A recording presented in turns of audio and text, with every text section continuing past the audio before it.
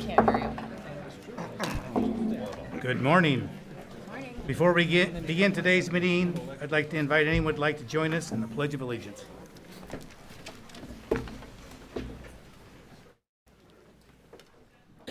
I pledge allegiance to the flag of the United States of America and to the republic for which it stands, one nation under God, indivisible, with liberty and justice for all.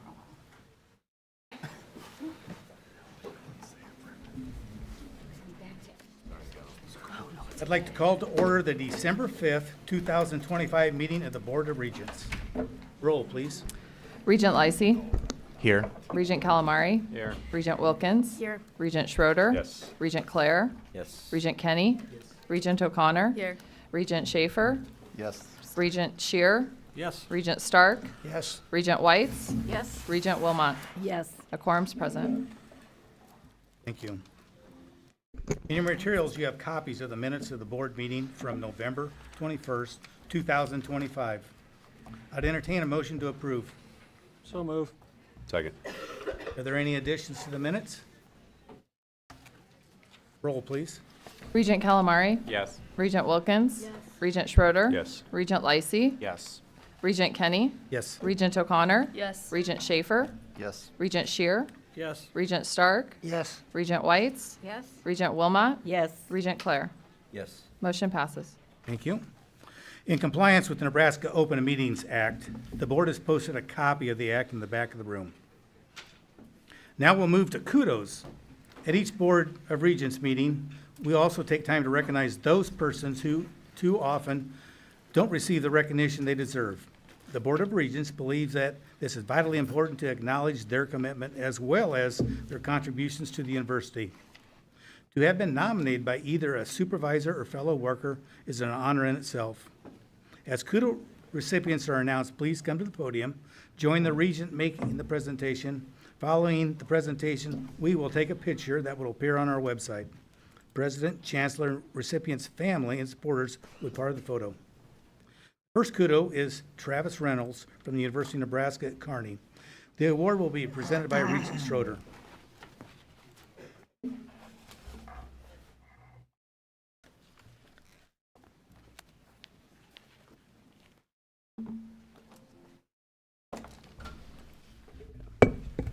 On behalf of the Board of Regents, I am honored to present a Kudos Award to Travis Reynolds, Director of Sponsored Programs at the University of Nebraska at Kearney. Travis joined the UNK community in September 2017 when his wife became an assistant professor in the Physician Assistant Program for UNMC at UNK. His first role was as a Library Access Service Associate. He became known for his willingness to help others and his thoughtful attention to every task. With a degree in business administration, his background in business operations and exceptional organizational skills, he was appointed in 2019 as a contract and grant specialist in the Office of Sponsored Programs and Research Development. After the assistant vice chancellor departed in 2021, Travis stepped in as an interim director and was named director of sponsored programs in October of 2023. Travis led a significant expansion of UNK's portfolio of funded grants and contracts. In February 2025, UNK was classified as a research college and university by the American Council on Education and the Carnegie Foundation. UNK is one of only 216 institutions nationwide and just 127 public universities to receive this recognition, requiring research expenditures of at least $2.5 million annually. This achievement was surpassed under Travis's guidance and continues to this day. This is even more impressive as the Office of Sponsored Programs consists of Travis himself, one full-time staff member, and 2 part-time staff members who support post-awards and grant accounting. He reviews every grant announcement and all contracts while assisting faculty with proposed development and budgeting. He edits nearly every grant proposal before submission. He's awarded his own NIH-funded grant to support training for the Office of Sponsored Programs in the Division of Research and Creative Activity. Colleagues describe him as approachable, humble, and always ready to lend a hand, with a touch of good humor and positive attitude. He is a leader and collaborator who embodies Loper pride, exemplifying the spirit of UNK. Meticulous attention to detail and unwavering commitment make him an invaluable member of the UNK community. With Travis today are his wife Janelle and 7-year-old triplets, Austin, Zeke, and Evie, along with their supervisor, Dr. Kim Carlson, Assistant Vice Chancellor for Research and Creative Activity. Please join me in congratulating Travis for his dedication and outstanding contributions to UNK and our community.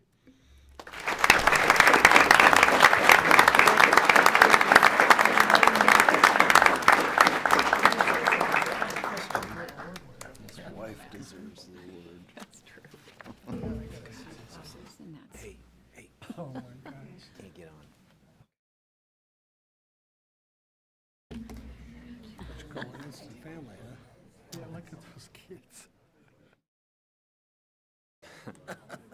Hide behind. Highlight of the day.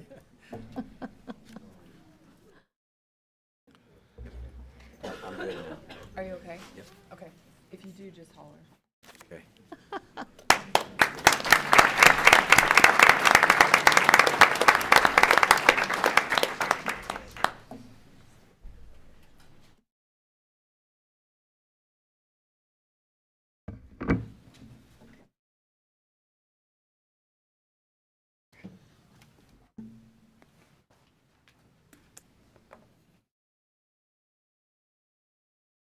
Regent Wilkins will present the Kudos Award to Sarah Franklin Russell from the University of Nebraska, Lincoln.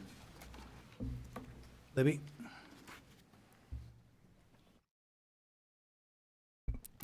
The Board of Regents is pleased to present a Kudos Award to Sarah Frankel Russell, Director of Student Advocacy and Support at the University of Nebraska-Lincoln. Joining UNL in January of 2023, Sarah has made a remarkable impact on our students and the campus community. She leads a dedicated team of 4 professionals who work every day to support student success and retention. During the 2024-25 academic year, Sarah and her team supported 942 different students. These students experienced food or housing insecurity, medical withdrawals or extended absences, and others had unexpected life events. The compassion and care that the team brings to each situation truly embodies the spirit of our university. Last spring, Fulbright scholars were abruptly told that their funding would be cut. Sarah brought together many campus partners to ensure those scholars had the support they needed to stay enrolled and pursue their goals. Through collaboration, she's developed strong partnerships with the Graduate Studies and the International Students and Scholar offices to better support their students. When many faced visa or financial challenges, she and her team stepped up, connecting them with resources and emergency funding to help them stay on track. Vice Chancellor Anderson says Sarah and the Student Advocacy and Support Group, through their empathy, teamwork, and caring responses, live out our university's belief that every person and every interaction matters. She makes the University of Nebraska-Lincoln a more compassionate, supportive, and student-centered place.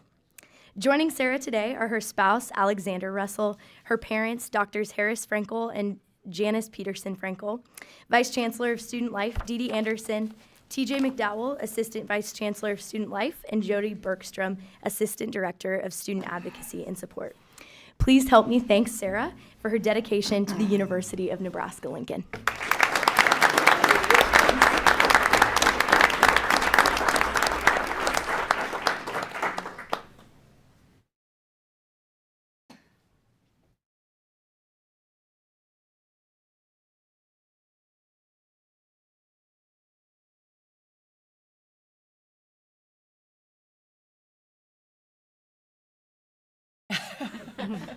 I don't think you're gonna outgrow that either.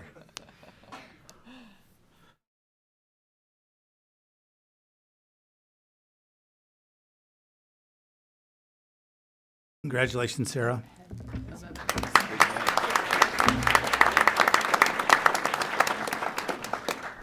Regent Calamari will present the Kudos Award to Krista Patterson from the University of Nebraska Medical Center.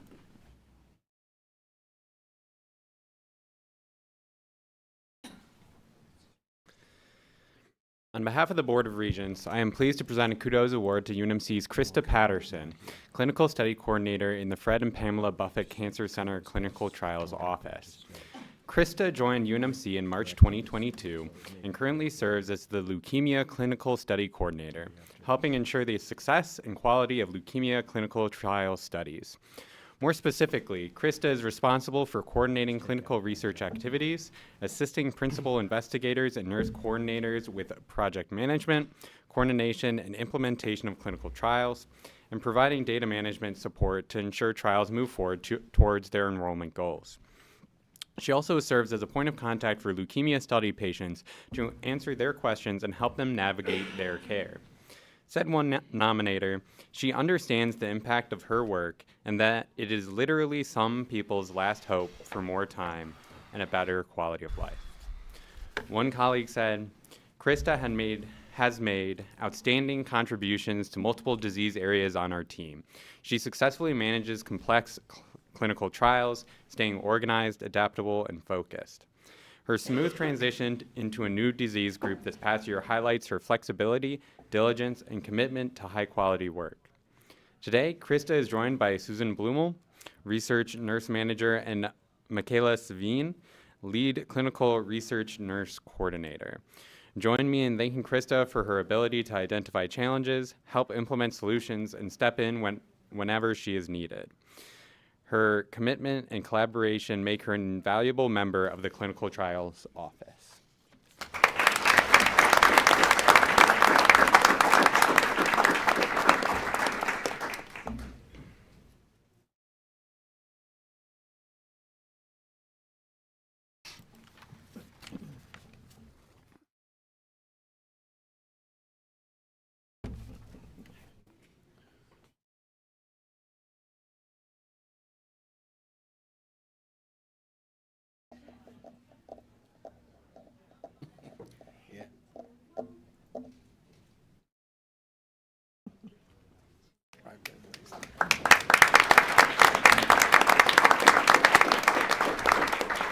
Congratulations, Krista. Regent Lacey will present the Kudos Award to Tarika Burton from the University of Nebraska at Omaha.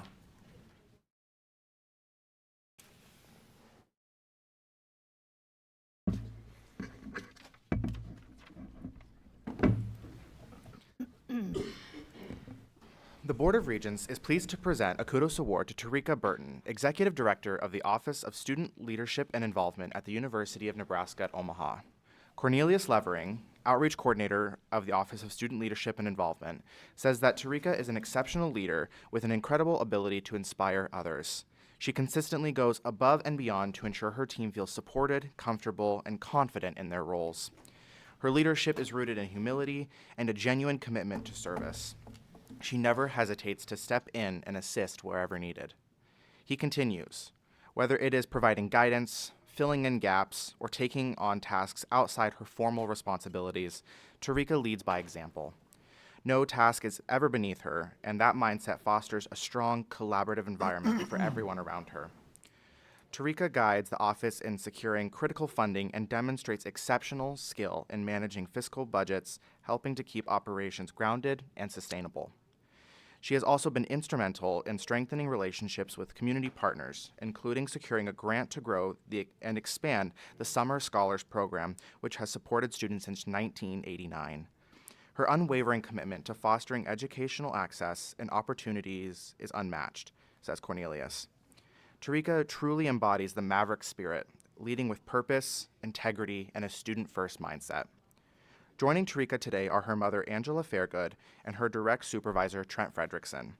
Please join me in thanking Tarika for her dedication to the University of Nebraska at Omaha.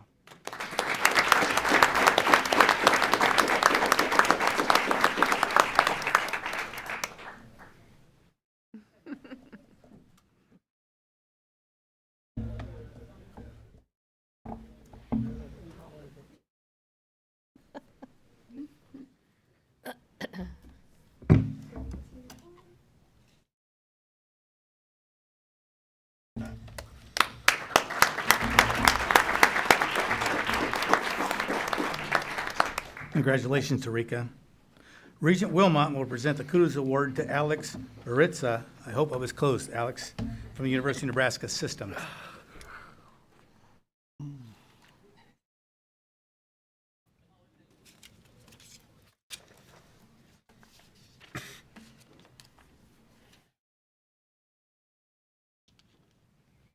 Board of Regents is pleased to present a Kudos Award to Alex Boritzka, Salesforce Administrator in the Information Technology Services Department at the University of Nebraska System serving the UNO campus.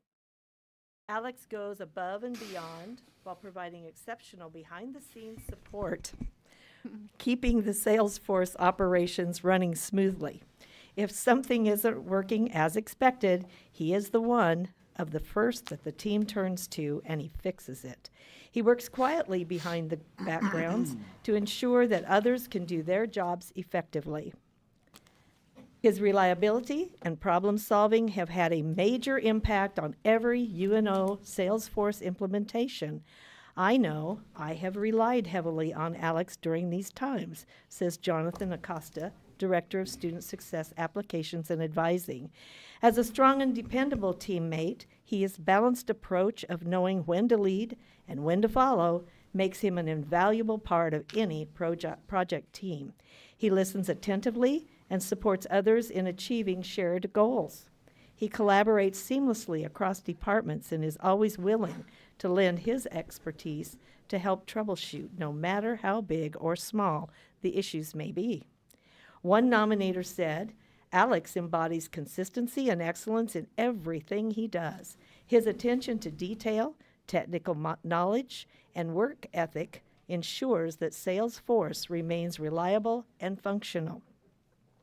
Taking great pride in his work and holding himself to a high standard every day, he is committed to quality. His projects are done right, and I feel great knowing that Alex is supporting me and the rest of the Salesforce team.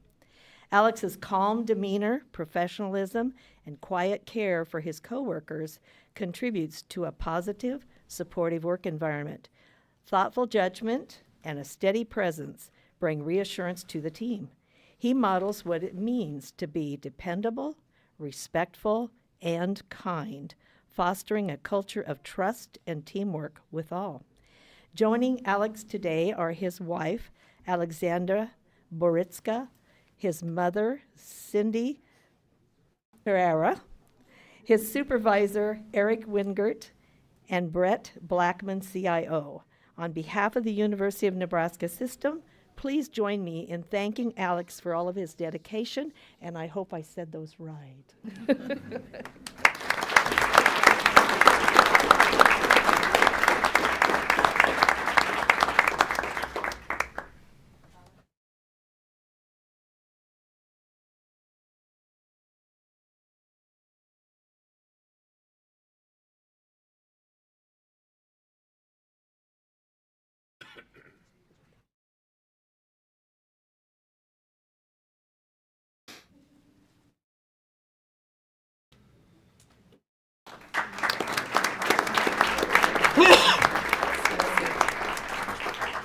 Congratulations, Alex.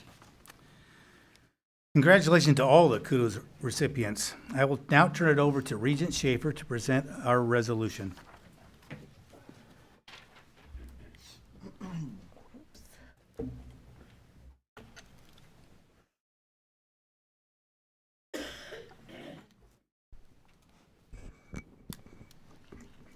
Whereas General Anthony James Cotton is the 12th Commander of the United States Strategic Command, Offutt Air Force Base, Nebraska, from December 2022 through today, December 5th, 2025. He was responsible for one of 11 unified commands under the Department of War. And whereas he most recently served as the commander of the Air Force Global Strike Command from August 2021 to December 2022, having served as the deputy commander from 2019 to 2021.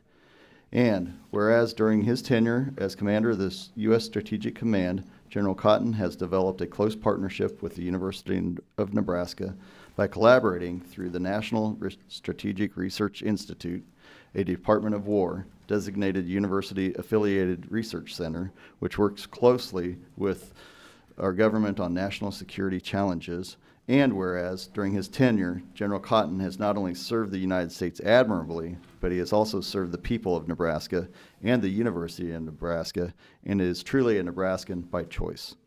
Now therefore, be it resolved that the Board of Regents recognizes General Anthony James Cotton for his service to the United States, his service to the state of Nebraska, and his longstanding partnership with the University of Nebraska. We honor him today on this day of his retirement, and we thank him for his service over the years and wish him and his family the very best during this next chapter of his life.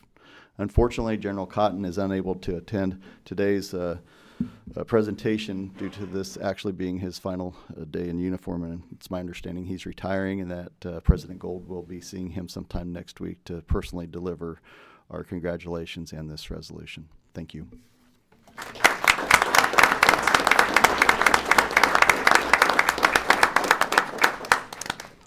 Thank you, Regent Schaefer. On behalf of the colleagues of the University of Nebraska Board of Regents, I'd like to express the board's strong support and confidence in the leadership and vision of President Jeffrey P. Gold, MD. In less than 18 months of his NU's ninth president, Dr. Gold has taken bold strides to address significant fiscal challenges across our institute that long predated his tenure. He made swift progress in moving the university towards a balanced budget, which is essential to the long-term viability and success of this institution. We commend all the leaders from across our campuses who have stepped up in this difficult budget decisions at this time. During his tenure, Dr. Gold also spearheaded a joint accreditation of UNL and UNMC, which brings the institution into a closer alignment with our Big Ten and other R1 peers and better reflects the full breadth and depth teaching, research, and engagement efforts. He worked to position NU as a leader in highly relevant areas including artificial intelligence and the bioeconomy. He shared a new bold strategic vision, expanded efforts to keep top high school students from Nebraska for college. He advocated our university at both state and federal levels, sought both new partnerships and collaborations across our institution, and nurtured new levels of philanthropic support across the NU system. Dr. Gold has proven to be highly effective and an innovative leader who is unafraid to make difficult decisions, who has led with integrity, who deeply believes in the power of higher education and the potential to change lives and community. It is for those reasons we unanimously agree that Dr. Gold is the right person to lead our university, especially now. While our kudos guests are welcome to stay for the balance of the meeting, we understand that you may have other plans for the day. If that's the case, we would take a moment to allow you and your families to exit the meeting. The board will take a 5-minute break to allow the kudos recipients to leave and our public speakers to come in and take seats in the middle.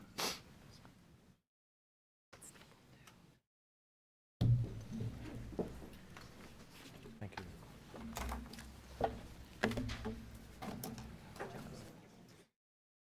5 minutes? 5 minutes. 4:30. 4:30 now. Be back in your seat by 9:28. 9:20, okay. How many seconds on that 9:28? 43. 43, okay. You're going to have plenty of time over the next 4 hours. Yeah.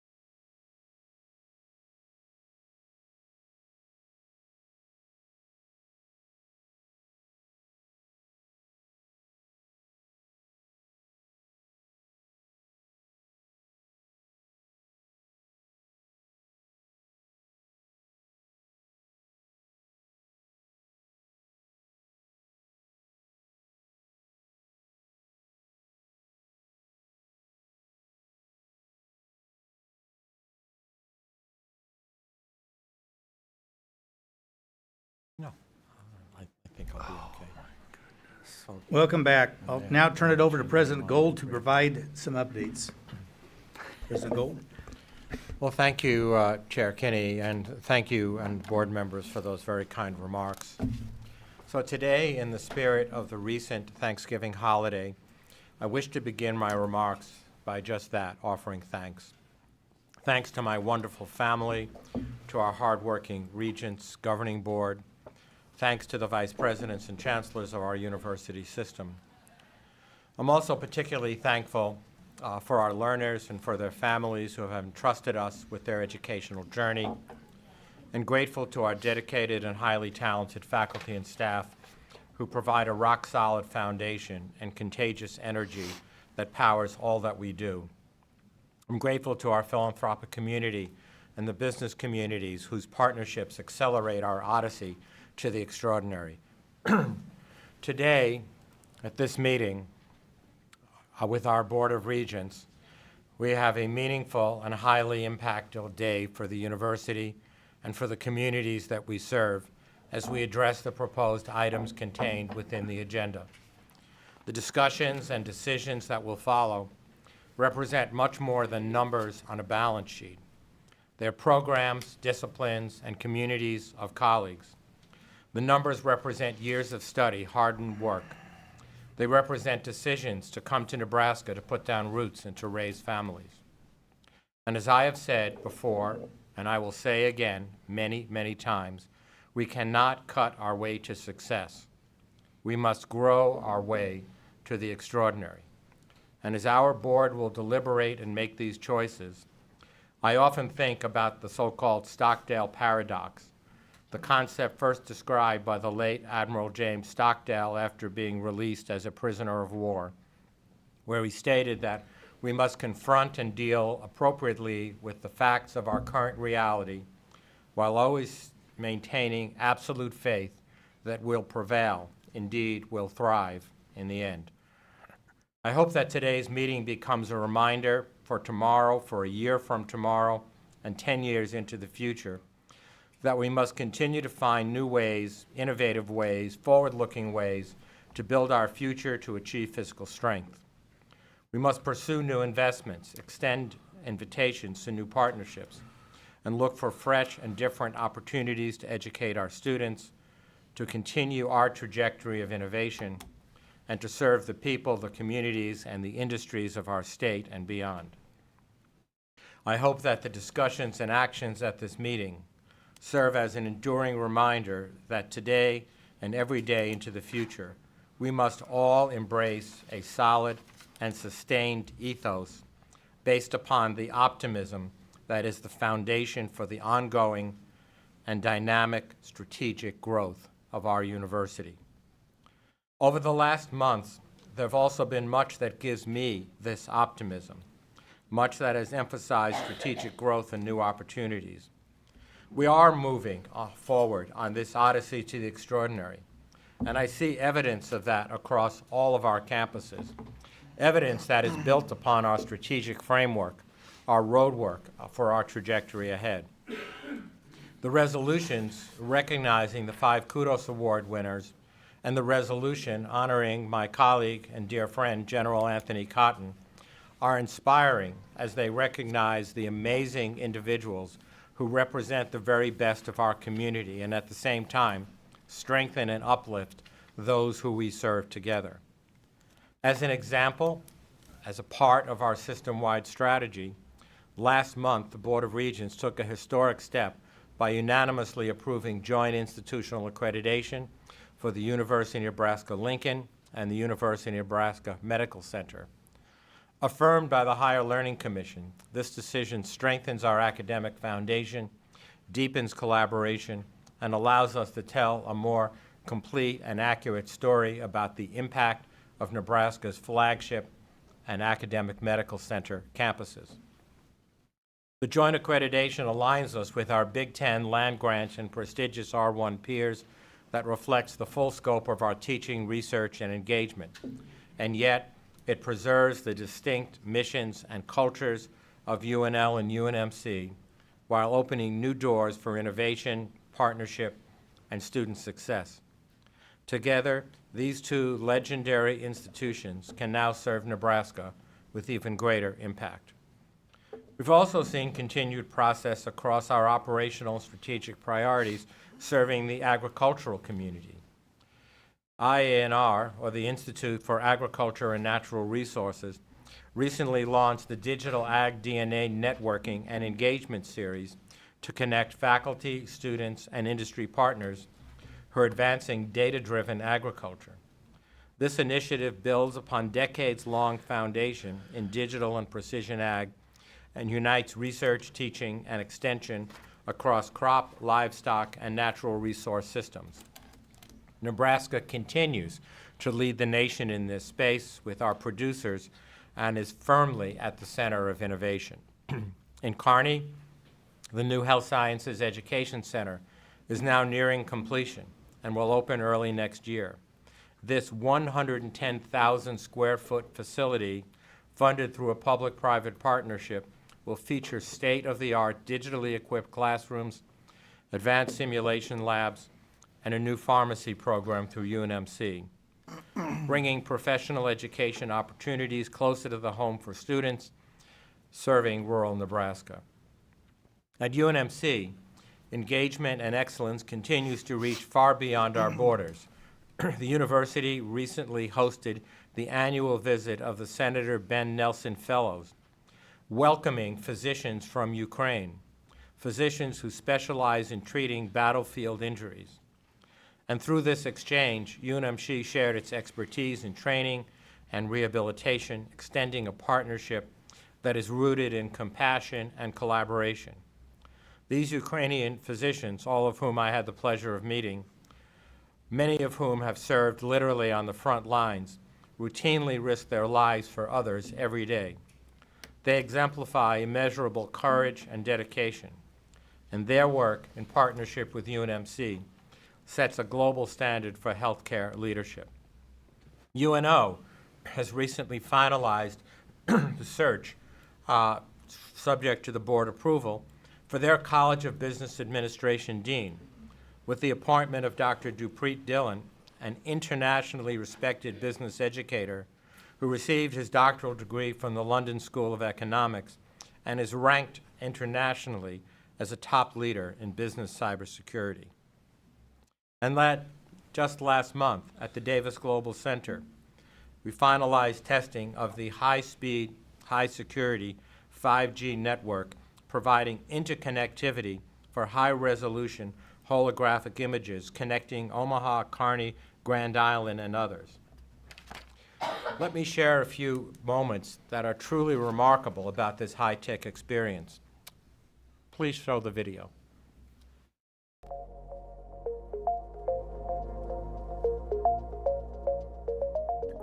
One of the things I'm proud of is how we continue to use advanced technology, just like this holographic connection, to bring people together from across the entire state and across our nation.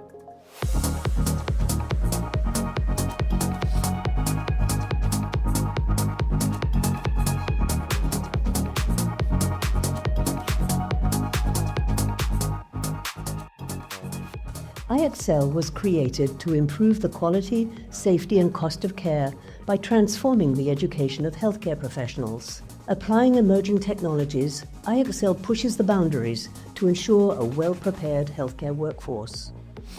With our UNMC subject matter experts, we create experiential and immersive learning tools so individuals and teams can hone skills in realistic simulated medical settings.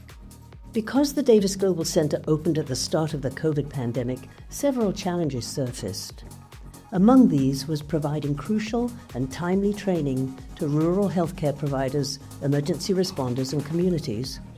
Starting with 2D interactive digital walls at each rural training site, cross-state education has played a key role in UNMC's dedication to outreach.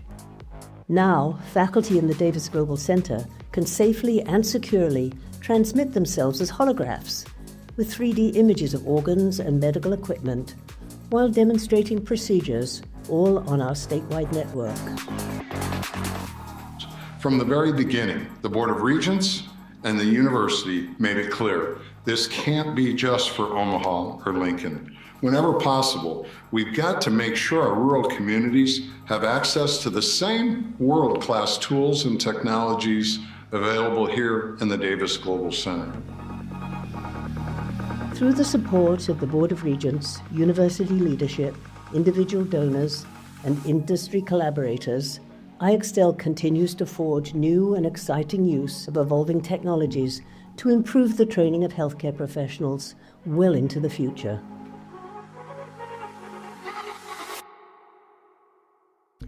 And just to underscore the point, this is the first application of 5G ultra-high-speed encrypted technology other than in the Department of War at any site or any location in the United States. It will truly bring 3D holographic interactive imaging into the classroom, into the healthcare world, and well beyond. And of course, there are many other moments of pride that lift our spirits as well. I don't need to tell this audience that Husker Volleyball has had an undefeated season, captured another Big Ten championship, and continues to represent our state with excellence and heart. And special congratulations to Coach Busboom Kelly, who recently was named the American Volleyball Coaches Association Coach of the Year. So in closing, members of our board and to the broader university family, even amid a rapidly changing national landscape and multiple difficult fiscal realities, these stories remind us of who we are. We are strong, capable, resilient, creative, and determined to serve. So while today is replete with hard discussions and impactful decisions, it is also filled with a sense of purpose. We are confronting our challenges honestly and directly, and at the same time, we are holding tight to our optimism and our faith in the future. And I want to again just close with gratitude. Gratitude for our students, faculty, and staff, and all who believe in the University of Nebraska. Your work, your support, and your belief in this institution make all the difference, and together empower our future. There is much success that is ahead, and I have confidence in our direction, in our mission, and in our people. Together, we will continue on our odyssey to the extraordinary. Regent Kinney, back to you, sir. Thank you, President Gold. Now we move on to the public comment portion of today's meeting.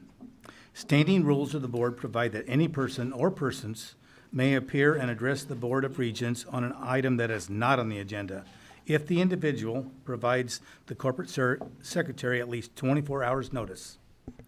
Standing rules further provide that anyone desiring to speak on anything on the agenda for the meeting, regardless of notice, may do so by indicating via sign-in sheet they would like to address the board on a topic that's part of today's agenda. Due to the large number of individuals who wish to speak today, we have asked that you take a number next to your name, and when you signed in, our staff will attempt to organize you so that you're present and ready when your name is called. Each individual will have 3 minutes to address the board. You will notice the clock by the corporate secretary. When you have 45 seconds left, the clock will flash orange. This is a sign it's time to start to wrap up. At 10 seconds left, it will flash red before alerting you that your time is up. Try to make things run smoothly. We will call up person who is next after the person that is speaking. The next in line, please move close to the podium and be ready to go when it's your turn. We have a large number of individuals speaking today, and we will be going straight through. Due to this, we may occasionally have board members get up and leave for a brief period. Please do not take offense. It is simply a necessary break.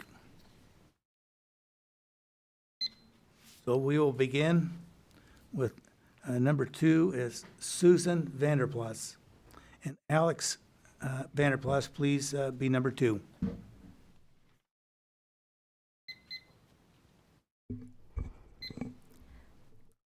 Hi, my name is Susan Vanderplas, and I'm an associate professor of statistics.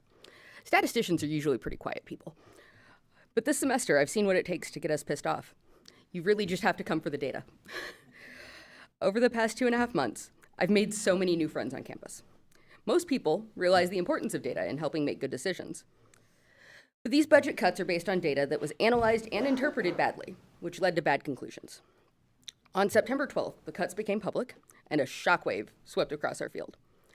We had a letter of support from Penn State on Monday before anybody had reached out to ask for it. And more letters, and more letters, and more letters arrived. The general consensus was, who would be crazy enough to cut statistics in the age of AI? Who indeed? On Tuesday, in Faculty Senate, President Gold addressed the faculty, telling us to grow enrollment, expand new programs, increase grants, and create public-private partnerships. Well, statistics started an undergraduate program in 2022. And we started small, but experience at other universities suggests that it will continue to grow rapidly, if you let it. We have plans for an online master's program that will be even more profitable. And I just got an NSF Career Award, and getting an NSF grant this year was almost an extra award in and of itself. We also just formed a partnership with Bayer to fund a graduate student. So in essence, we're doing everything that we can to make the university successful. We just need enough time to realize those gains. But there's more. We tried to alert the administration to the issues with the analysis. We've had meetings, sent countless emails, given seminars on campus, and no one in administration had ears to hear. We found cross-college savings equivalent to 10 faculty members through consolidating redundant courses. We implemented more efficient instruction by increasing class sizes. All in all, we came up with a savings and increased revenue that more than covers our department's expenses. But no one in administration had ears to hear. Statistics is a vital discipline. Of the 18 schools in the Big Ten, only Oregon doesn't have a stats group on campus, and they're hiring this year. Eliminating statistics will cripple this university. It'll damage its reputation, and it'll make re-entry into the AAU a laughable goal. So today, we make our appeal to you. Please hear us. Please let us start new research projects with the collaborators that we've made friends with this semester. Please let us grow our undergraduate programs in statistics and data science and the minor in digital ag. Please let us help this university reach its potential and rejoin the AAU. And most of all, please give us permission to go back to our offices and play with our data rather than fighting these battles. So please reject the proposal to eliminate the statistics department and its programs. Thank you. Thank you. Alex, Robert Seiss, you're number 4.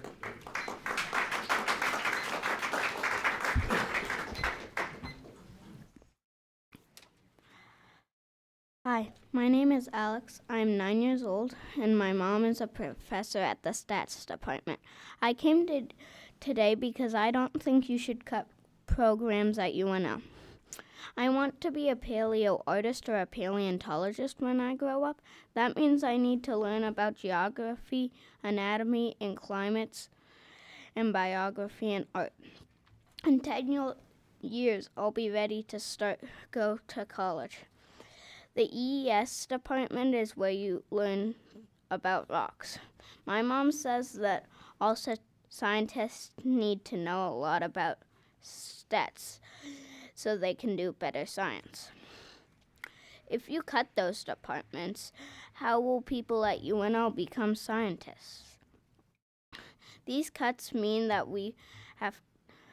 even if we stay in Nebraska, I would have to go to a different college somewhere else.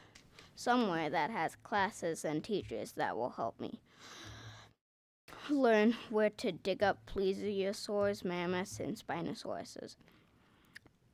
If you cut the departments and degrees at UNL, lots of people will have to leave Nebraska to learn things they want to learn. That means UNL will make less money, and people won't be able to study and still go home to see their families. I guess if my mom gets a job near Chicago, I can go to the Field Museum instead of Moore Hall, but I still don't want to move. I was born in Nebraska, and I have lived there most of my life. I love my school at Blue Stem Montessori. My friends, some of them have parents in other departments that will be cut. That means our community will be torn apart. Your job is to protect the university and make sure it helps Nebraska and Nebraskans like me that want to study rocks and numbers and quilts and weather and other things. Please don't cut the departments at UNL. Preserve them for the future and more Nebraskans, so more Nebraskans can be Huskers.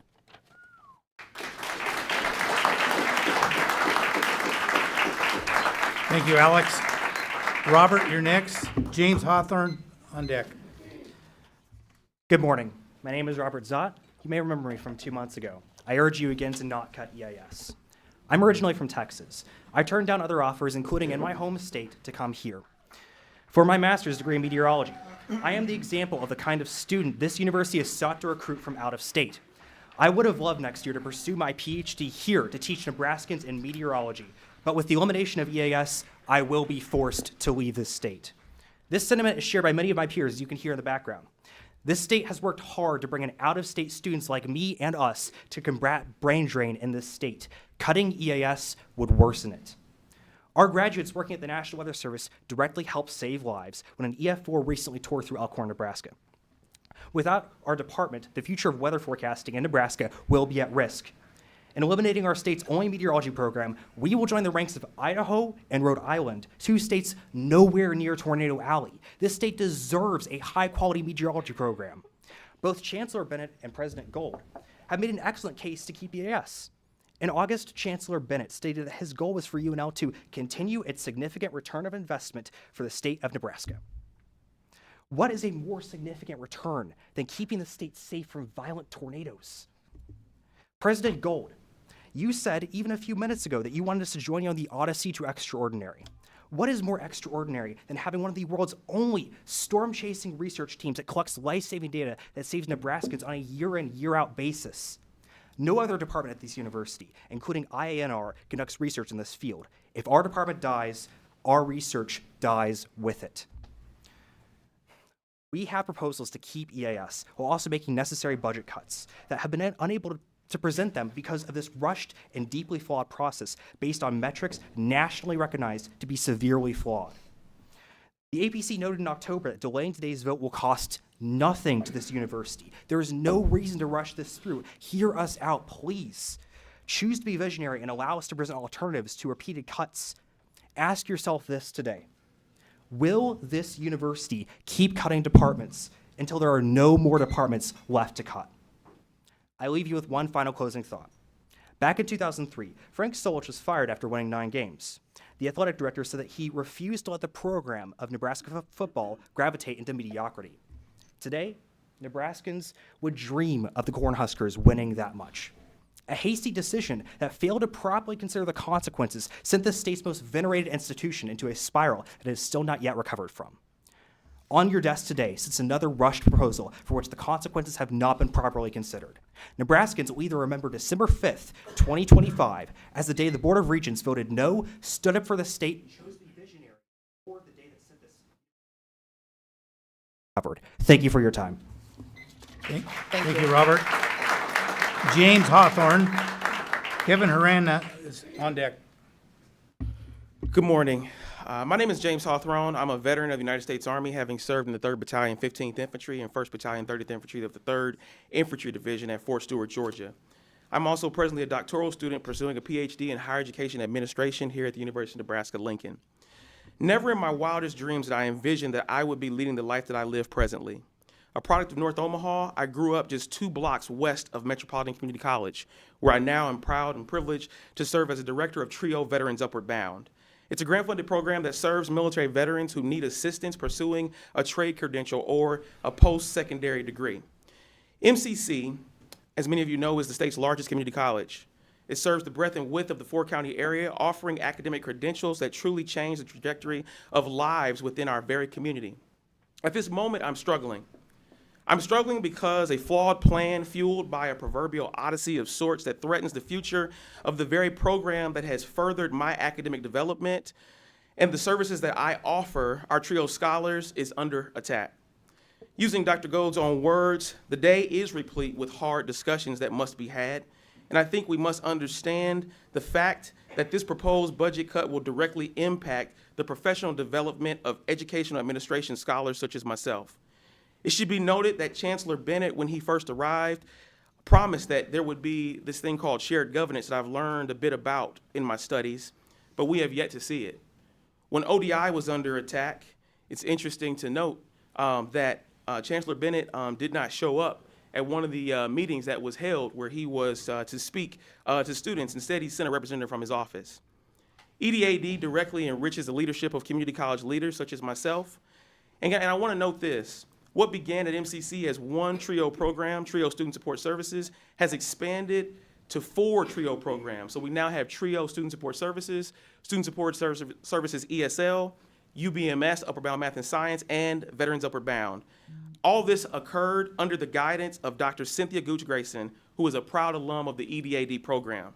The current Vice President of Student Services, Dr. Maria Vasquez, is an EDAD alum. There are also other countless EDAD alum who have come through this very important and much needed program. I am requesting that you further the academic preparation of educational administration scholars, such as myself, by voting against this budget, this flawed vision that will directly harm and impact the preparation of P20 leaders here within this state. Thank you for your time. Thanks, James. Kevin, you're up. And Jack Odowski is on deck. Jack?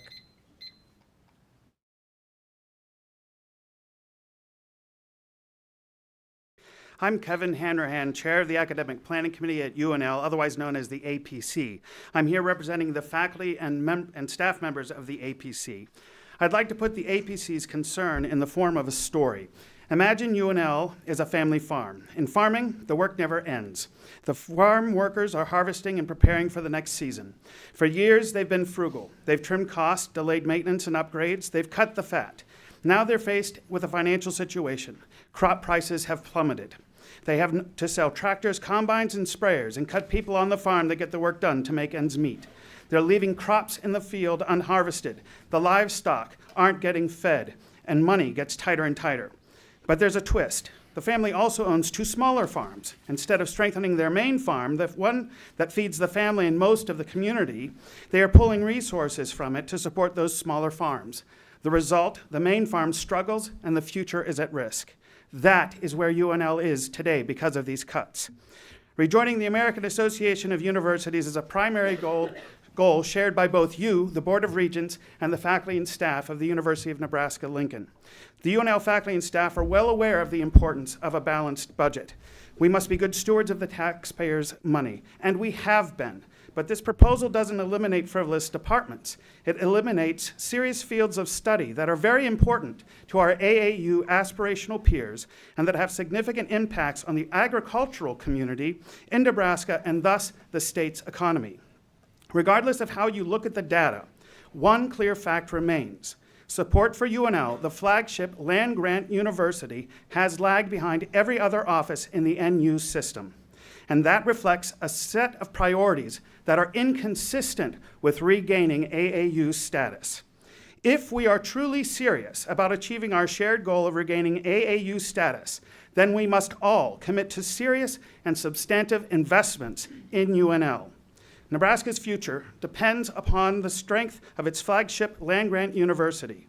Right now, we're not trimming fat, we're cutting the muscle that powers research, innovation, and opportunity for the people of Nebraska.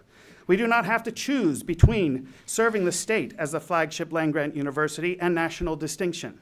We can have both, but that will require investing in the flagship land-grant university, not cannibalizing it. Because of duplicative programs across the system and unfunded mandates, UNL, the main farm that feeds the family, struggles. We ask you to partner with us for strategies that are focused, data-driven, and sustained for the next decade to reach AAU status, so that we can serve both the state as a flagship land-grant university and achieve national distinction. That will make us truly extraordinary. Thank you. Thanks, Kevin. Jack, you're up, and Bashkar Bhattacharya. Good morning. My name is Jack Wodowski, and I'm an undergraduate student here at UNL, and I'm currently in a secondary social studies educational program. Now, I'm here today because I'm a little upset, I'm going to be honest.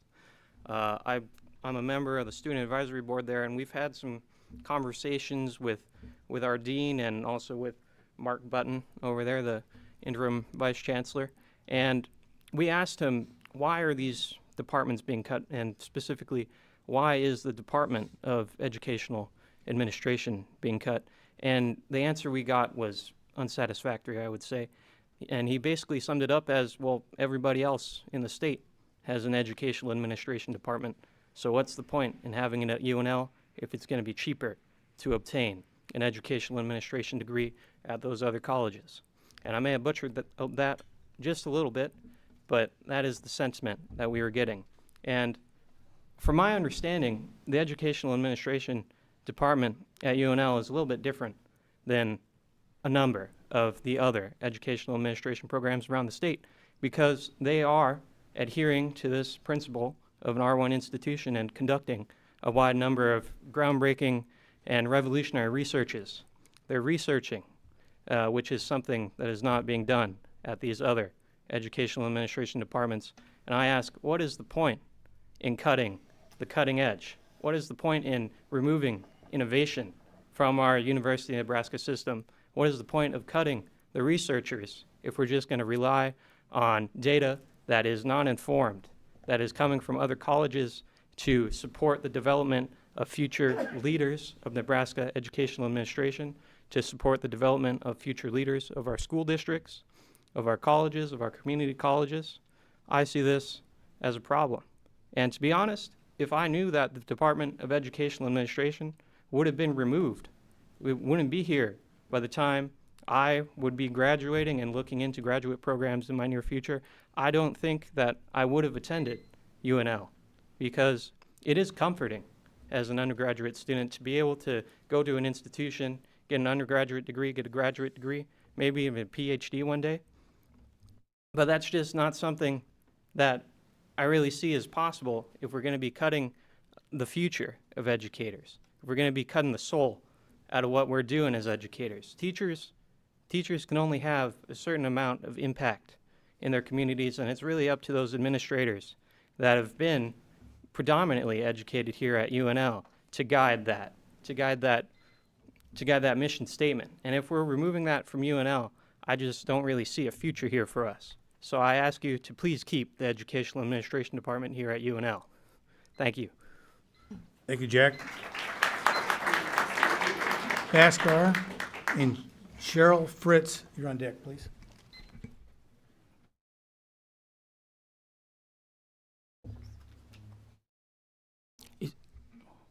Good morning, Regents. My name is Bhaskar Bhattacharya. I am the head of the Department of Statistics that is proposed to be eliminated. My proposal creates a unified Department of Statistics and Biostatistics which meets the required UNL reduction and advances the One NU vision. Nebraska's economic future is tied directly to the bioeconomy, which is agriculture, biotechnology, biomanufacturing, water and natural resources, and health data science. Statistics is the analytical foundation of this entire ecosystem. Eliminating the UNL Department of Statistics would significantly weaken the statewide research capacity, jeopardize federal funding competitiveness, and position Nebraska as a national outlier. Nearly all Big Ten and AAU institutions maintain dedicated statistics departments. Elimination would signal a retreat from core scientific capacity at a time when peers are expanding analytics infrastructure. My proposal offers a stronger, future-focused alternative. Merge UNL Statistics and UNMC Biostatistics into a unified Department of Statistics and Biostatistics, aligned with the university's new One NU model and joint accreditation. This merger achieves the required UNL reductions, preserves essential capacity, and strengthens NU system-wide. It meets the 1.75 million UNL permanent reduction requirement through faculty attrition, 12-month to 9-month conversions, administrative consolidation, instructional efficiencies, and operating reductions, and has no reliance on UNMC funds. The regents face not a binary choice between elimination and the status quo, but a compelling third option, a unified Department of Statistics and Biostatistics that meets the required UNL reductions and advances the One NU vision. Wisconsin, Cornell, Clemson, and Kentucky have already done this merger successfully. Finally, I have offered to step back from my role as department head to a 9-month appointment and resign my leadership role to help maintain this critical asset for Nebraska and advance the One NU vision. Thank you. Thank you. Cheryl, you're up, and Don Kopaz is on deck. Good morning. I'm Sherry Fritz, the George Holmes Professor of Earth and Atmospheric Sciences and Biological Sciences. I'm also a newly elected member of the National Academy of Sciences, which is the highest honor for a scientist short of a Nobel Prize. I grew up in Washington, D.C. I was educated in Minnesota, and I've been at UNL for 26 years. 2 weeks ago, you, the Regents, voted to merge UNL and UNMC for accreditation purposes, which I fully support. And the major motivation for this merger is to enable UNL to be more competitive on the national stage, and many of you made public statements in support of this strategy. I'm well connected with the U.S. national scientific community, and I can assure you that these proposed departmental eliminations are not playing well on the national stage and are not consistent with your vote of 2 weeks ago. The proposal from the Chancellor is severely damaging the university's national reputation, in large part because some of the cuts defy common sense about what a flagship land-grant institution in the Great Plains ought to be supporting. A land-grant university ought to make major decisions about how to structure the university and manage its budgets based on the needs of the state and its citizens. What expertise does Nebraska need to plan for tornadoes and severe storms, or to manage the quality and quantity of its groundwater resources? What does the state need to develop its critical mineral resources and explore new hydrogen sources? What does the state need to train its citizens and teachers in stewarding our physical environment? The UNL administration has produced no serious evidence that they considered these issues in the proposed budget cuts, and their statements about UNL being able to retain sufficient expertise in geology and atmospheric sciences without EAS are misleading at best.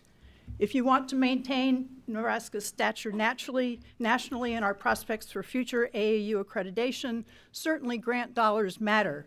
But you also need to show the nation that Nebraska makes decisions that foster academic excellence, that are forward-looking, and that advance the state and the nation. Current programs in geology and meteorology at UNL have been regionally, nationally, and internationally recognized for decades, and eliminating EAS will surely damage the university and Nebraska's stature, and also diminish the ability of Nebraska to meet current and future challenges, as well as opportunities. I urge you to reject the Chancellor's proposed budget cuts and to engage the UNL community in designing a flagship university within budget constraints. Many of us have spent decades of our lives dedicated to UNL in Nebraska, and we're fully committed to the university's success. Please make a bold play and give us the chance to help UNL and Nebraska move forward. Thank you. Thank you, Cheryl. Don, you're up, and Thomas Fear is on deck. Hi, my name is Dawn Kopaz. I'm an associate professor of practice in the Department of Earth and Atmospheric Sciences. I've been at UNL for over 8 years. I'm here because the rationale you were given is incorrect and misleading. First, this process was cruel and lacked transparency. Students were informed of the proposal by email, many while alone. They have asked what it means for their futures, but administrators have provided no answers. The few details you have been given far exceeds what they have been told. Uncertainty has created stress and anxiety. Students have shared that their mental health and course performance have suffered. Such disregard for our students is shameful. Second, this has been rushed and short-sighted. EAS offers the only meteorology programs and the only geology graduate program in the state. Our programs are more than coursework. They provide field experiences and hands-on learning that cannot be replicated elsewhere. National Weather Service jobs require full bachelor's degrees meeting government standards, and geology licensure demands a comprehensive degree. Yet we've been told that the plan is to use substitutions, waivers, and minors as a path to degree completion. This is not a plan. Nebraska employers told the APC they rely on our graduates. Eliminating EAS means Nebraska loses the ability to train its own workforce, driving employers to seek geoscience expertise out of state. A few faculty cannot provide the comprehensive curriculum, fieldwork, and experiential learning required for industry and government jobs. Our students won't be marketable. As one student put it, I will not be changing my major. So if I am not able to finish a full in-depth education, I will be leaving Lincoln. Third, the costs have not been considered. Administrators assume 85% of EAS undergraduates will stay at UNL. We asked our students their plans. Nearly 60% already plan to leave UNL, a tuition loss of well over $800,000. A conservative estimate considering that over 1/3 of our undergraduates pay non-resident tuition. You've been told that EAS has only 29 admitted students for next fall. In fact, we have 73. And most of our current students chose UNL specifically for EAS programs. Without EAS, UNL risks losing the tuition revenue of these new students over their academic careers of at least $2.5 million. Graduate students amplify this loss. 77% of EAS master students plan to leave UNL if this proposal goes through, including 6 who plan to or considered staying for their PhD, hurting UNL's competitiveness for AAU readmission. Eliminating EAS will not save money. It will cost us students, tuition dollars, and research capacity and expertise that serves Nebraska. I ask you to protect the future of UNL and Nebraska and vote no on eliminating EAS. Thank you. Thank you, Don. Thomas, you're up. Adam Houston, you're on deck. Hello, my name is Thomas Spohr, and I'm a first-year PhD student in statistics from Bennington, Nebraska. While I went out of state for my undergraduate degree in math for athletic reasons, I came back to Nebraska for an MA in mathematics from UNL. Over the last summer, I completed an internship in Snyder, Nebraska at Smeal Fire Apparatus, where I used my data analysis skills to monitor vendor quality. My analysis skills resulted in gained profitability for the plant and contributed to a company-wide quarterly bonus for all employees. Because of this success, I was offered a high-paying job from this company, but instead opted to come to UNL for a PhD in statistics in hopes of returning to the Nebraska job market much better prepared to optimize, improve, and develop enhanced procedures for Nebraska-based companies. A PhD in statistics would give me the necessary quantitative training to transform into extraordinary data scientist for a company such as Smeal's. Though the university leadership has assured students like myself avenues forward to completing my PhD, they have not been transparent about the faculty I'd be working with, and given the department's elimination, the faculty I plan on working with would not be here. Hope is not a plan, and with the opaqueness of the teach-out program, absence of graduate funding, and overall uncertainty of the quality education I would receive, I'd be forced to transfer somewhere else to complete my PhD. As someone with intentions of starting a family soon, and my fiance becoming an established healthcare provider in this new location, going somewhere else for a PhD in statistics would likely lead to leaving the state forever. I don't want to be another person who contributes to brain drain, where highly educated individuals leave Nebraska for opportunities elsewhere that plagues our state. I chose the PhD program in statistics because I want to get involved with the department's research. I have a special interest in experimental design, where I analyze the best way to obtain data from agricultural experience to better produce crop yields. My dream is to obtain a doctoral degree in statistics from the university and move back to my fiance's farm near West Point, Nebraska. My goal is to pursue an occupation and company creating superior methodologies to gain better yields for farmers and improve profitability in the agricultural sector. I am a proud native Nebraskan. I love this state. This university system has afforded me the opportunity to obtain a master's degree. My pickup line in my fiance and I's relationship was, "Are you from Nebraska?"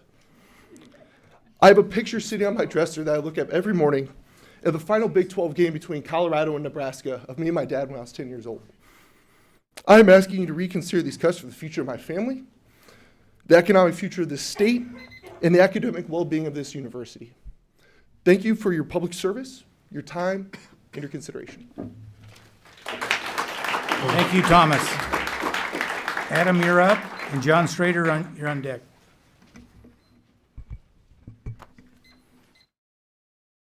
Good morning. My name is Adam Houston. I'm a professor of atmospheric science in the Department of Earth and Atmospheric Science. I've been here for 20 years. Despite the proposal of the Chancellor and the executive leadership team to eliminate the Department of Earth and Atmospheric Sciences, it appears they do understand and appreciate the value of research conducted in the department. I know this because they've identified several of us whom they wish to retain so that we can continue our research successes. What's not clear is how they envision this happening. Without a graduate program into which we recruit students to do much of the work of our research groups, without students that we take into the field to help us collect the observational data sets that support research and advancements that ultimately improve the lives of Nebraskans, how does this happen? No one has been able to explain this to me. If the university eliminates the Department of Earth and Atmospheric Sciences, they will eliminate all of this research revenue. All the tuition dollars from students who came to UNL because of these unique experiential learning opportunities, all the positive media exposure that UNL receives from our high-profile activities, and all the value and impact that this research affords. If you vote to eliminate the Department of Earth and Atmospheric Sciences, it all goes away. I also think the Chancellor and Executive Leadership Team understand and appreciate the value of the meteorology climatology major and its graduates and their positive impact on Nebraska. I know this because in their final proposal, they claim that, quote, select courses supporting federal requirements for meteorology careers and the undergraduate minors in meteorology and geology will continue to be offered, end quote.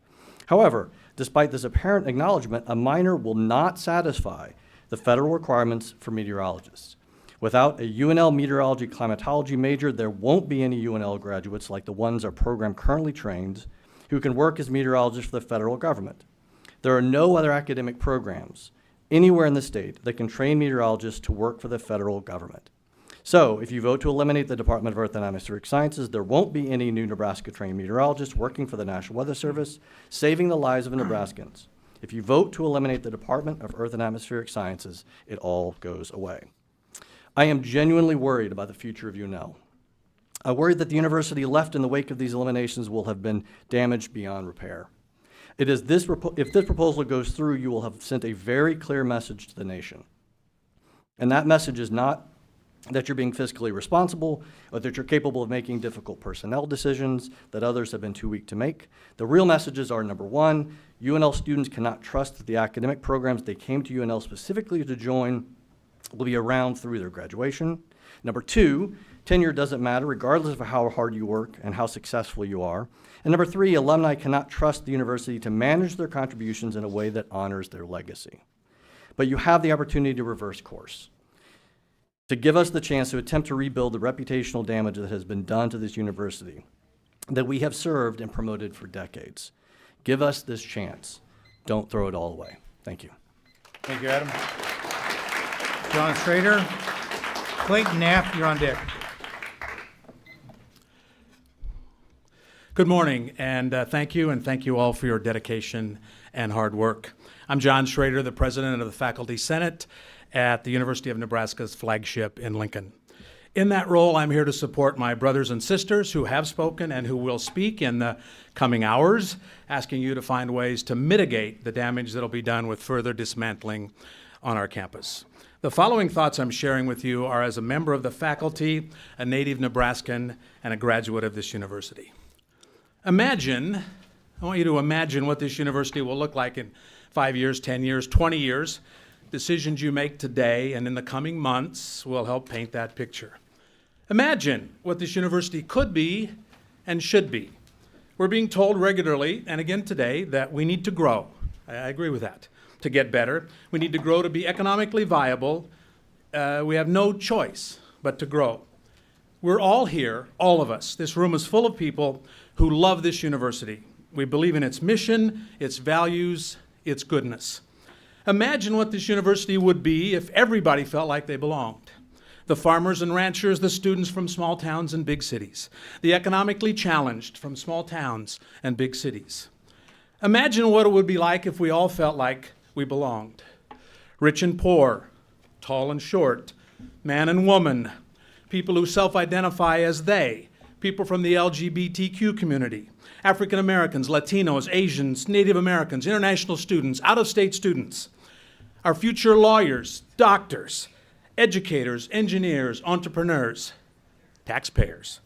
Imagine if we could spend all of our time finding ways to make this university better and more inviting place for everybody, and less time scrubbing websites, rewriting bylaws and policies, and rewriting executive memos. Imagine if we opened our arms, what a more vibrant and dynamic and richer experience it would be for all students who yearn to learn, who want social mobility, who want a better life. We all do, for our children and our grandchildren. On that, I think we all agree. This place, this university, higher education is where those kinds of things happen. Imagine if our doors were open to everyone.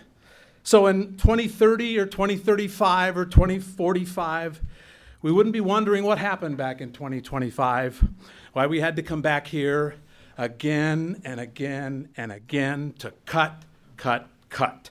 Imagine if you ask people to be here, we make them feel at home. We offer everyone great programs, a bright future, and a safe space. We're growing and strong. What a fabulous legacy you would leave to the people of Nebraska. Thank you. Thank you, John. Clayton, you're up. Ross Secord is on deck. Good morning, Regents. Thank you for your service. I'm Clay Ferris-Snaff, a retired science writer and former nonprofit executive director. You are approaching the defining moment of your service.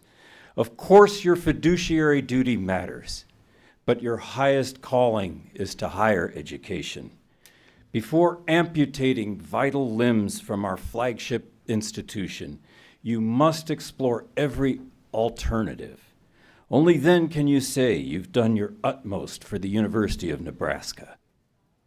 A university exists to research, teach, and award degrees in every area of knowledge worth having. Every program on the list has worth, but eliminating earth and atmospheric sciences, fundamental sciences that we need to protect and grow Nebraska's agricultural economy, would be to declare that we're no longer serious about being a university. I assume that you've read Professor Bonnie Fox-Garrity's analysis. Among the indisputable data of the past 6 years, administrative salaries rose by 32%, teaching salaries by just 5%. The number of admin staff went up by 8%. Teaching staff fell by 8%.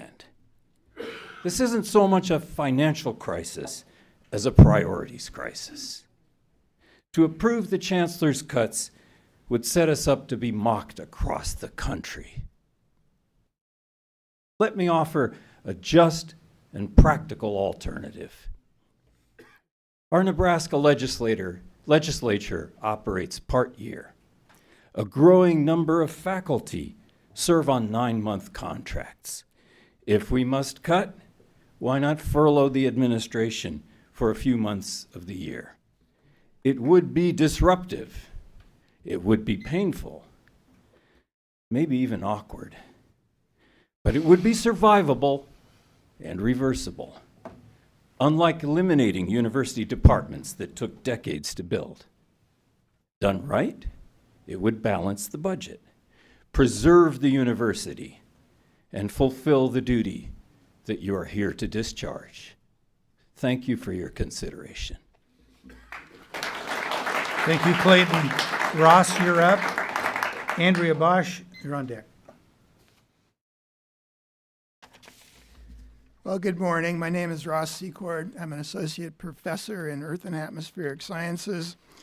I'm a geologist and a paleontologist, and I've been at UNL for 17 years.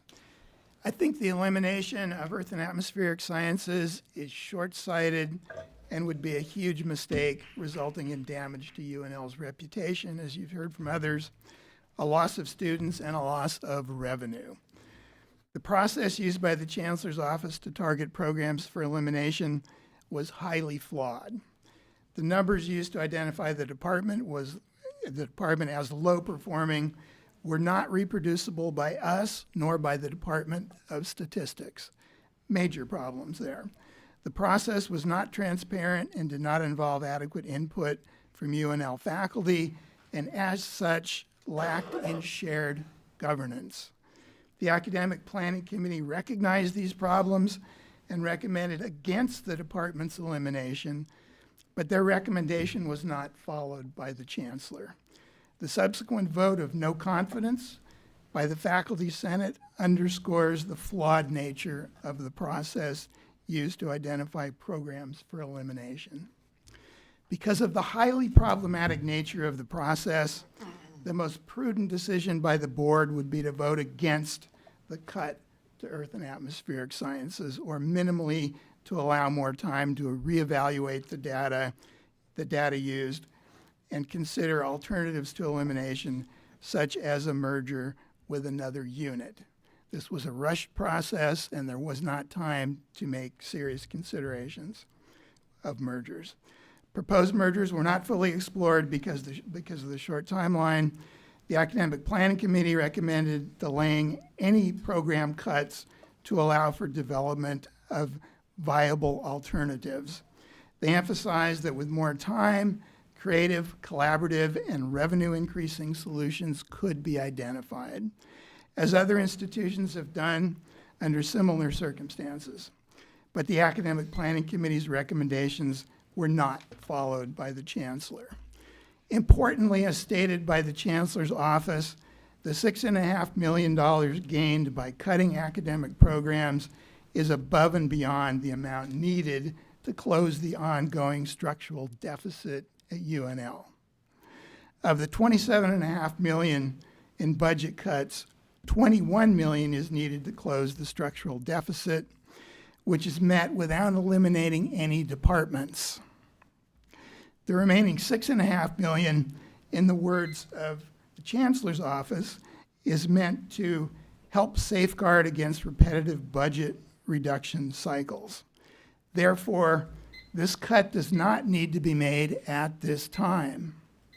The Academic Planning Committee concluded Thank you. Your that 3 minutes are up. Thank you. Thank you, Ross. Andrea, you're up.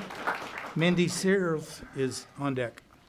Good morning. My name is Andrea Bache. I am an associate professor in the Department of Agronomy and Horticulture, and I want to share with you my perspective from a department that might appear less affected because these cuts will ripple across the entire university.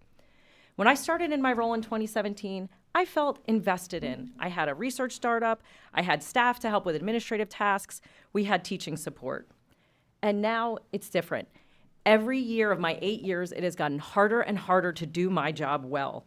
Incremental cuts have already lost us staff and teaching support, and now we're staring down more rescission cuts, the loss of senior faculty and their institutional knowledge, and as my colleagues and I watch the potential elimination of faculty positions, many of us, especially my colleagues who are pre- and non-tenure track, feel unsafe in our roles. We're worried for a future that has less support and more responsibility.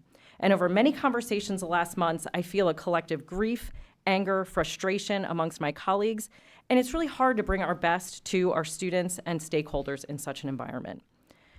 From my position, I see clearly how these cuts weaken our land-grant mission. My department relies on sound guidance from our statisticians.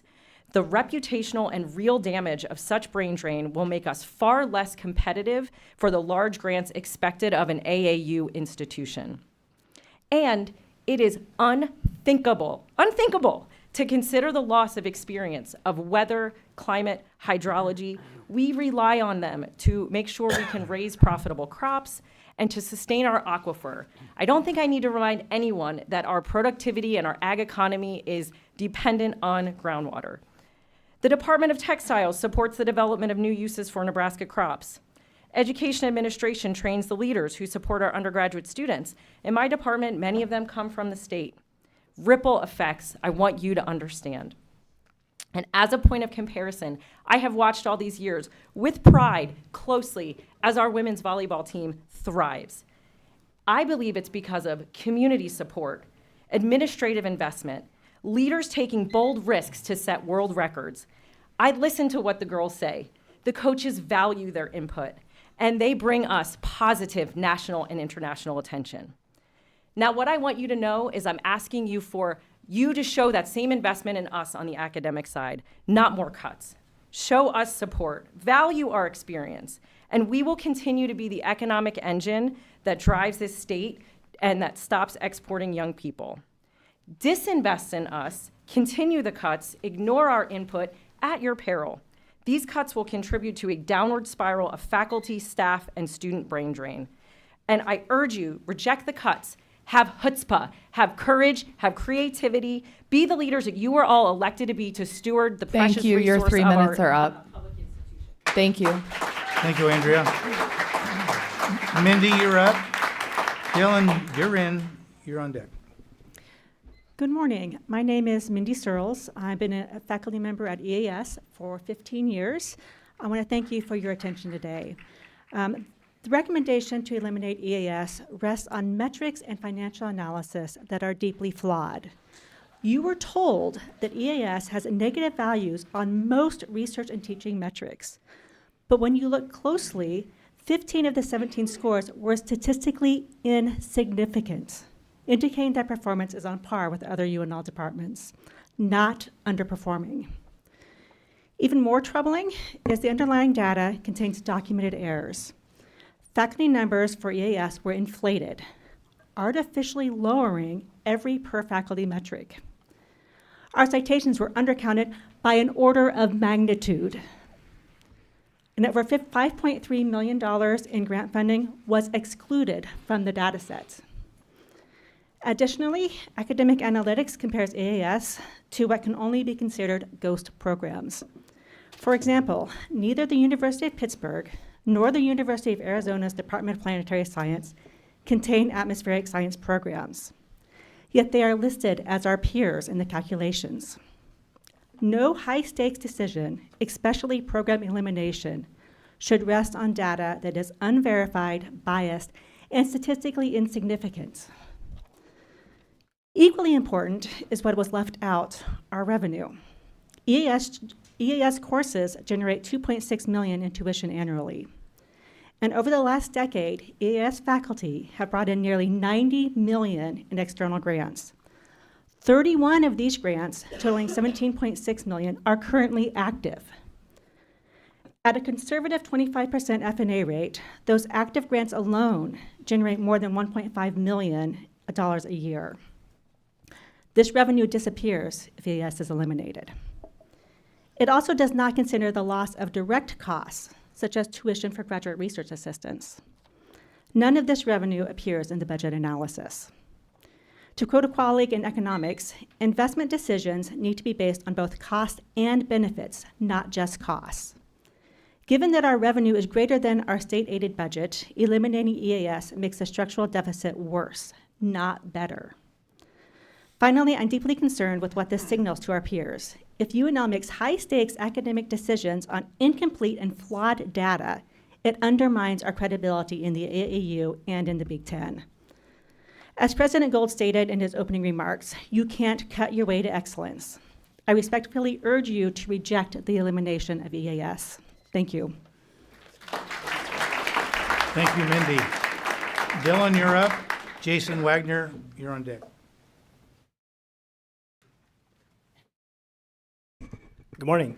My name is Dylan DeRyan. I'm an alumni of this university. I'm going to pivot a little bit from the conversation that's been had so far into our university's direction with the NIL and all of the corporations that we're partnering with, and just want to really just raise an awareness to what we can do and what we're doing with these companies. I walk into the stadium now, and all I see is advertisements, advertisements, advertisements. I argue that none of these things are actually in line with our tradition and helping the overall fan experience. I really hope that we can sit down and partner with these companies in a way that's going to bring actual revenue to our university and to our athletes, and provide that funding to make us one of the great atmospheres in college football again. I truly think that we have some of the most passionate fans in the whole nation, and when I walk into that stadium now, I feel like we're flat and we don't have that same excitement as we used to, and it comes from these corporations coming in and saying that they're partnering with us, but they truly don't have our best interest in mind. Our best advertisement we have in the stadium is the Nebraska hand warmer, Runzas, but when you walk around the stadium, there's not a Runza to be found.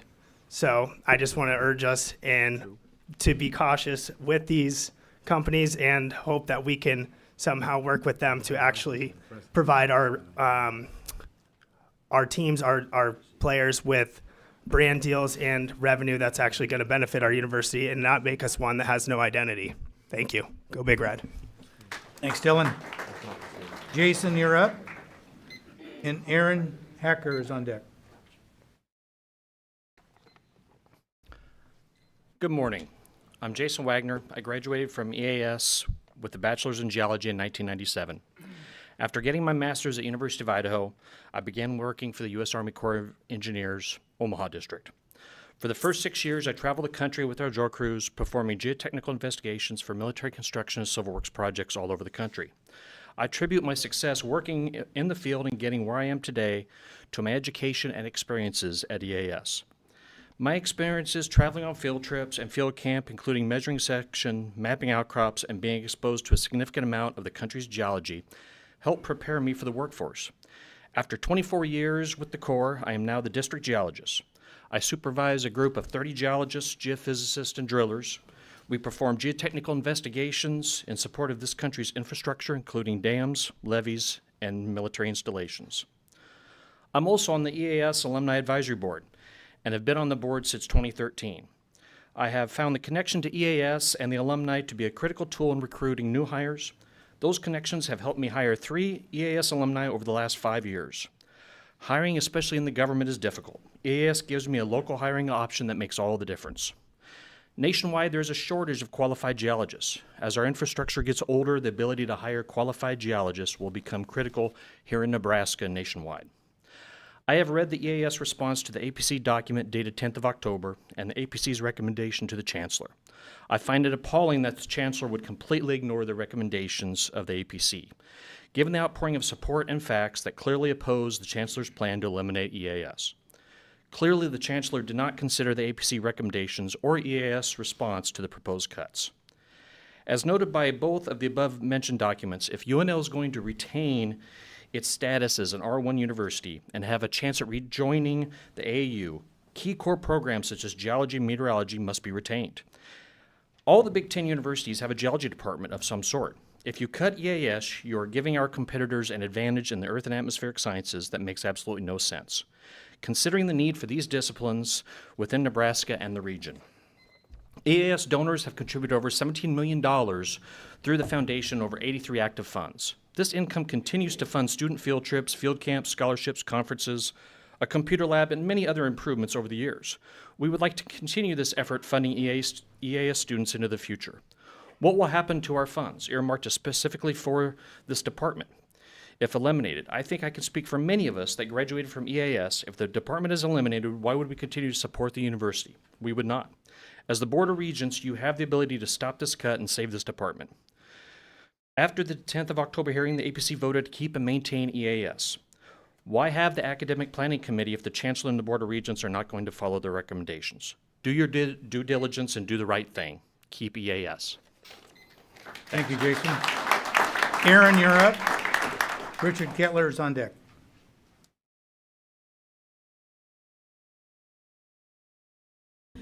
Good morning, and thank you for your time today. My name is Erin Hacker, and I'm an associate professor of hydrogeology in EAS with a research focus on groundwater modeling.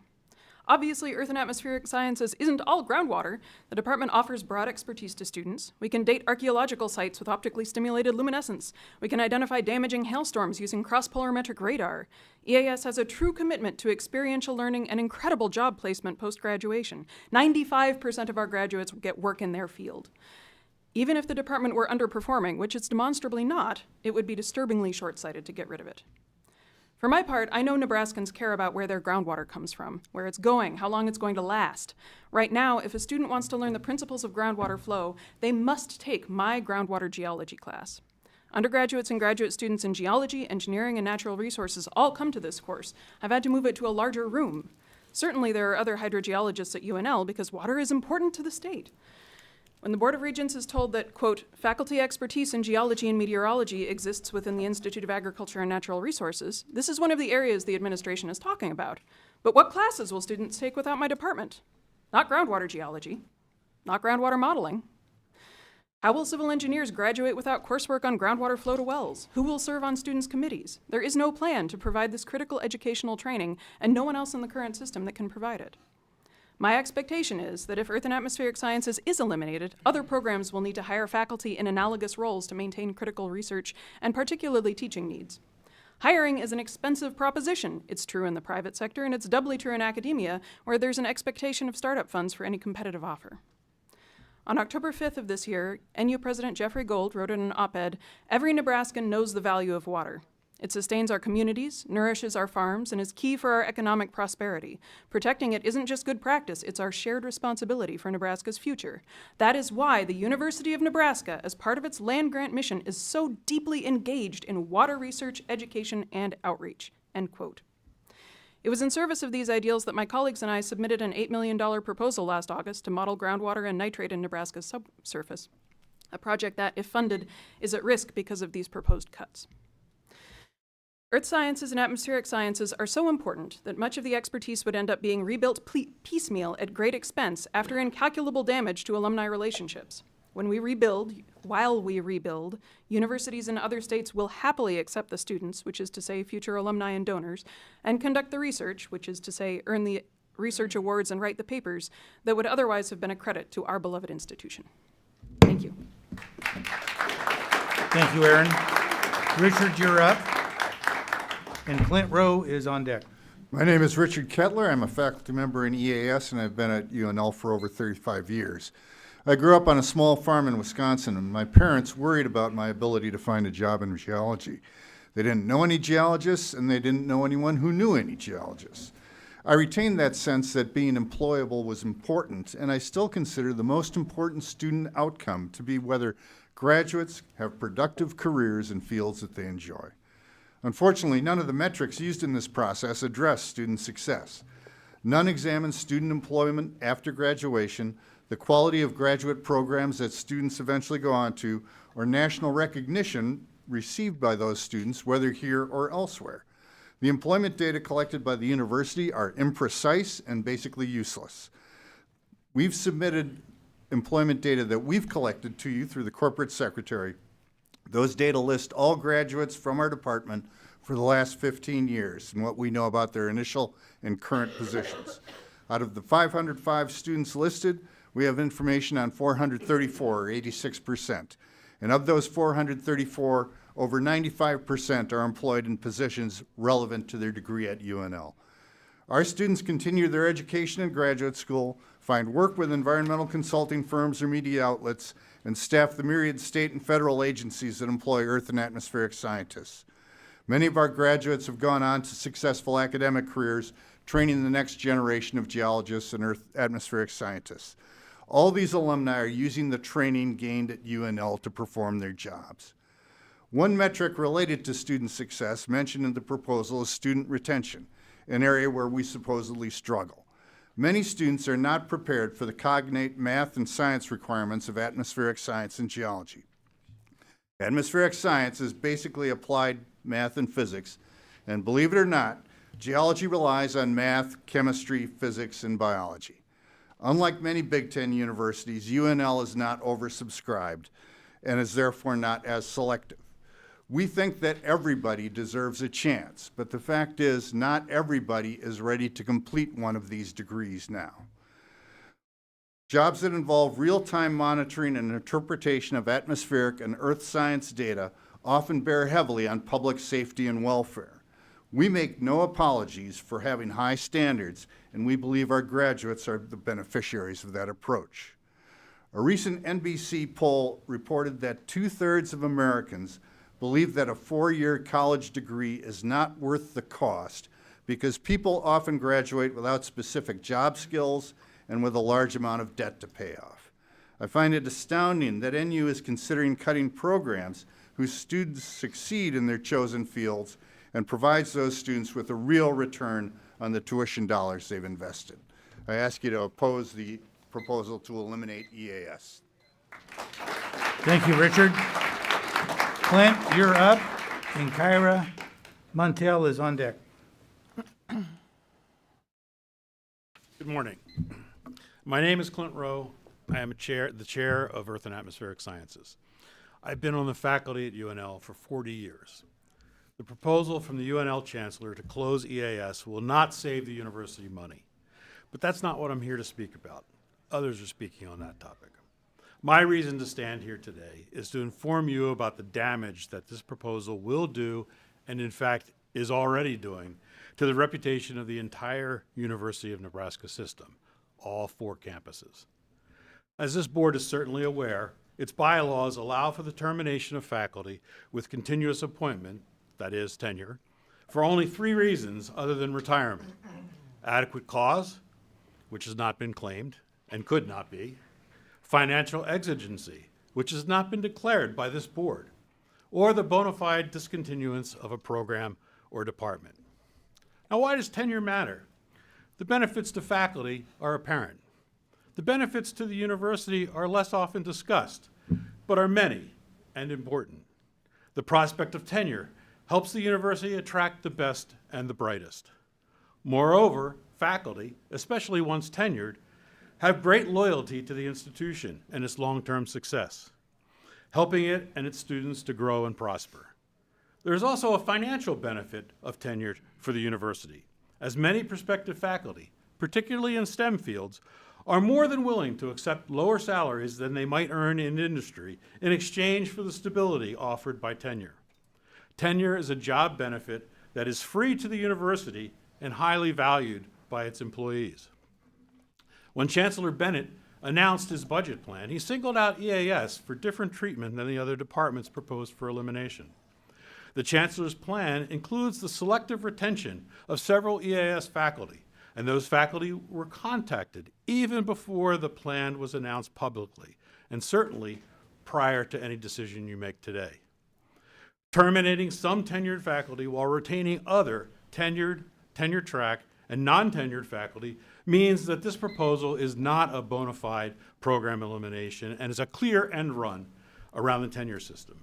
This will have consequences for many years to come as the NU system seeks to hire faculty at any of its campuses. Faculty around the nation will advise their students to bypass open positions at NU if tenure is so cavalierly discarded. NU will not be able to hire the best and the brightest, as they will undoubtedly have career opportunities at institutions that fully respect the tenure system. The UNL Chancellor is asking this board to violate its own bylaws concerning elimination of tenure faculty, and this proposal should not be accepted. Thank you. Thank you, Clint. Kyra, you're up. Matt Yerkel is on deck. Matt? Hi, my name is Kyra Montel. I'm an out-of-state sophomore geology major at UNL. I've known since kindergarten that I've wanted to be a geologist. When the time came to look for a college, I had a list of 3 out-of-state colleges: Nebraska, Arkansas, and Oklahoma, that all had amazing geology programs. After weighing my options, I made the best decision of my life and chose the University of Nebraska-Lincoln. Unfortunately, when I visited campus, I did not get to actually meet any professors due to the college not sharing that EAS students were interested in the department. Without the department being told of the visits, students do not get that one-on-one interaction that encourages them to stay. As a result, my mom resorted to talking to her geology and engineering coworkers about me having chosen UNL.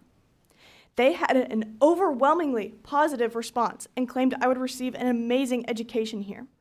On top of this, they mentioned all the amazing opportunities outside of the class, namely research, clubs, and internships. I and plenty of other students have taken advantage of this by joining the offered clubs and becoming officers of them. I have also received 2 paid internships in my short time here, just a small percentage of the opportunities at UNL.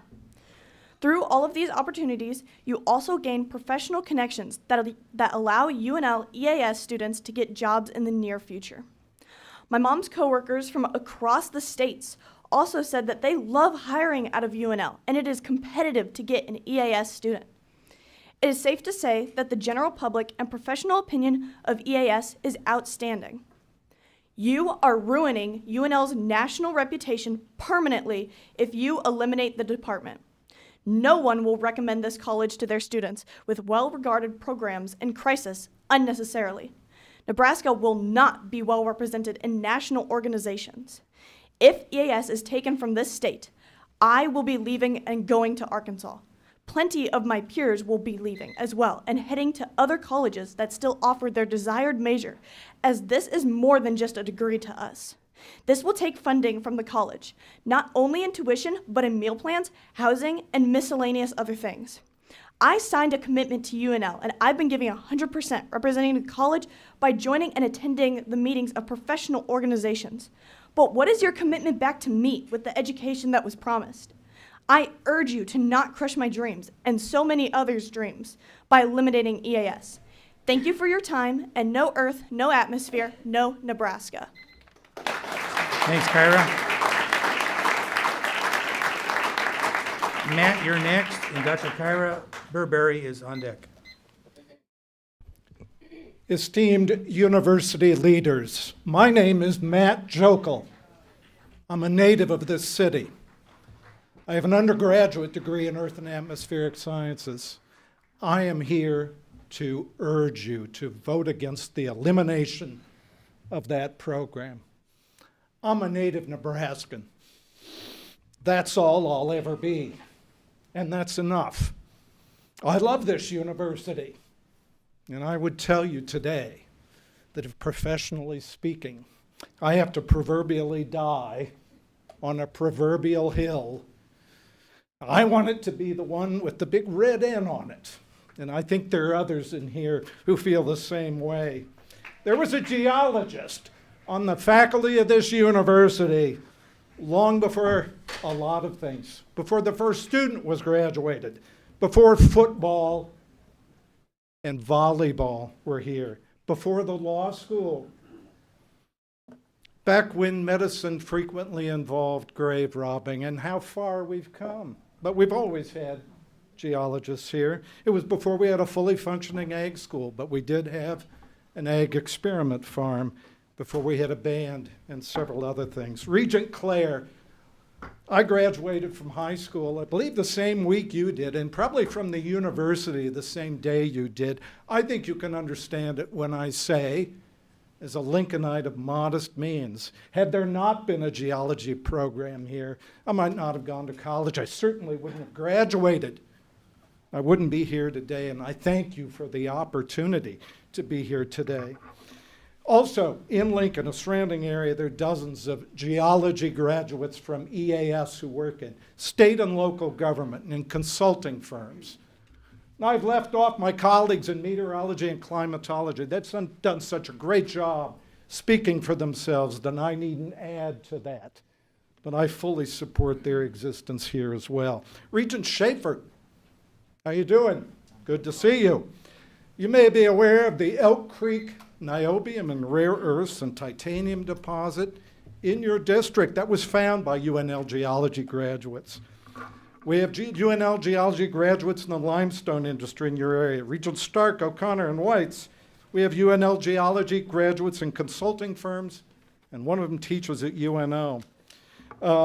Regent Wilmot, up until recently, we had 2 geology graduates at the Nebraska Oil and Gas Conservation Commission in Sydney. When I was a youth, my grandmother taught me a song. Maybe you know it. It ended with, "We'll all stick together." In all kinds of weather. I wonder if we're doing that now. I hope we will. I urge you to preserve the Department of Earth and Atmospheric Sciences. Thank you very much for your attention. Thank you, Matt. Kara, you're up. Bill Lesner, you're on deck. Good morning. My name is Caroline Burberry. I've been an associate professor in the Department of Earth and Atmospheric Sciences for 15 years. I'm also the executive secretary for the EAS Alumni Advisory Board, essentially the alumni liaison for our department. The Alumni Advisory Board for EAS was formally inaugurated in the 1970s. These dedicated and passionate people and other donors not on the board have given over $17 million to EAS through the foundation. As of the board's last meeting in October 2025, EAS has a total of 83 active funds, over 12 million in market value, and 47 endowments, over 6 million in market value. No other UNL unit has such an exceptional group of supportive alumni, and they are angry about the proposed elimination of their beloved department. I've been hearing about it. I'm sure you have too. Foundation managed funds support experiential learning opportunities in AAS, such as full funding for a required 5-week field camp for upperclassmen and the 10-day Walker trip to the Western US for lowerclassmen. Also funded are scholarships for exceptional students, student research stipends, laboratory instrumentation that benefits the entire department community, summer fellowships for our TA lines, and professional development for Nebraska's science teachers.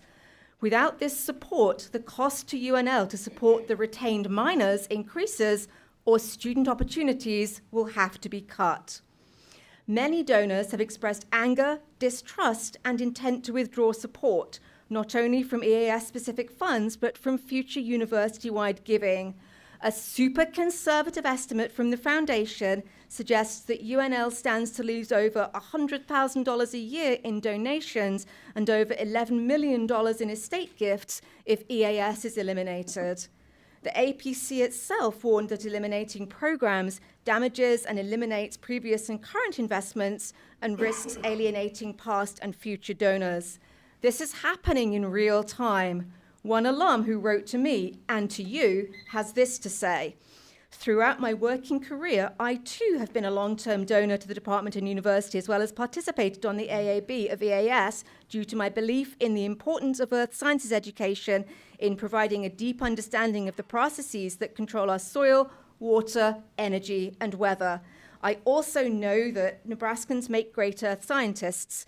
In support of my beliefs, I recently established a fund through the Foundation for the Department to support K-12 education in earth sciences and honored the former professor, Dr. Nan Lindsley Griffin, who was instrumental in my success and that of many others.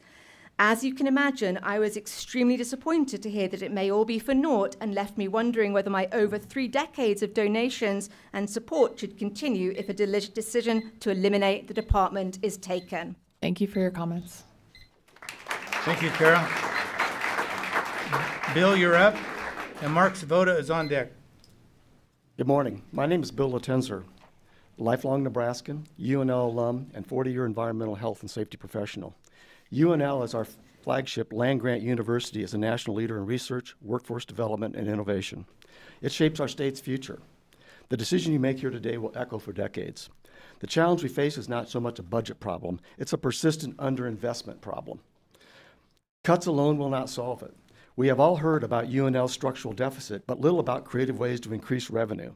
Cutting faculty and programs may balance the books short term, but it erodes your instructional capacity, weakens the workforce pipeline, and diminishes research competitiveness. Without new revenue, we will be back here in a few years facing the same challenge. We cannot shrink our way to greatness. Put efficiency first. Administrative overhead has outpaced instructional spending. Utilizing shared services, streamlining executive layers, and facilities optimization could save tens of millions annually, enough to cover the deficit without cutting classrooms. Leading corporations and hospitals already use AI to automate compliance, IT, and HR, saving millions while improving accuracy. Efficiency preserves the mission, department cuts shrink it. Increased revenue growth and appropriations, micro-credentials, global online programs, corporate training, and AI-enhanced grant writing could generate millions in new revenue streams. These strategies expand student access, drive workforce development, and attract external funding, which are critical as the impending demographic cliff will reduce the number of available traditional college-age students. But revenue growth must be paired with stable state appropriations. Appropriations are not expenses to trim, they are investments in Nebraska's future. My intuition tells me everyone in this room, and you've heard it, shares one thing in common. We care deeply about this university. It's a source of pride for all of us, and we would not be here if that weren't the case. That pride comes with responsibility. Each of us must become advocates for this institution, not just within these walls, but in conversations with state senators. They need to hear clearly and consistently the value this university brings to Nebraska's economy, workforce, and our future. When we speak with one voice, we ensure the University of Nebraska is recognized, not as a cost to be managed, but as an investment to be strengthened. As stewards of higher education, I urge you to choose courage over cuts, innovation over erosion, and investment over retreat. Efficiency plus innovation supported by stable appropriations is the path forward. Reject this budget proposal. Let's build resilience together for Nebraska's students, workforce, and our future. Nebraska's future should not be a cliff. It should be our horizon. Thank you. Thank you, Bill. Dr. Zabota? Good morning. Michael Hayes is on deck. Good morning. I'm Mark Sabota, professor with UNL School of Natural Resources and president director of the National Drought Mitigation Center. I'm a native Nebraskan, and I've been at UNL for 30 years with all 3 of my degrees obtained here at the university, 2 of those with EAS. As a proud graduate of the meteorology program, I'm here to express my strong opposition to the elimination of the Department of Earth and Atmospheric Sciences. It pains me. I find this very deeply troubling and alarming, and this news has already rippled to my peers around the country. According to the U.S. Department of Education, of the nearly 4,000 degree-granting academic institutions in this country, less than 100 offer degrees in meteorology and atmospheric science. 12 of our fellow Big Ten institutions grant these degrees. UNL is one of a very select company of offering this degree, which meets the rigorous standards required by the National Weather Service. Losing EAS erases a unique identity and weakens our standing amongst our peers in the Big Ten and this country. Nebraskans face everything from blizzards to droughts to tornadoes and floods. EAS plays a vital role in addressing these pressing challenges along with many others, as you've heard this morning. The high-impact research, training, and opportunities to students conducted by EAS faculty and students are not just academic. They're critical to protecting lives and livelihoods, agriculture, infrastructure, economic stability, environmental issues all across our state. Over the years, I've hired many EAS students and graduates. Of my last 5 hire, 4 were from Nebraska. These were national searches. These students were far and away the best candidates, and they're staying here in Nebraska. They've been exceptional performers, with many of them now serving in leadership roles around the country and the world. Eliminating EAS diminishes our reputation and signals a retreat from our commitment to science, public service, and environmental responsibility. Faculty in SNR cannot replace the specialized meteorological expertise and teaching required to meet those federal standards. We're not a complement, we're a substitute. In closing, I strongly urge you to reconsider the proposed elimination and instead invest in strengthening EAS and UNL, including the other departments in play today. The future of Nebraska, the role of UNL plays in shaping it, depends on forward-thinking decisions that value science, sustainability, and the well-being of our communities. Please vote no on the elimination of EAS and these other departments. Thank you. Thank you, Mark. Dr. Hayes, you're up. McKenna McCallus is on deck. McKenna. Good morning. Thank you for the opportunity to speak. My name is Michael Hayes, and I'm a faculty member in the School of Natural Resources on East Campus. Like Dr. Swoboda just before me, I joined UNL in 1995 as part of the National Drought Mitigation Center, where I later served as director from 2007 to 2016. We know that agriculture drives Nebraska's economy. Weather and climate shape every aspect of agriculture. Nebraska needs a university that trains students and conducts research grounded here in the realities of this state. We need earth and atmospheric sciences. Extreme weather is not an abstract concept for the people of Nebraska. It is a direct, measurable force on our farms, ranches, water supplies, and communities. Why would we weaken the very programs that help us understand, forecast, and prepare for these challenges? That leaves Nebraska less prepared, less competitive, and less capable of leading its own future. In 2022, drought alone cost the state an estimated $2 billion. Droughts, floods, hail, heat waves, and other extreme events threaten agriculture, infrastructure, and the livelihoods of Nebraskans across nearly every sector. The expertise housed in earth and atmospheric sciences is central to understanding and preparing for these threats. Eliminating that expertise does not make Nebraska stronger, it leaves the state more vulnerable. The programs in earth and atmospheric sciences are not duplicative of programs on East Campus. They are true complements. I was asked to share the following statement from Dr. Larkin Powell, director of the School of Natural Resources. Quote, "The School of Natural Resources has been fortunate to collaborate with colleagues in earth and atmospheric sciences on issues critical to Nebraskans, including climate and groundwater. These collaborations rely on complementary expertise that does not exist in SNR.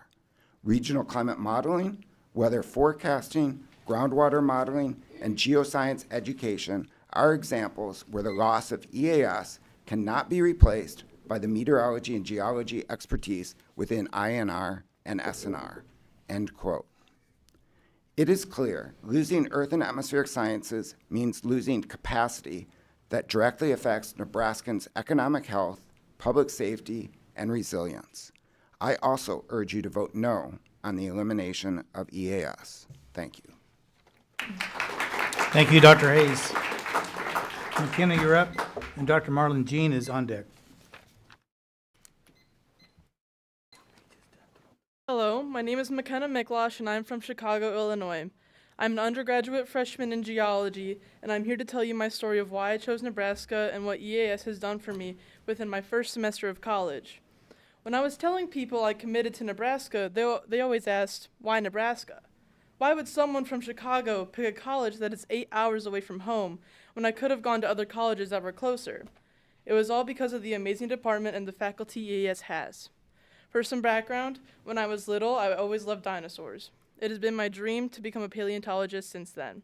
I had looked into many geology programs at many different schools across the country to help me achieve my dream. Even after being accepted to many different schools, all offering geology, like Montana State and another Big Ten school, The Ohio State University, I knew Nebraska was the place for me the instant I stepped on campus during Red Letter Day. The students and the feel of the community made me feel that this would be my second home. On that day, Professor Kettler took over an hour out of his day to personally show me and my parents what the program was about. We learned about current and past students in the program and what each of them have accomplished. For me and my family, this personal touch and seeing the opportunities that awaited me here, including the faculty, geology classes, research, field studies, and Moral Hall, were all things we had not seen in other schools. EAS had helped geology students achieve things way beyond graduation. Fast forward to a few months of college, and I'm so invested in all the things Nebraska has offered me in both the classroom and outside of it. I had joined clubs, a sorority, volunteered, attended football games, been accepted as an honor student, gone camping under the stars, tailgating in the Haymarket, and so much more. I've fallen in love with Nebraska, and I never regretted my choice. But when I got the email that EAS was proposed to get cut, I was devastated. My EAS family cannot be replaced, and I was starting to feel like I was a part of something special within this department. I finally learned about my passion, but yet it was going to be taken away from me within my first semester, just like that. If EAS gets cut, I will be forced to transfer to another university that offers my program and all the opportunities that will be lost here at Nebraska. I know I speak for all the students in EAS when I say it is a heartbreaking choice that many of us will have to make, and not the promise we were given when we chose this amazing school. I plead you to consider other options so that Nebraska can continue to offset these personal, life-changing programs for students like me who are still chasing their dreams. Thank you. Thanks, McKenna. Dr. Jean, you're next, and Jamie Mastera is on deck. Good morning, Regents. I am Dr. Marlon Jean, one of the newest faculty members with the EAS, and I urge you to oppose our elimination. At the start of every new semester, I start my intro to geology class with a quote. We learn geology the morning after the earthquake. This being Nebraska, replace earthquake with tornado. This quote is a reminder that when we ignore the sciences that protect us, we only understand their value after they're gone. Even in my short time here, I can still recognize that Nebraska is on the verge of losing something irreplaceable, the scientific research capacity that protects Nebraskans. The proposed elimination of AES does not only remove an academic program, it removes the people and expertise that saves lives. AES houses the only severe weather radar research expertise in the entire state, where faculty and students work together to improve tornado and flood warning lead times. This means the difference between safety and catastrophe for our communities. If our program is eliminated, this expertise disappears. There is no replacement, and no other group in the state can fill that gap. Nebraska is also facing increasing climate risks from extreme droughts that will lead to increased wildfire hazards. AES produces key contributions to major climate assessments and provides the data analysis that water managers, farmers, and emergency officials rely on. Without EAS, Nebraska loses its primary source of climate risk forecasting, work that no other unit on campus can reproduce at the same depth or credibility. Eliminating EAS also risks Nebraska's clean energy future, which includes natural hydrogen resources, carbon sequestration, and critical minerals, all of which depend on EAS faculty. The Unite Geochemistry Lab is Nebraska's only student-oriented clean lab.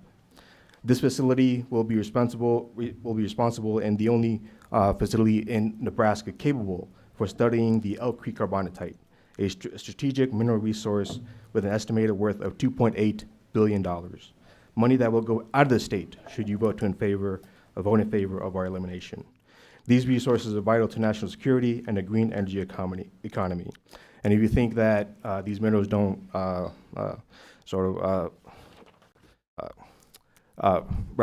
back to you, look at your phone, look at your computer, they impact your life as well.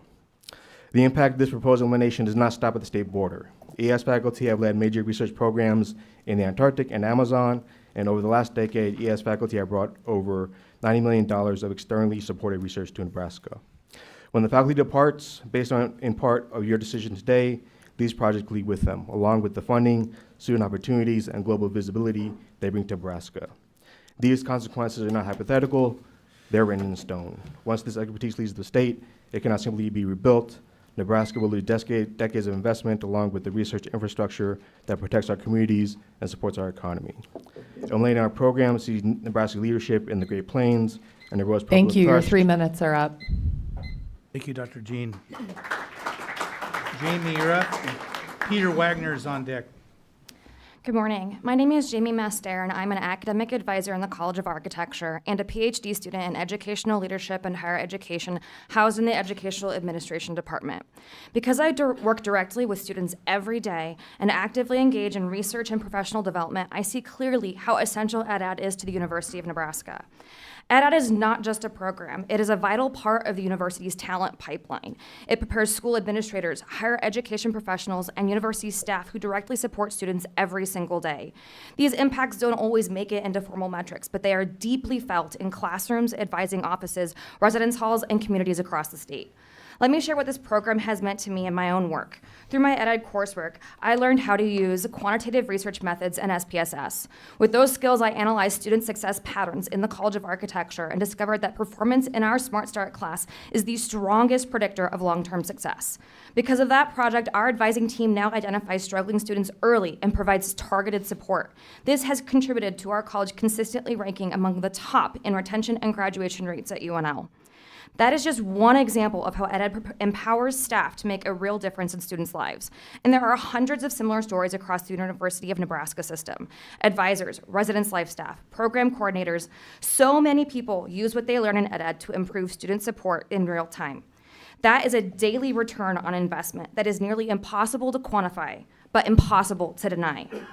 The chancellor has said that EdAd's elimination was supported by the APC, but the vote was nearly split, 11-10. A decision with this much impact on the university and the state should not hinge on a one-vote margin.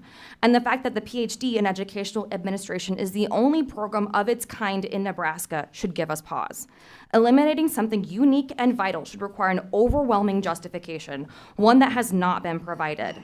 Preserving EdAd is also about investing in the people who serve UNL. Staff members already face stagnant wages and growing responsibilities.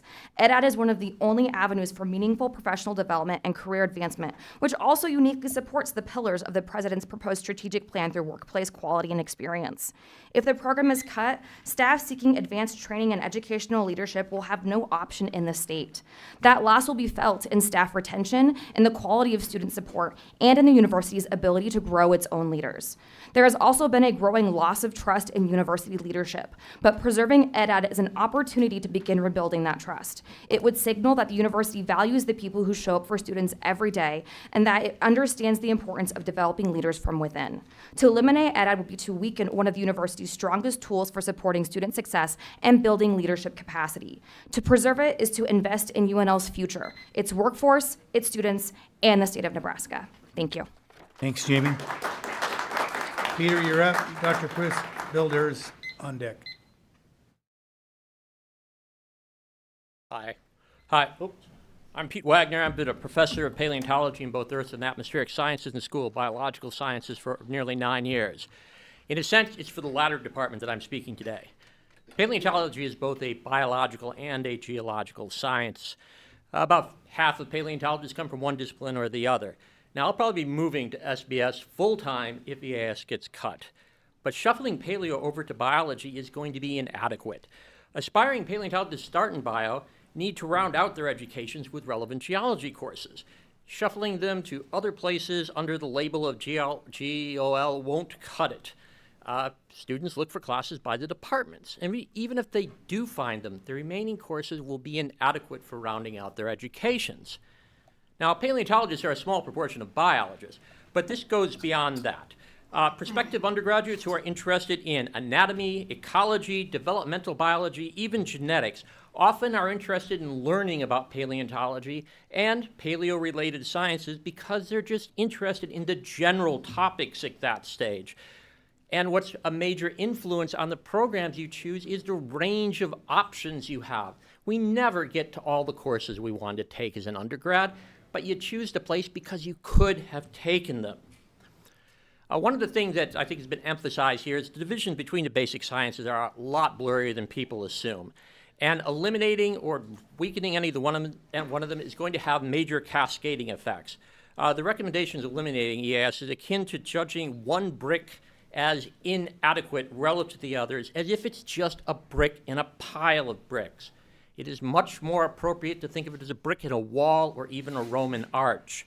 By eliminating EAS and shuffling the classes to places people won't find them, at best, you're going to be replacing EAS with a cheap cardboard facade that won't really carry its weight. At worst, you're going to get that pile of bricks I just mentioned. Thank you. Thank you, Peter. Dr. Bibler and Aaron Blankenship is on deck. Hello, I am Chris Biller, professor in the UNL Department of Statistics since 2003. I am proud to be a native Nebraskan. I grew up in Omaha and graduated from Millard South. I am also proud to be a UNO graduate. I earned a BS from UNO, where I was on a Regents scholarship, and I graduated summa cum laude. And I am proud to be a statistician, a data scientist. I'm a fellow of the American Statistical Association, which is like being in the Statistics Hall of Fame. Unfortunately, I am no longer proud to be part of UNL. And for the first time in my life, I can't even go to Husker athletic events. The reason is because of what has occurred around these budget cuts.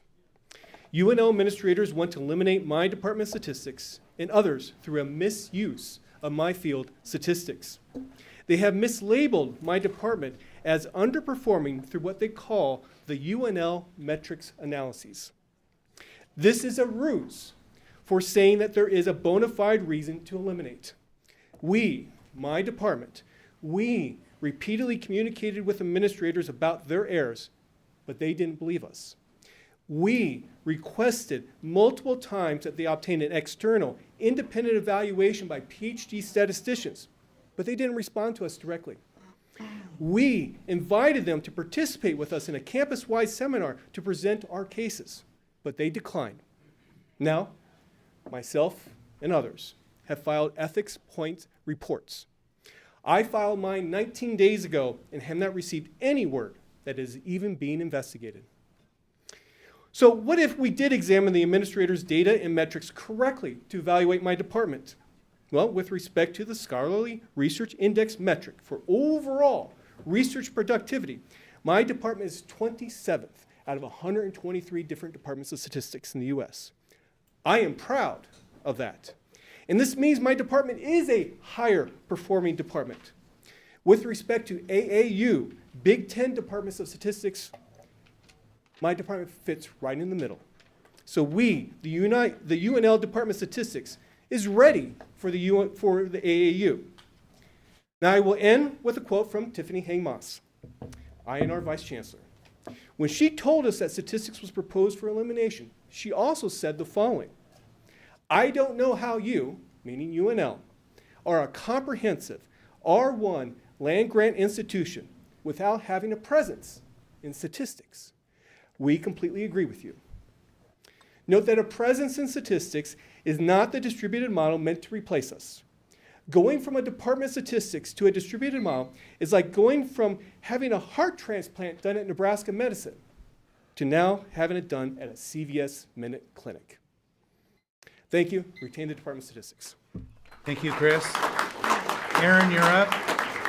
Rika Howard is on deck. My name is Erin Blankenship, and I'm John E. Weaver Professor of Statistics. I would like to speak to you about the opportunities that Nebraska students will lose without the Department of Statistics at UNL and how that translates into a monetary loss for the university. When we were told about our department was up for elimination, the administrators acknowledged a comprehensive land grant R1 cannot exist without statistics. Here's why. Stats expertise is vital to any enterprise that collects data and is therefore critical to the Nebraska and U.S. economies. The number of stat degrees awarded at every level has exploded in the last 30 years. In 1993, there were about 500 undergrad degrees awarded. In 2023, there were over 5,000. The same patterns are seen in MS and PhDs, and these still aren't enough to keep up with the job market. The Nebraska Department of Labor estimates job growth of 25% by 2032. The stat business is booming, and hoping to capitalize on this, the UNL administration urged us to develop an undergrad degree in stat. It was approved in 2021, and we welcomed our first cohort in 2022. These students will not even graduate until later this academic year. The program we designed is in complete alignment with the extraordinary teaching and learning pillar of the Odyssey to Extraordinary, particularly the curriculum innovation and alignment priority. We did indeed reimagine the traditional stat undergrad curriculum, incorporating communication and collaboration skills not typically seen in undergrad programs. We scaffolded theory, applications, and computing across the curriculum to create data professionals who are ready to take on challenging problems immediately upon graduation. We currently have 34 undergrad majors. Our peer institutions with more established programs have between 150 and 170. If UNL experiences this same trajectory, we could expect to at least double our numbers over the next few years, which would generate $460,000 in tuition. Tripling would generate over $900,000. Without statistics, UNL will lose those tuition dollars to schools like Iowa, Iowa State, and Kansas State. We also need to consider data science. The data science major is a collaboration between 3 UNL colleges, and there are currently 128 students. Only the pathway through STAT is proposed for elimination, but STAT coursework is a fundamental component of the data science curriculum for students in all pathways. Without strong STAT training, data science grads will not be competitive in the job market, and recruitment and retention will suffer. The consequences of data science without statistics are these metrics. But stat and data science majors are not the only students that will lose opportunities, and this will also translate into a monetary loss for the university. Stat generates a lot of credit hours, but only 5 essential courses were named in the distributed model plan.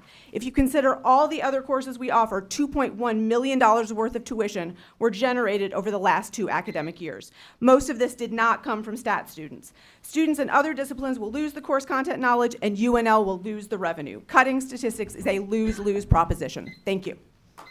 Thanks, Aaron. Rika Howard, you're up. Derek Dornside is on deck. Good morning. Thank you for the opportunity to speak. My name is Rika Howard. I'm an associate professor and director of consulting in the Department of Statistics at UNL, and I am also a courtesy professor in the Department of Agronomy and Horticulture at UNL. I joined UNL in 2016, and I hold a co-PhD from Iowa State University in statistics and plant breeding. My career has been built at the intersection of these 2 fields, and that intersection is exactly why I'm here today. First, the statistical consulting program at UNL is one of the most effective and rigorous in the country, and is directly depend on the strength of a statistics department.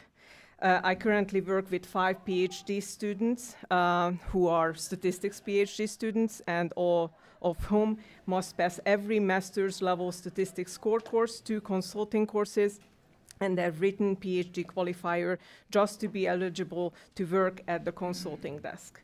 Consulting is not a side activity. It's a core part of our students' education. They learn to communicate, collaborate, and solve real analytical problems. And it actually works. Graduates who have worked at the consulting desk are consistently hired into high-level statistical consulting and data science positions with ease. Beyond service, our consulting program fosters multidisciplinary research. Students bring new ideas, and together with faculty across campus, we develop projects that would not exist without a strong statistics department at the center. This multidisciplinary work is especially meaningful to me because of my own background. My training and experience in statistics and plant breeding allows me to understand the analytical challenges breeders face. My passion for plant breeding has led me to teach statistics courses in the area of agronomy, serve on numerous master's and PhD committees, and collaborate closely with faculty and students across the College of Agricultural Sciences and Natural Resources. Having worked with plant breeders in both the public and private sectors, I cannot emphasize this enough. Plant breeding today is impossible without advanced statistics. Introductory statistics is not sufficient, not for genomic prediction, not for multi-environmental trials, not for genotype by environment modeling, and not for the high-throughput phenotyping data that Nebraska researchers now generate. Our agronomy students depend on statisticians for their research, and Nebraska producers ultimately depend on the varieties those students and faculty develop. So the statistics department is essential for training the next generation of consultants, for supporting the entire university's research enterprise, and for ensuring Nebraska remains a national leader. Thank you for your time. 3 Thank minutes you. are up. Thank you, Rika. Derek, you're up. And Jackson Ryder's in the hole. Good morning. My name is Derek Dornseif, and this statement expresses views that, while accurate, represent solely personal convictions. The Department of Earth and Atmospheric Sciences has a long-standing history with the Federal National Weather Service offices here in Nebraska. The professors work hand-in-hand with federal meteorologists in fostering what is coined research to operations, bringing emerging science to the forefront of the National Weather Service's mission of protecting lives and property and enhancing the national economy. The Department of Earth and Atmospheric Sciences prepares students for employment with the National Weather Service, something that no other academic program in the state does. Despite what this proposal claims, there would be no way to retain this pathway. The meteorology-specific requirements to work for the Weather Service consist almost entirely of upper-level coursework. Without a major, the university will not be able to develop qualified meteorologists whose quality is recognized nationally. To attest to that, I quote Becky Kern, a recently retired meteorologist and hiring official at the National Weather Service office in Omaha, who states that, quote, students coming out of this program are some of the most skilled and qualified graduates in the nation. They are the top picks in any application pool they find themselves in and are rapidly promoted throughout the agency. They enter the workforce well prepared and well versed in predicting the weather that impacts Nebraskans, end quote. During the tornado outbreak of April 26, 2024, 20 tornadoes, several of which were strong to violent, tore through eastern Nebraska. It was a graduate of the Department of Earth and Atmospheric Sciences who issued the most dire warning of the day, a tornado emergency for the heavily populated suburbs of Omaha. He and the office saved lives that day, with 0 deaths across the state. His knowledge, in fact, the knowledge of 40% of the staff working that event in that office, has its roots in the Department of Earth and Atmospheric Sciences. During hazardous winter weather, as we saw just last week, department alumni are on the front lines alongside entities such as the Nebraska Department of Transportation, Nebraska State Patrol, as well as other local, state, and federal partners, all with the same goal of keeping Nebraskans safe. These are merely 2 examples of EAS alumni directly protecting the lives and property of Nebraskans. I could go on. The department also has alumni serving roles such as the program lead for the next generation of weather radars and a deputy branch director of the National Severe Storms Laboratory. Its graduates are literally saving the lives and livelihoods of countless Nebraskans and Americans, sometimes hundreds of thousands of them at a time.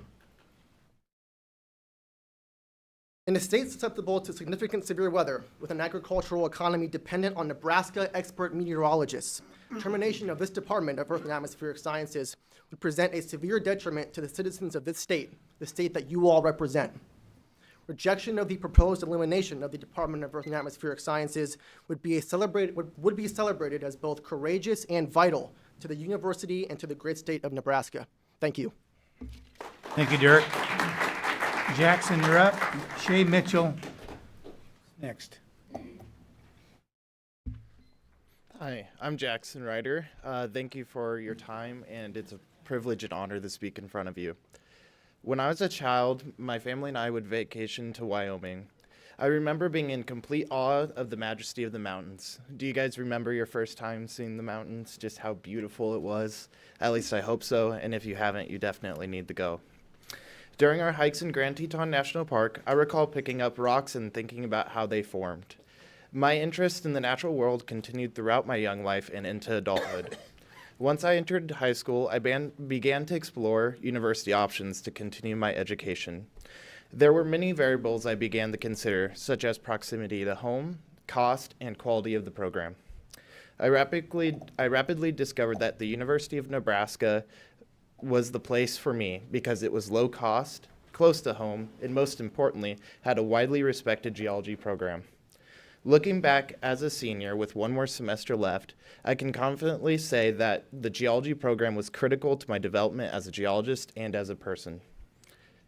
Through this program, I had the opportunity to work with a member faculty in their clean lab, the only clean lab, and ultimately obtain my job as an environmental consultant to protect communities from contamination in the present and in the future.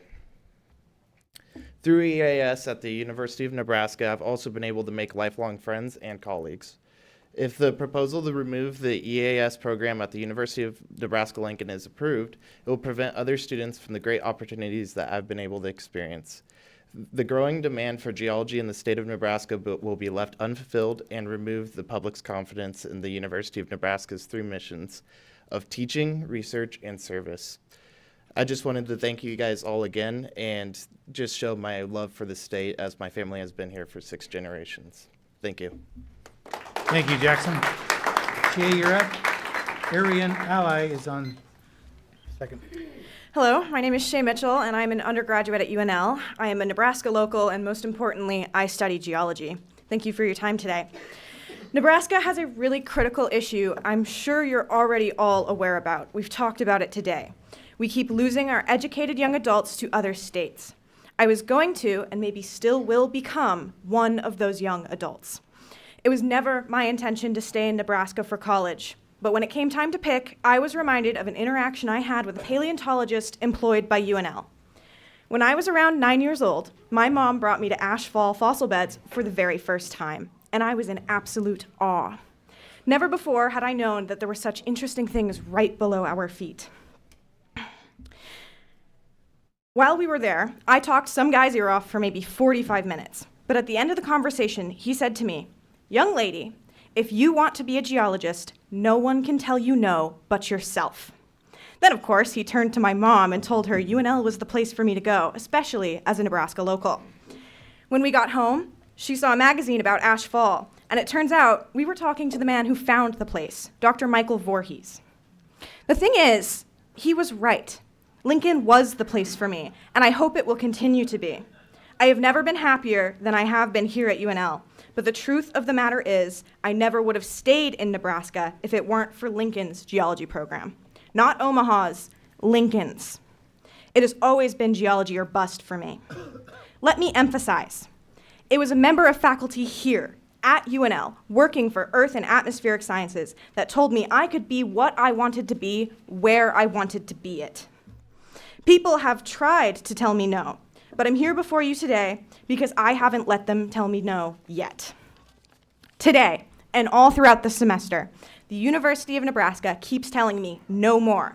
And today, and all throughout the semester, the faculty in my department has assured me, in much the very same way that Dr. Voorhees did, that I am both capable of and deserve a degree in geology.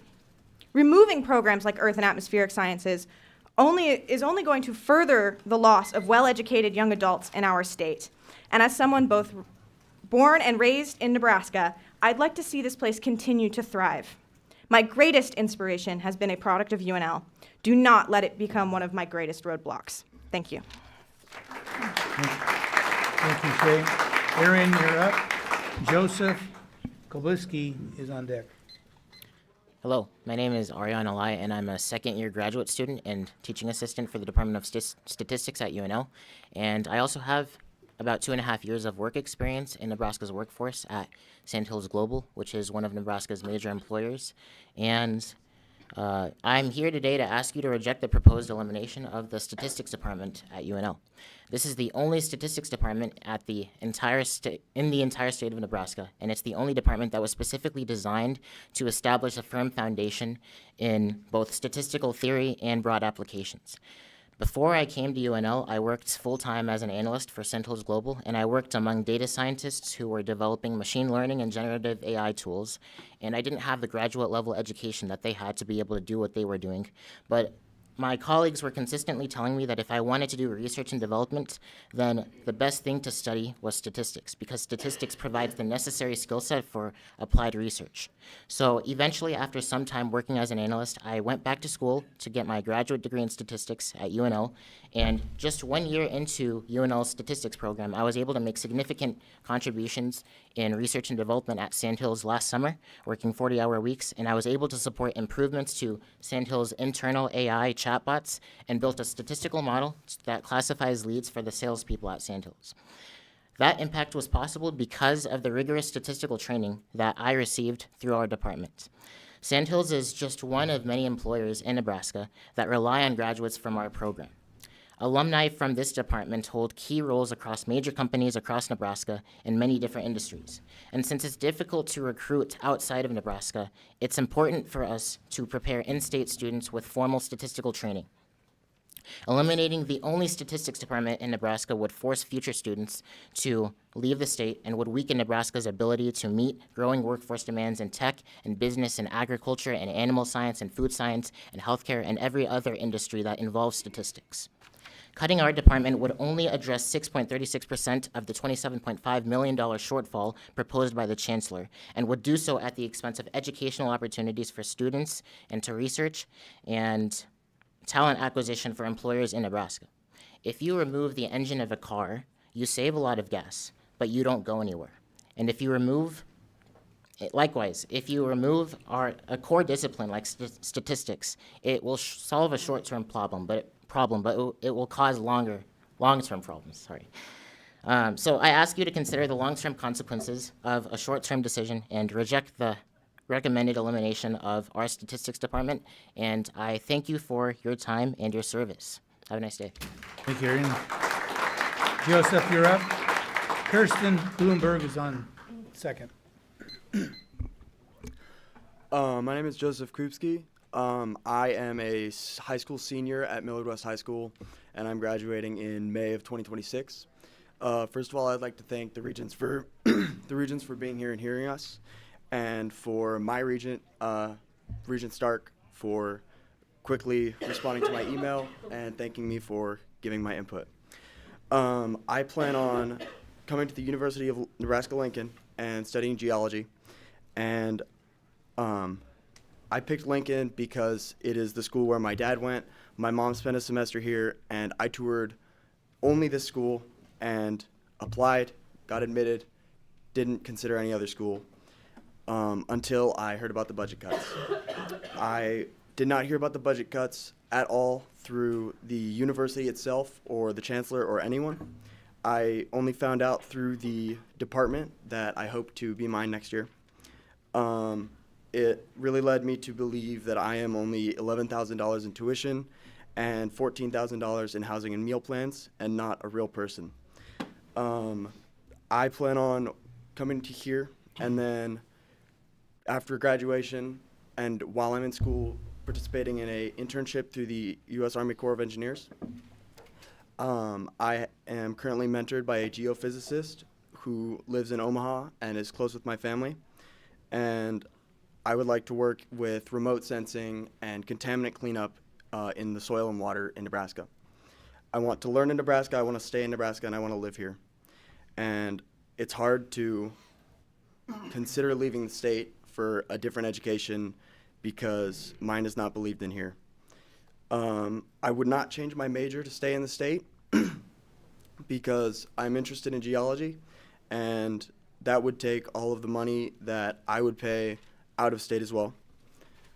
I'm very fond of the University of Nebraska at Omaha. My brother is on a Regents scholarship there and does not have to pay tuition, and I'm very happy for him, but that is not the school for me. I went on his tour with him, and that is not where I'll go.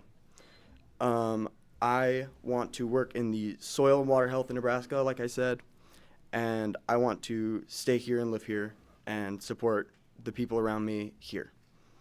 That is all. Thank you. Thanks, Joseph. Kirsten Bloomberg next, and behind him is Ross Dixon. Hello, my name is Kirsten Blomberg. I'm a PhD student in the Department of Earth and Atmospheric Sciences. I'm speaking today not only as a graduate student, but as the faculty representative of our graduate students who has attended every meeting since this process has began, and as a teaching assistant who works closely with our undergraduate meteorology majors, especially our freshmen and sophomores, the students who will be most directly impacted if this passes.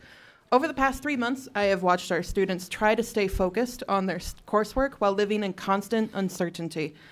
They ask what their degree path will look like, who will teach their courses, and how they can be sure they're still meeting the standards needed for their future careers. We have no answers because none have been provided.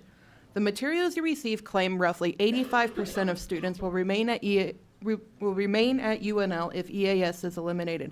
This is not true. We asked our students directly, and the majority told us they plan on leaving UNL.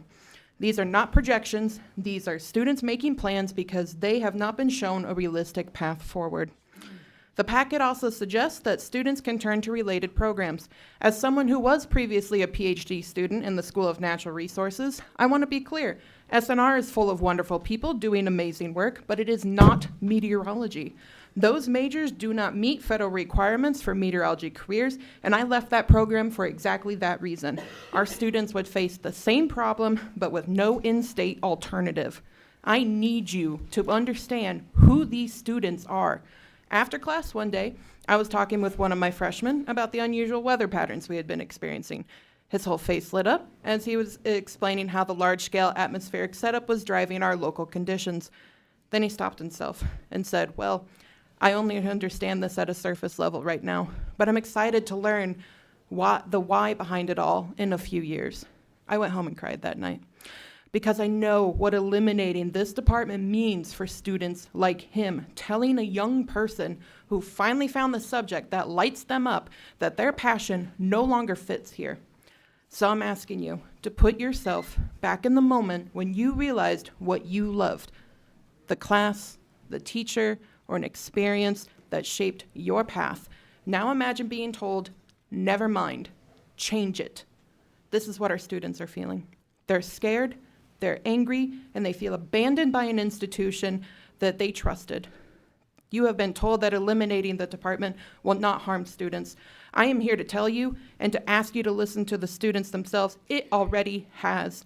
Please vote no on this proposal, not just for me, not just for our faculty. Do it for the students who trusted UNL with their dreams and who deserve better than this. Thank you. Thank you, Kirsten. Dr. Dixon's next. Randy is second. Hello, my name is Ross Dixon, and I'm an assistant professor in the Department of Earth and Atmospheric Sciences. I am speaking today to ask you to vote no on the proposed cuts to academic programs at UNL. In my short time here, I have seen cut after cut after cut, which has me greatly concerned about the direction of the university. The programs which are proposed to be eliminated can be a part of the solution for increasing revenue if the university leadership is willing to work with them. Here's an example from my program. Our two lowest recruiting classes, 2023 and 2024, which were used as justification in this proposal, are not the result of declining interest or program weakness. They stem from administration removing our faculty from the recruitment process.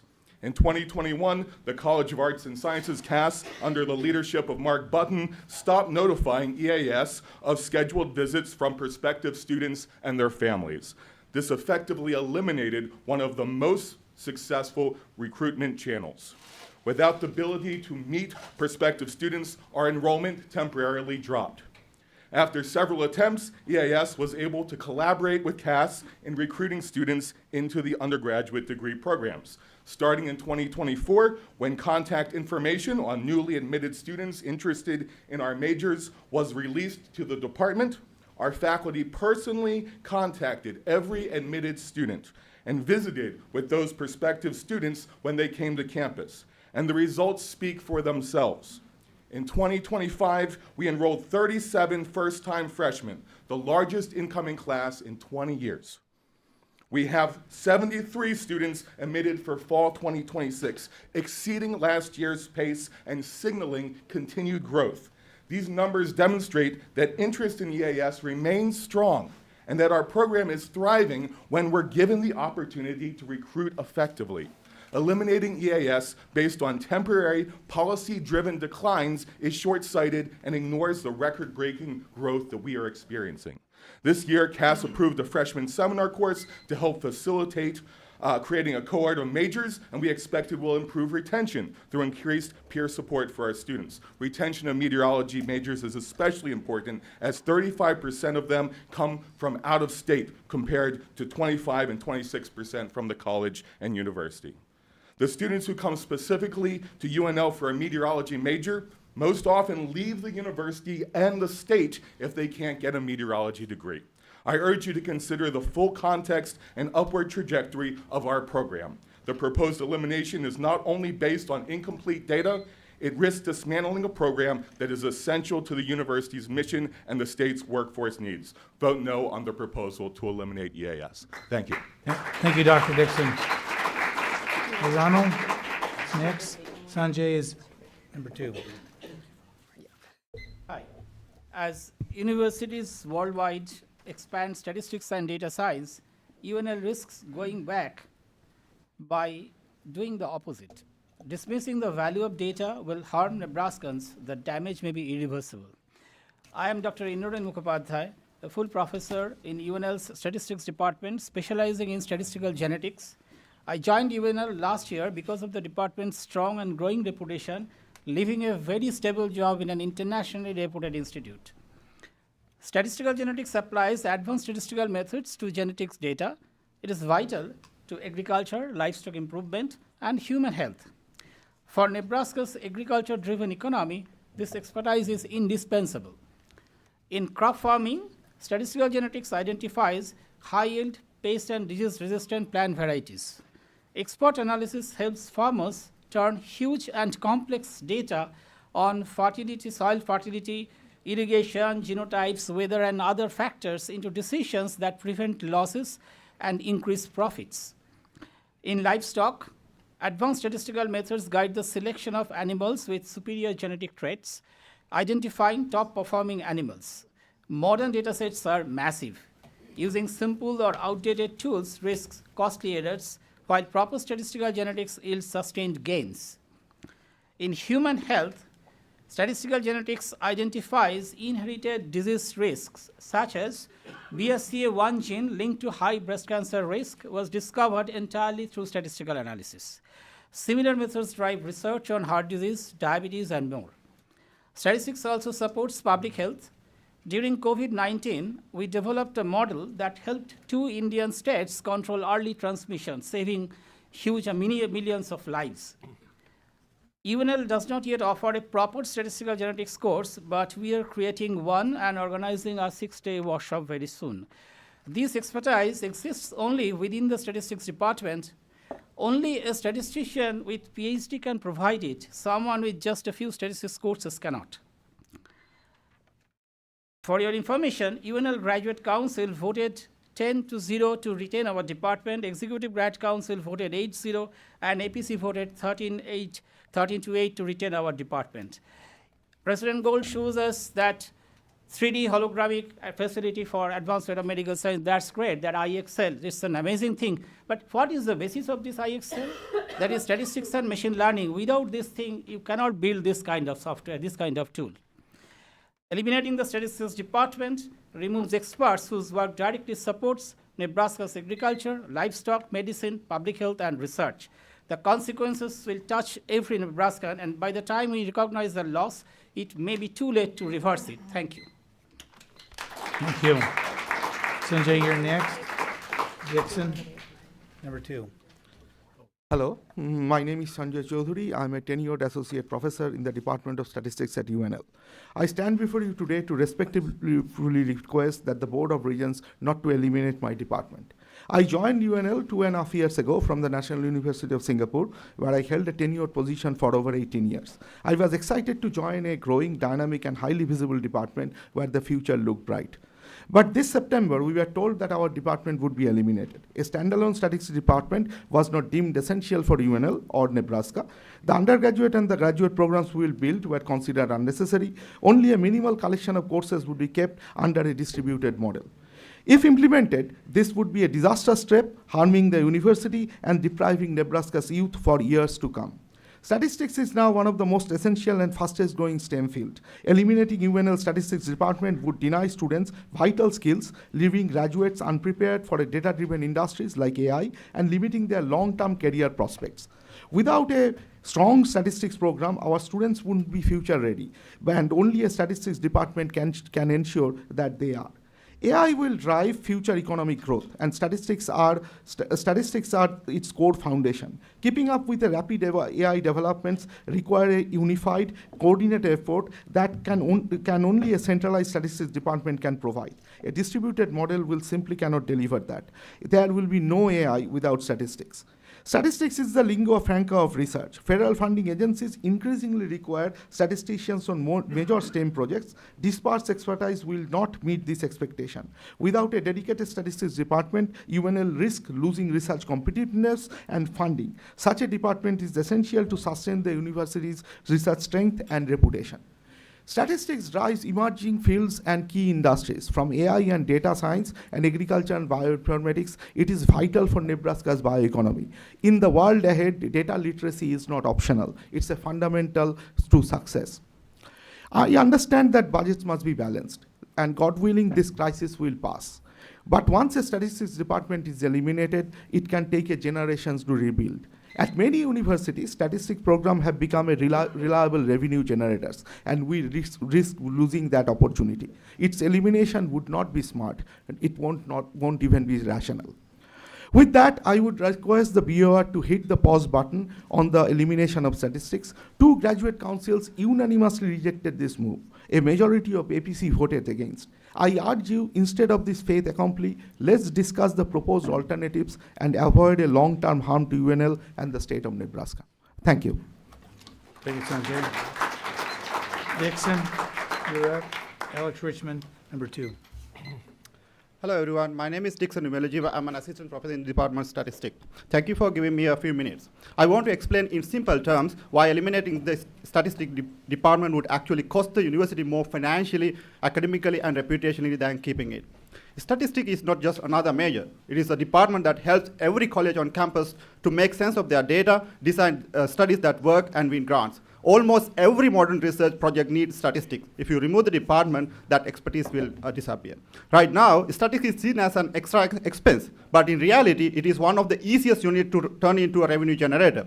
With only a small investment, statistics can bring in over millions of dollars a year simply by being included on the grants that other departments are already writing. This is money the university is currently leaving on the table.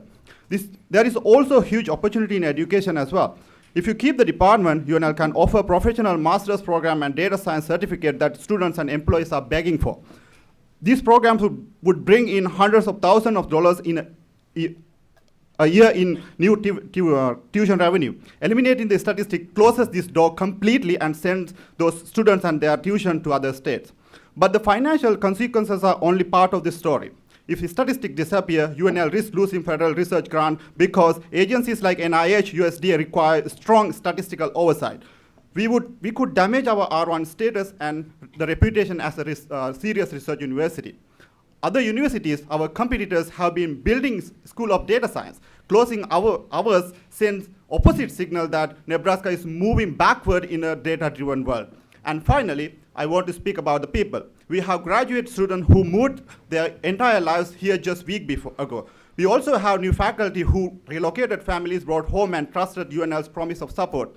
These are the people who will pay the price for decisions made right after they arrived. They do not deserve to carry the burden of past financial mismanagement. They deserve stability, mentorship, and a chance to build careers that make Nebraska proud. Eliminating the statistics department is a permanent decision with serious consequences, but keeping it opens the door to new revenue, stronger research, better student program, and healthier university. We are not asking for protection. We are asking for a fair chance to contribute to the UNL future. Thank you. Thank you, Dixon. Alex, you're up. Priscilla, you're next. Hello. We here in Lincoln are, as well as to the north and south, are standing and sitting above the mid-continent rift, where North America began to split apart over 1 billion years ago. This rifting event ultimately ceased, but left a lasting weakness in the Earth's crust, where the Elk Creek carbonatite was emplaced along the border of Johnson and Pawnee counties. That's District 5, though Jack Schaefer appears to be gone for a moment, unfortunately. The Elk Creek carbonatite, a critical minerals deposit, was discovered by UNL geologists. Keep that in mind, please. Has been researched primarily by UNL geologists and is a source of employment for UNL geologists and all of southeast Nebraska. NioCorp, a mineral exploration and mining company, is advancing plans to mine the center of the deposit and projects a mine life gross revenue of $21.9 billion and an operating margin of $14.7 billion, of which 16.42% will go to federal and state taxes, so about $2.32 billion between the two. NioCorp has recently been joined by Apex Critical Metals, another mineral exploration company targeting different parts of the deposit for niobium and rare earth elements. These companies have employed EAS students in the past, and I myself am in the process of becoming an employee to work on one of these projects. This is the blossoming of a legitimate mining district in Nebraska at the same time that there is an assault on the heart of geologic study and practice in the state. The irony today is that while we are here discussing elimination of EAS and other departments, NioCorp will be hosting a lunchtime town hall in Elk Creek with guest speaker Governor Jim Pillen, and an evening town hall with U.S. Senator Pete Ricketts. Maybe you've heard of them. They very clearly see the societal and economic value of geology, and by now I'm sure you are also beginning to doubt the wisdom of this budget cut when compared to the potential that the study of the subsurface can unearth. A subsidiary of NioCorp, Elk Creek Resources Corporation, was awarded up to $10 million dependent on achieving certain milestones from the Department of Defense to set up a mine-to-manufacture supply chain for scandium extracted from the Elk Creek deposit, all based here in Nebraska. This growing industrial activity needs expert geological knowledge on the unique resource types here, as well as specific knowledge of the local geologic environments in which they are hosted. Geologists trained within and dedicated to Nebraska are the best option for driving success in this industry, from additional discoveries through efficient mining and eventual reclamation. The presence of a full educational pathway at UNL is the best way to provide those geologists. Thank you. Thank you, Alex. Priscilla? Jennifer Clark is number 2. My name is Priscilla Grew, and I reside in Lincoln. I'm honored to be a trustee of the University of Nebraska Foundation and Professor Emerita in the Department of Earth and Atmospheric Sciences. I became a Nebraskan by choice when I was hired in 1993 as UNL Vice Chancellor for Research, with joint appointments in the Department of Geology and in the Conservation and Survey Division of IANR. Following my retirement in 2015 as director of the University of Nebraska State Museum of Natural History, Morrill Hall, I decided to remain in Nebraska, where I could continue to serve as Professor Emerita. Please vote no on the proposed elimination of EAS.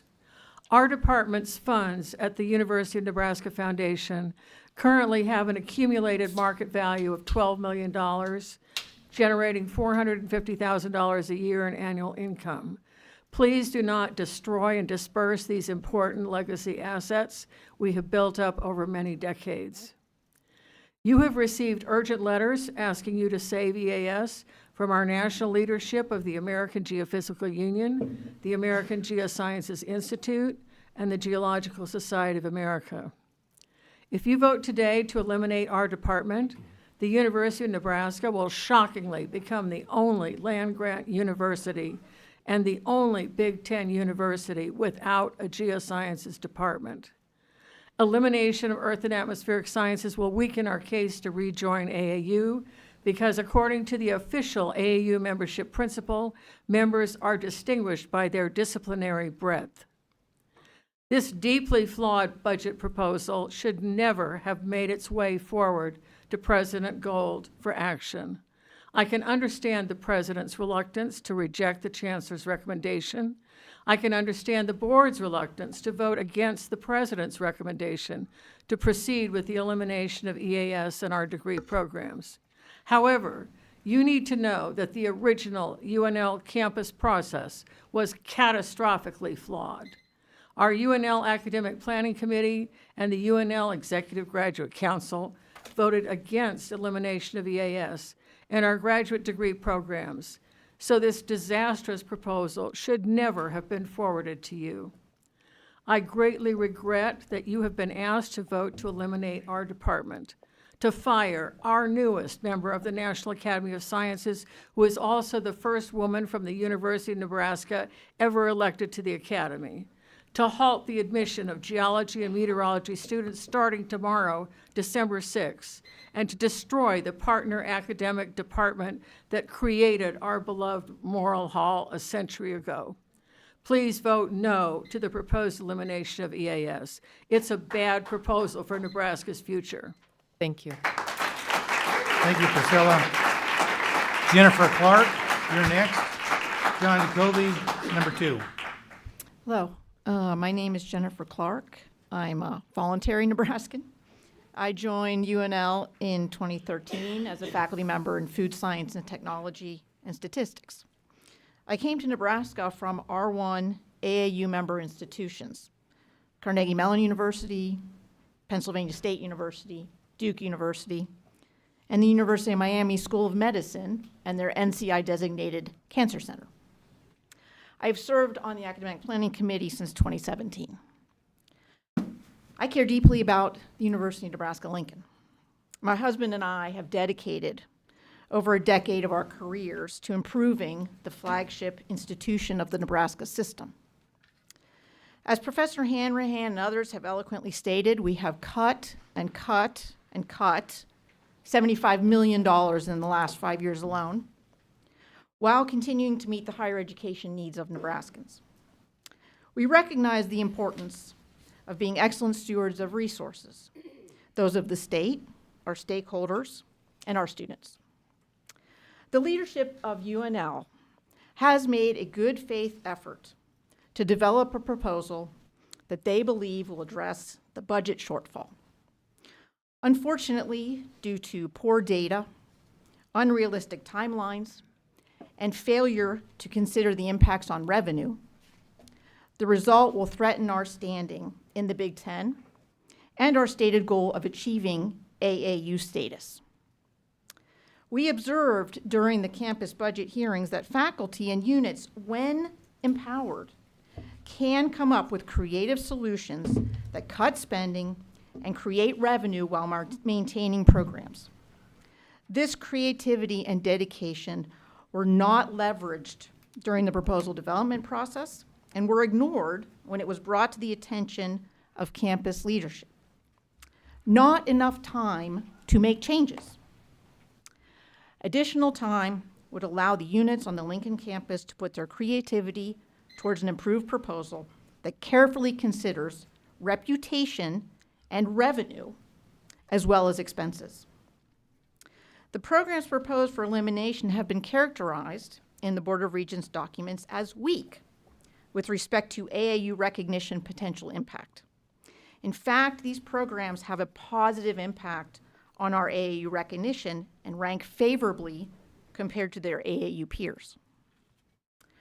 Our campus is afraid and angry. Why is this? Because the selection of programs for elimination makes no sense, and we know it, and puts every program at risk. We cannot prepare the workforce of the future and drive the economy in Nebraska without these programs. Thank you. Thanks, Jennifer. John Jacoby, you're up. Walter Strupp, you're number 2.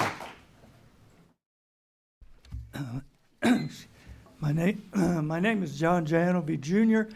I'm Varner Professor Emeritus, School of Biological Sciences. As a UNL faculty member for nearly 50 years, awarding grades to nearly 17,000 students, still keeping in touch with many of them, and serving on various UNL administrative roles, I strongly encourage you to resist the temptation to solve budget issues by elimination of academic programs. Our most valuable assets walk through the front door every year by the thousands, and a few years later they walk across the stage and out into the world as participants in all of those activities that sustain viable and culturally rich communities. Elimination of academic programs thus does long-term damage to our society, damage that far offsets any short-term benefits derived from budget reductions. I can tell you from those I arrived here in the fall of 1966, and I can assure you that everything you've heard today from all of these people is correct. Proposed elimination of the Department of Earth and Atmospheric Sciences is a striking example of short-sightedness that is, in my view, quite counter to the mission of a land-grant university. This program is a major contributor to the supply of expertise needed to understand both the short and long-term impacts of climate and weather on our economy, to understand how mineral resources are integrated into everything from our daily lives to our national security,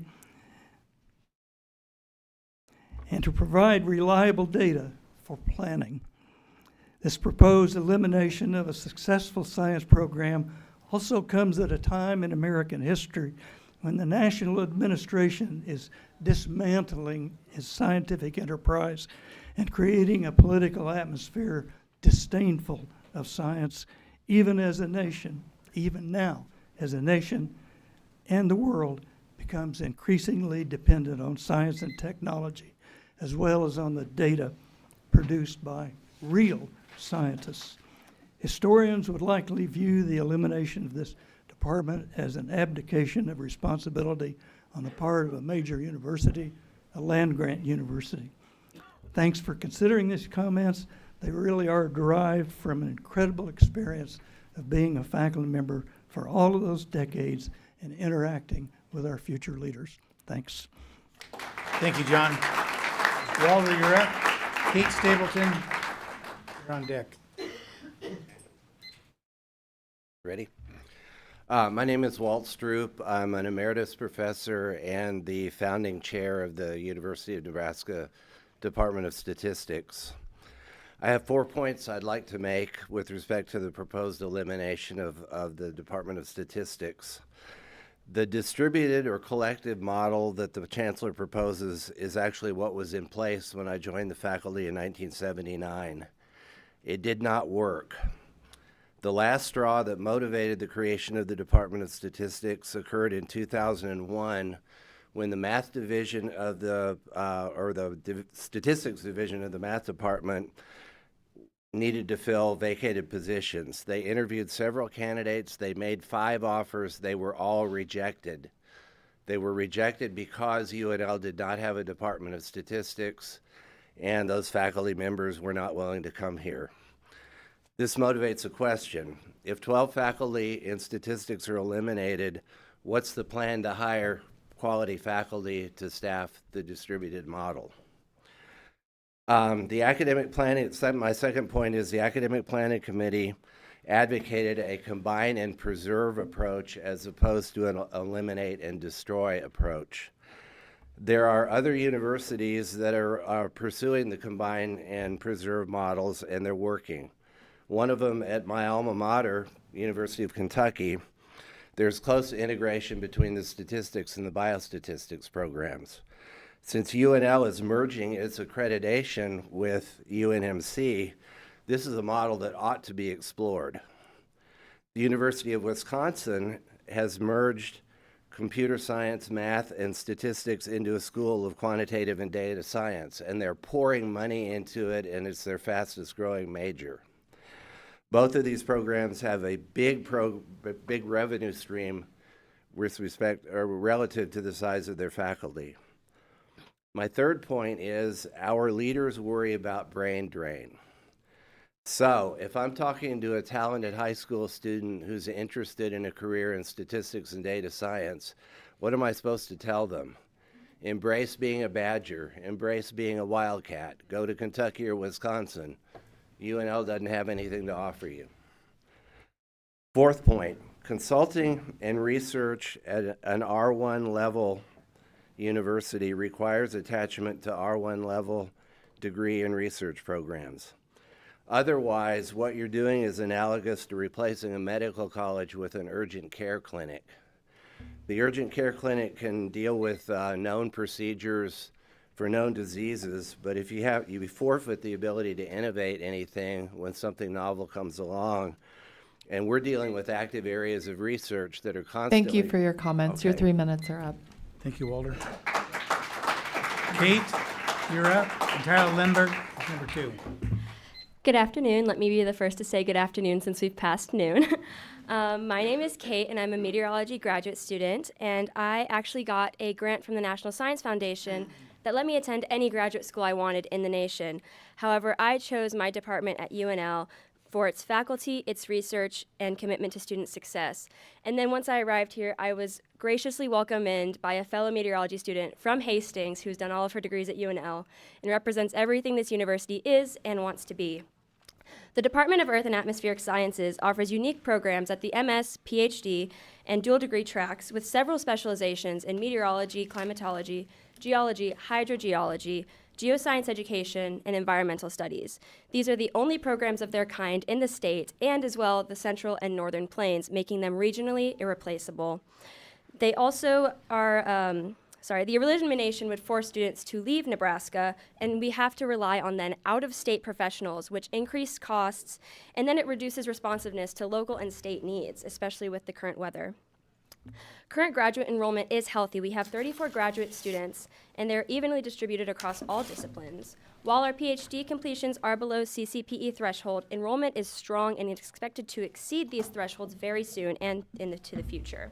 This growth is led by our younger faculty, who actually advise 12 of our 16 current PhD students, and they are at the associate and assistant levels. Also, we have a new dual degree path. It is going to accelerate the PhD completion rate and is expected to increase PhD student enrollment as it has at other universities. EAS graduate students are also integral to Nebraska's research and workforce development. Over the past decade, faculty have secured nearly $90 million in external research grants, which rely on the graduate students. Students participate in nationally significant projects, conducting research with direct local impacts, such as modeling the groundwater for the High Plains Aquifer, severe hazard assessment, and the exploration of critical mineral resources. Graduate outcomes are exceptional. 98% of our alumni are employed in discipline-related fields, often high-impact roles such as NOAA meteorologists, hydrogeologists, and environmental consultants. Students routinely earn prestigious fellowships and are praised by their employers for their preparedness and expertise. And also, the current workforce is demanding our students. 50 to 60% of professionals in geology and atmospheric science are expected to retire within a decade, while we still need more energy, water hazard, and resilience research to grow our society. I ask you to consider the impact of EAS when making your decision, because the elimination would dismantle critical pipelines for research, education, and workforce development with far-fetching consequences for the state and region. Thank you so much for your time. Thank you, Kate. Tyler, you're up. Dr. Heffley, you're number 2. Hello, everyone. I'm Tyler Lindbergh, a resident of Lincoln and a 2-time graduate of UNL, once in 2011 with a Bachelor of Science in Mathematics, and again in 2019, Master of Science, Meteorology and Climatology. I'm here to advocate today against the Chancellor's proposal to eliminate the Department of Earth and Atmospheric Sciences. Eliminating this department would represent a huge blow to UNL's standing in the state, the country, and the world. The studies of meteorology and geology are more central than ever to our state. The Ogallala Aquifer continues to slowly decline, and as always, Nebraska is a hotbed for extreme weather, particularly in the last 10 years. These studies are also important for our nation. We need smart, educated, trained climatologists to study climate change and its impacts, and underground energy exploration and speculation remains crucial to powering our future. If you vote to eliminate EAS, you'll be ceding the university's status and leadership on these key issues. Graduates from the EAS program at UNL also receive the training they need to become professional geologists and meteorologists. In Nebraska, UNL's EAS program is currently the only pathway that students have to receive these certifications or to pursue graduate study in those fields. Indeed, our graduates have done so and moved on to important positions for our state and our country, working at the National Weather Service, the U.S. Army Corps of Engineers, Nebraska Oil and Gas Conservation Commission, among others, as well as serving as directors in centers like Nebraska State Climate Office, Nebraska Water Center. Without our department, these roles would either not exist or they would be filled by graduates of other universities, which would mean that UNL would lose our influence and standing in that service. Lastly, it must be noted that the Department of Earth and Atmospheric Sciences is very accomplished and prestigious. In just the last 5 years, we've had 4 students with NSF graduate fellowships, admitted 2 Fulbright scholars, published 11 articles in Nature and Science, 2 of the most preeminent science journals. And also, the department faculty currently lead more than $17 million in externally funded research. This is just the tip of the iceberg. The metrics say that the department is struggling. They're not struggling, they're rock stars. I have one final note. My daughter and the kids of many other alumni of these programs may grow up and want to study meteorology or geology someday like their parents. I know I speak for far more than myself when I say that I would want the University of Nebraska to be an option for them. If you eliminate EAS, you'll be denying thousands of kids the chance to study at our great university. So, to summarize, I just think this proposal is unthinkable, and eliminating this department would represent a wound that the University of Nebraska would never recover from.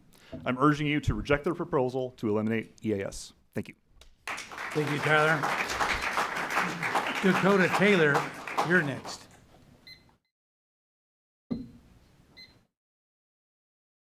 Thank you for the opportunity to speak in front of you today. My name is Dakota Taylor. I am the full-time Community Outreach Coordinator for TMFD, and I'm a full-time PhD student in Global Integrative Studies who has worked for UNL for over 3 years. So you can bet I'm ridiculously busy at this point in the semester, especially with my comp exams coming up in a couple weeks.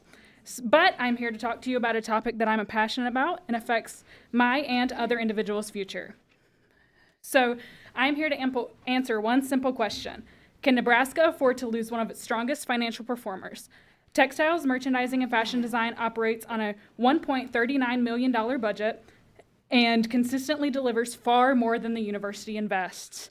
Last year alone, TMFD generated $1.15 million in external research and extension grants, $209,837 in foundation support, and $1.56 million in tuition revenue. That is $2.10 for return to UNL for every $1 invested. That equals a 110% return on investment, also known as ROI. And the impact extends far beyond campus. Nebraska's retail and textile sectors support over 35,990 jobs in the state, adds $30.1 billion to the state's GDP, and continues to grow, increasing demands for the workforce TMFD produces. We are Nebraska's only program preparing apparel designers, merchandisers, textile scientists, retail managers, material cultural specialists, and many more positions. Eliminating TMFD means eliminating the state's sole talent pipeline for a major and expanding the economic sector. TMFD strengthens UNL, strengthens Nebraska's economy, and strengthens communities across the state. We are an academic unit that pays for ourselves and then pays it forward. Thank you for the opportunity to speak today. Have a good rest of your afternoon. Thank you, Dakota. Melissa Bieber is next speaker. Hello, my name is Melissa Bieber. Thank you for this opportunity to speak with you. I am a 7-year employee of textiles, merchandising, and fashion design, and a 17-year employee of the University of Nebraska. I'm here to speak about the essential role that the staff plays and to encourage you to restructure rather than eliminate textiles, merchandising, and fashion design. TMFD impacts its revenue, its partnership, enrollment, and extension work doesn't just happen by accident. It's powered by staff who run operations, bring expertise, and keep the department moving. Removing that support, the system collapses, and losing its And losing is a costly cost. It damages the very reputation that the university is trying to protect. TMFD manages $1 million in extension grant funds, leads recruitment events that fuel the enrollment pipeline, maintains partnerships with 120 plus statewide organizations, coordinates internships, essential for the Nebraska workforce, oversees specialized labs and studios for faculty and students to use daily, provides support to students and strengthens the retention, oversees daily operations, communications, scheduling, and compliance.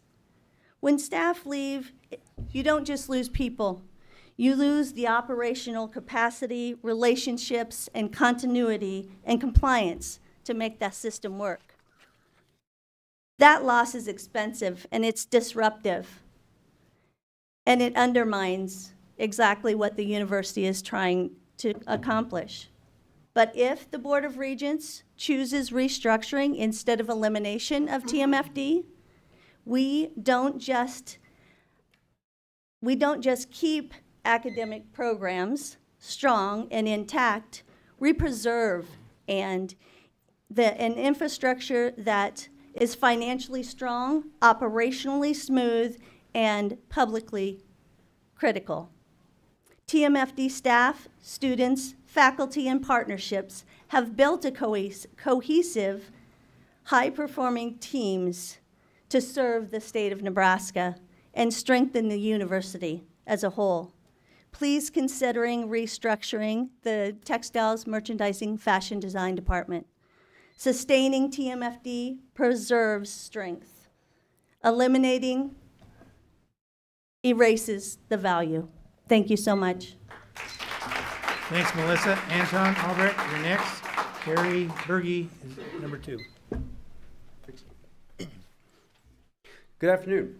I'm here as a born and bred Nebraskan, a high school science teacher, and a proud University of Nebraska-Lincoln alum to express my concern and disappointment at the proposed cuts to the Department of Earth and Atmospheric Sciences. This proposed cut will be harmful not only to university students and staff, but also to students and teachers for generations. Before I dive into my remarks, I have a couple questions for the room. First, by a show of hands, who has ever seen a beautiful landscape? Who has swam, fished, or boated on one of Nebraska's lakes or rivers? Who has paused and looked up in the night sky to see the stars and planets that give you that feeling of how grand the universe is? And lastly, who has ever licked a rock? That, folks, is how you find the true geologists. As you can see, the geologists or geosciences are integral to each and every one of our lives. I came to UNL as an undergraduate student pursuing a career in medicine, actually. I took several biology, chemistry, physics classes. However, I didn't take a single Earth, space, or atmosphere class.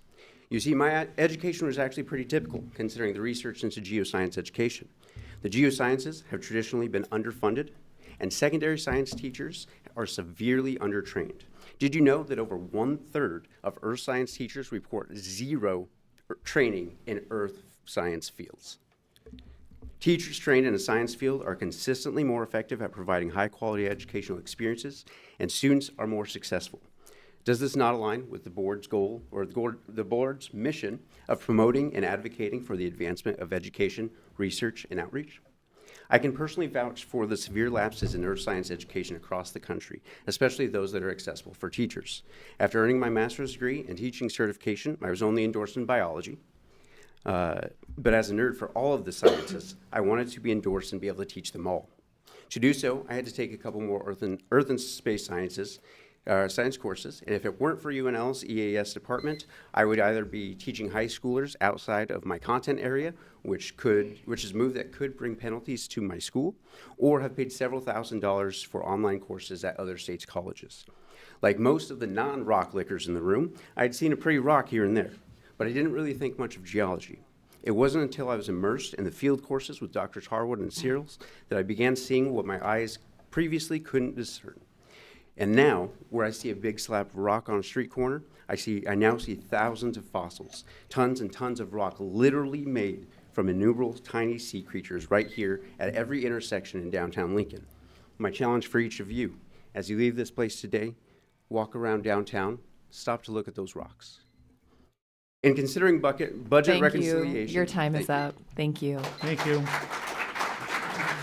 Carrie, you're up. Jennifer Johnson Jorgensen, number 2. Hi, everybody. My name is Carrie Snazy Burge, and I'm the Executive Director of the Nebraska Academy of Sciences. On behalf of our board and our nearly 500 members from the Panhandle to the Missouri, I stand here today to ask you to vote no on the elimination of the UNL Earth and Atmospheric Sciences Department. As you consider the weight of the decision that you will make, consider the past. The Nebraska Academy of Sciences was founded in 1880, making it one of the oldest science academies in the country.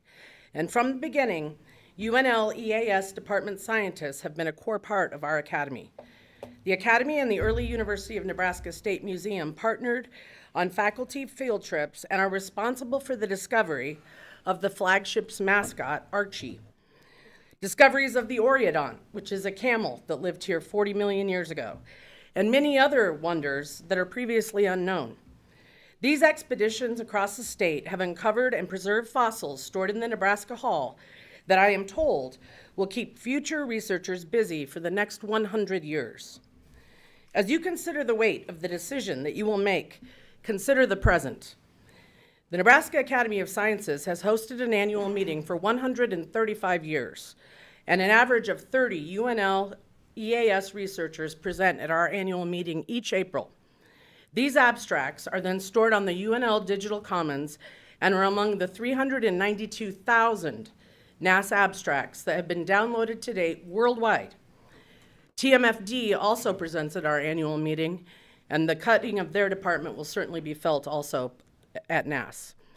Additionally, the EAS department and the Academy have partnered to get the public, including teachers, high school students, and college students into the field.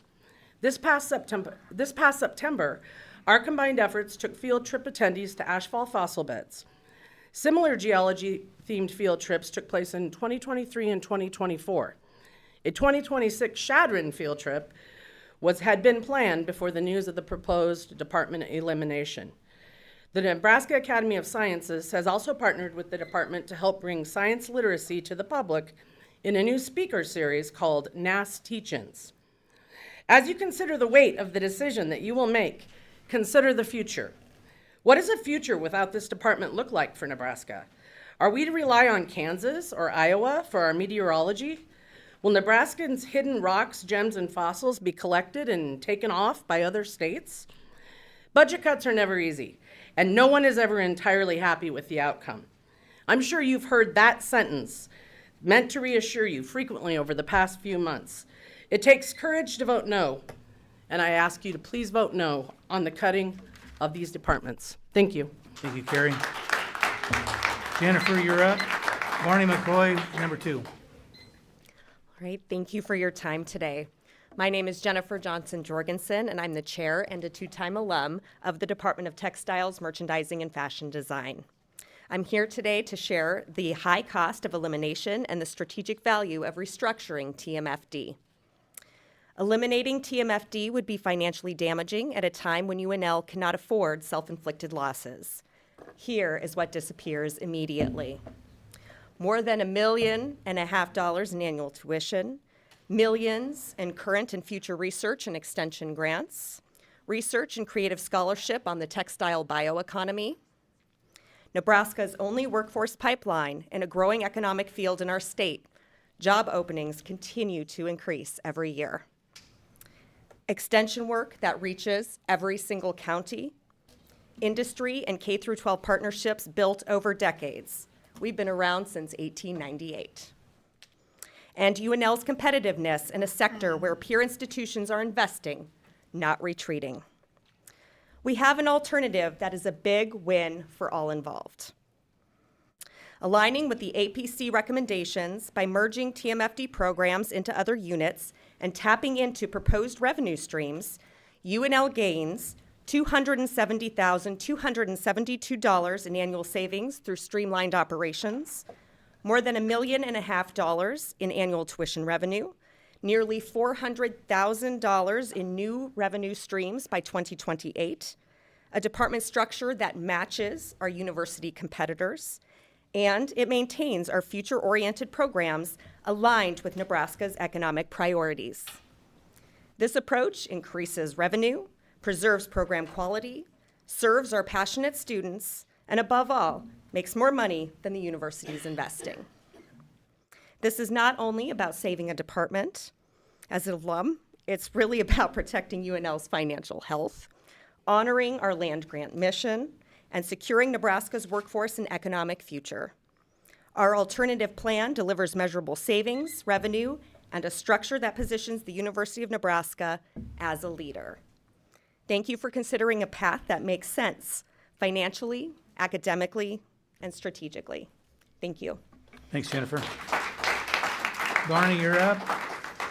Madden Westran is number 2.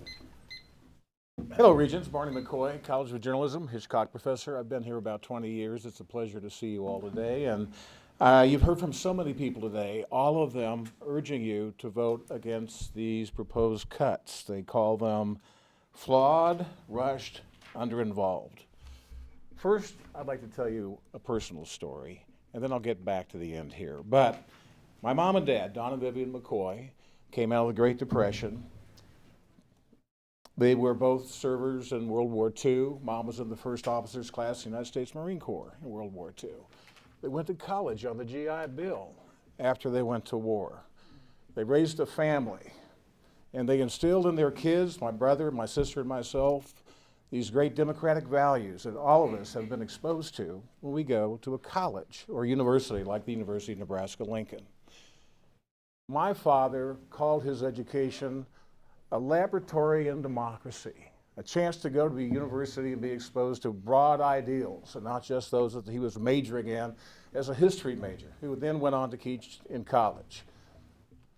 My mom was a director of continuing education at the University of Michigan before she retired, but all of them believed in the value of an education and having that broad diversity of opinions and ideas to be exposed to, not just the stories and not just the courses that they were taking, that they were majoring in, which is really what I'm talking about here today, this great exercise, this great laboratory in our democracy, American democracy, right?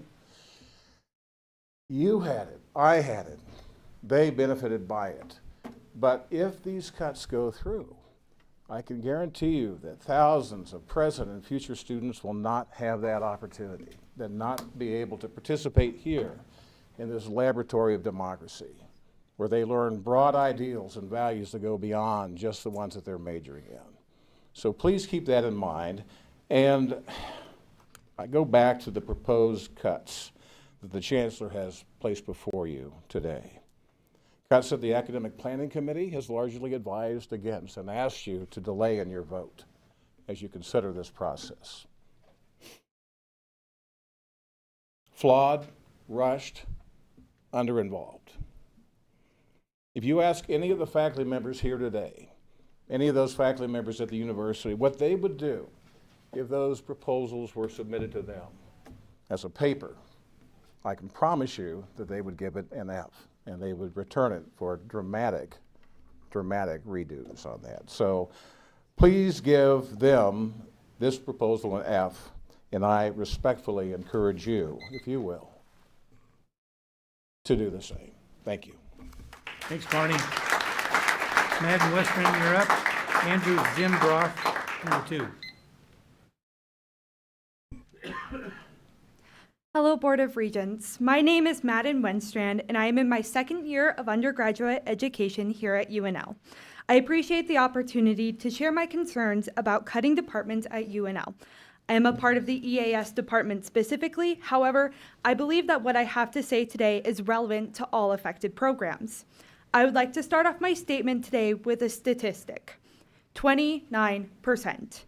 According to a 2021 study conducted by the UK Office for National Statistics, only 29% of autistic adults in the UK were employed, leaving nearly 70% unemployed. A similar trend is apparent in the US. However, the available statistics are less recent. While the COVID-19 lockdown likely had an effect on unemployment rates, a significant disparity in employment rates of autistic and allistic or non-autistic individuals is glaring. As an autistic person myself, I have faced discrimination on job applications and employment opportunities. Whenever I've disclosed my disability on job applications, I have never been offered an interview, much less a job. My biggest concern with the frankly rash decision to cut departments here at this university is the quality of education I will receive. While students have been told that we will still receive a quality education, we have also been told that students in affected programs will make a personalized plan for the remainder of our time here at UNL, insinuating that current degree requirements will be cut. If I am not able to have the same quality of education as my peers, I will be significantly less competitive in the job market, especially if my education does not meet industry standards. I am a disabled person who requires accommodations in order to sustainably do any job, and many employers do not want to hire disabled employees because accommodations are viewed as an unnecessary expense. I have to be extremely competitive in the job market to even be considered for a job. I have seriously considered applying to other universities, but because I am unable to work on top of being a full-time student, attending an out-of-state university is impossible. Students need to be any university's top priority. If this university cannot guarantee that I will have the same quality of education and opportunities as the students before me, then the university should either significantly reduce the cost of my tuition or help me find a different university to finish my degree at and cover the difference in cost. Again, students need to be this university's top priority, and this includes marginalized students. Remember the 29% when voting on the budget cuts later today. Thank you for your time. Thank you. Andrew Zimbroff and Lily Rippendo is number 2. Hello, my name is Andrew Zimbroff, and I'm an associate professor and extension specialist in textiles, merchandising, and fashion design, or TMFD. Thank you for the opportunity to highlight a dimension of TMFD that has been largely overlooked, but is vital to UNL's mission and Nebraska's future. TMFD delivers measurable statewide impact through extension, reaching youth in all 93 counties of the state, with entrepreneurship and leadership programs that build confidence, creativity, and problem-solving skills. These experiences shape the next generation of Nebraska innovators. Our over 120 industry and nonprofit partnerships strengthen rural economies, support small businesses, and fuel an innovation ecosystem that simply does not appear in the narrow metrics used in the recent program reviews. Our research contributions also speak directly to the university's highest goals.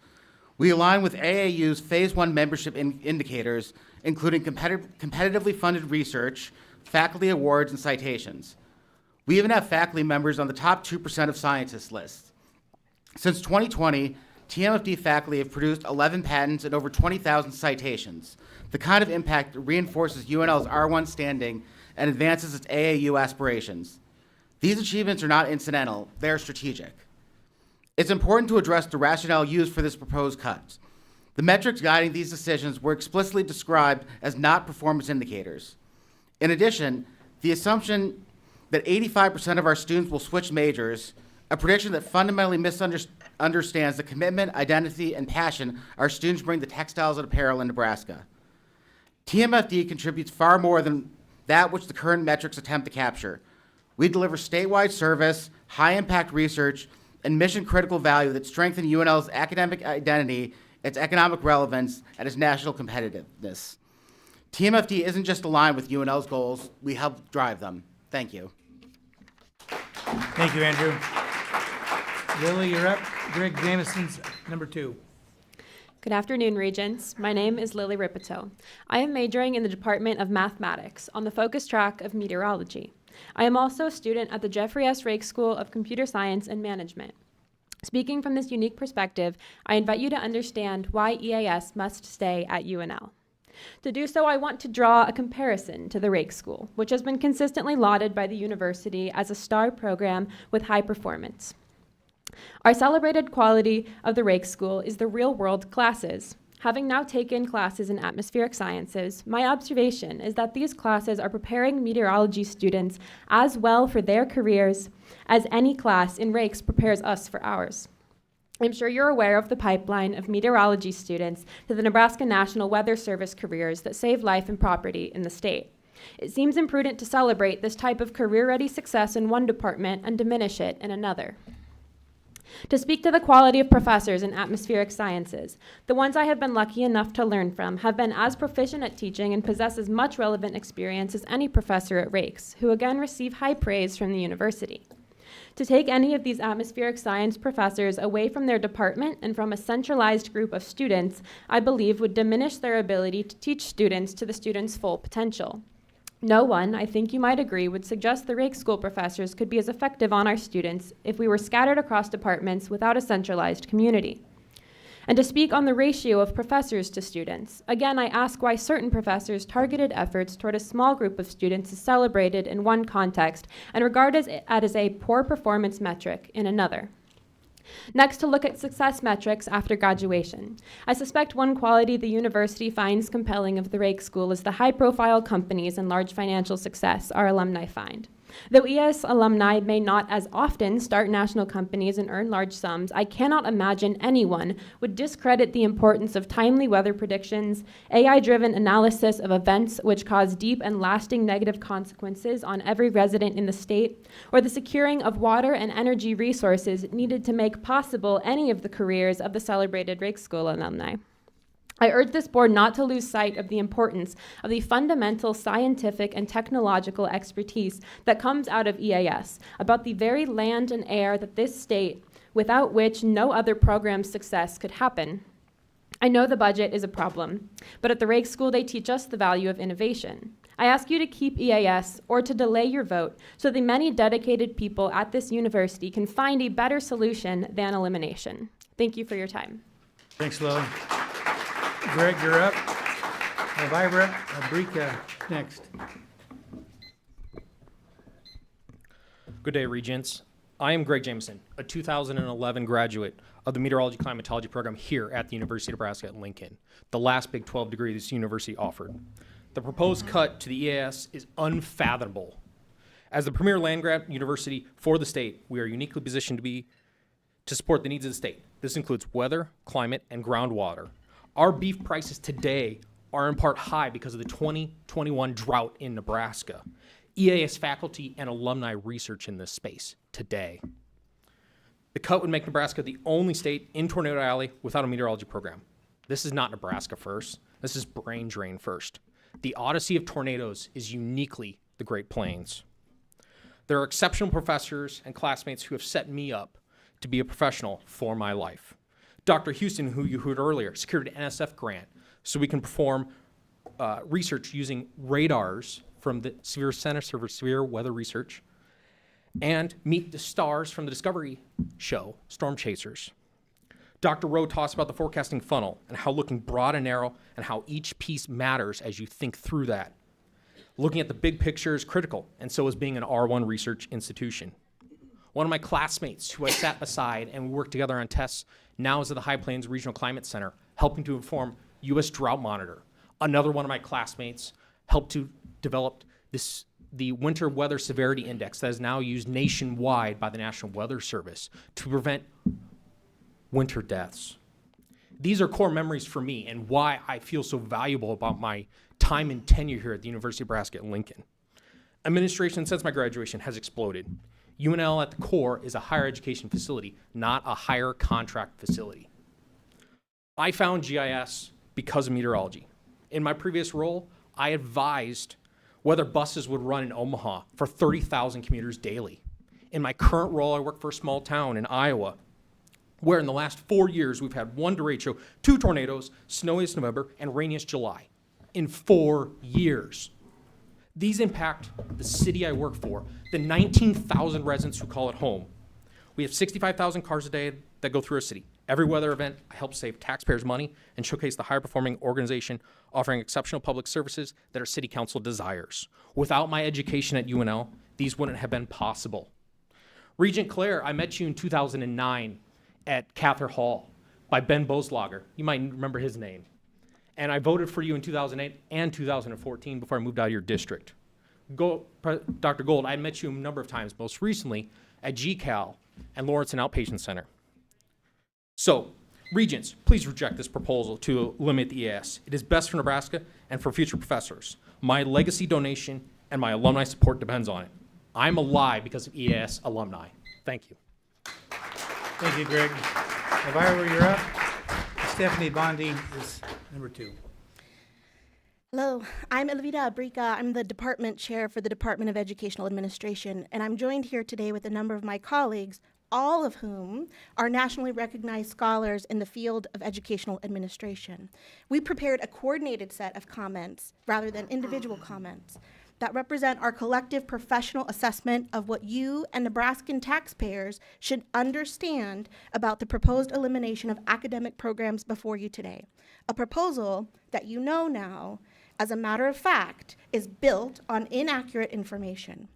We offer this testimony with deep respect for your fiduciary duty, your role as stewards of the university system, and your responsibility to ensure that high-quality, accessible education remains available to all Nebraskans throughout the state. Let me begin by stating our cohesive message clearly. First, the proposed academic eliminations are not an advisable way forward. Second, we're going to offer you a better plan, one that reduces real costs, strengthens academic mission, and protects the revenue that we need and that we depend on. Our specific ask is straightforward. Just pause. Pause these cuts so faculty and administration can work together quickly and give you a more effective solution. We're all on the same page. When something isn't working, you fix it. You don't keep pouring money into a broken system. You don't keep any extras that don't serve our students. And when economic times are tough, we all tighten up our belts and make sure every dollar is used effectively. Eliminating revenue-generating programs that are one of a kind in a state, as a matter of fact, do not solve financial problems. We need to do the hard but obvious work, address the top-heavy bureaucracy of the current university structure that we cannot afford any longer. We will deliver to you today one proposal that saves money, cuts waste, and is the most financially responsible action you can take right now, today. Thank you. Thank you, Elvira. Stephanie, you're up. Elizabeth Niehaus is number 2. Hi, my name's Stephanie Bondi. I'm an associate professor of practice in the Department of Educational Administration. As my colleague outlined, our first major point is simple. These proposed academic program eliminations are not an advisable way forward, and here's why. The budget reduction plan cites $6.7 million in savings by eliminating 4 academic programs, but that figure reflects only the gross salaries of faculty and staff in those departments. It does not reflect actual savings or losses that would be realized. The proposed cuts may look compelling at first, but they amount to a bill of goods, because once you account for lost revenue and added costs, they simply do not deliver the savings advertised. The proposed cuts do not account for tuition these programs generate, nor additional revenue from grants, cooperative agreements, contracts, and distance education fees, nor does it account for established partnerships that drive private donation gifts, which disappear with program elimination.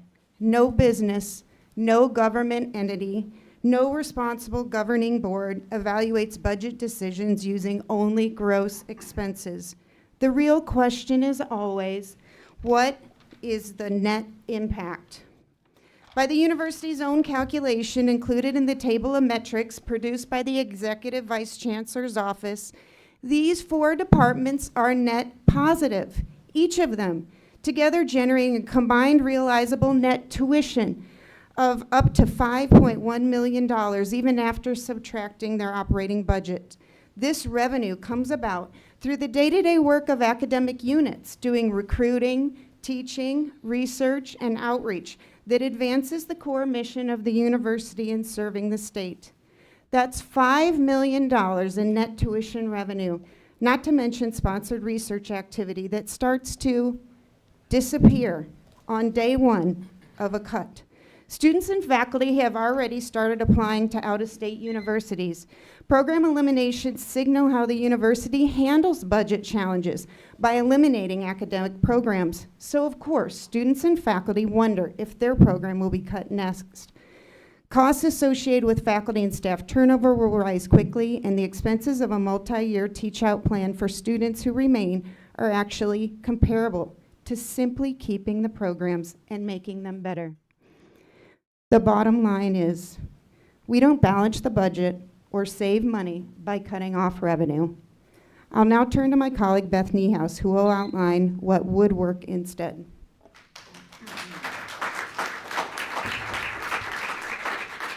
Elizabeth. Hello, my name is Beth Niehaus, and I'm a professor in the Department of Educational Administration. As my colleague just described, the academic program cuts in the Chancellor's proposal are actually counterproductive to our goal of balancing the budget. But then you may be asking, if not this, then what? Our counterproposal is to reduce wasteful administrative spending by restructuring leadership over UNL, UNMC, and the NU system, similar to how many of our Big Ten peers are already structured.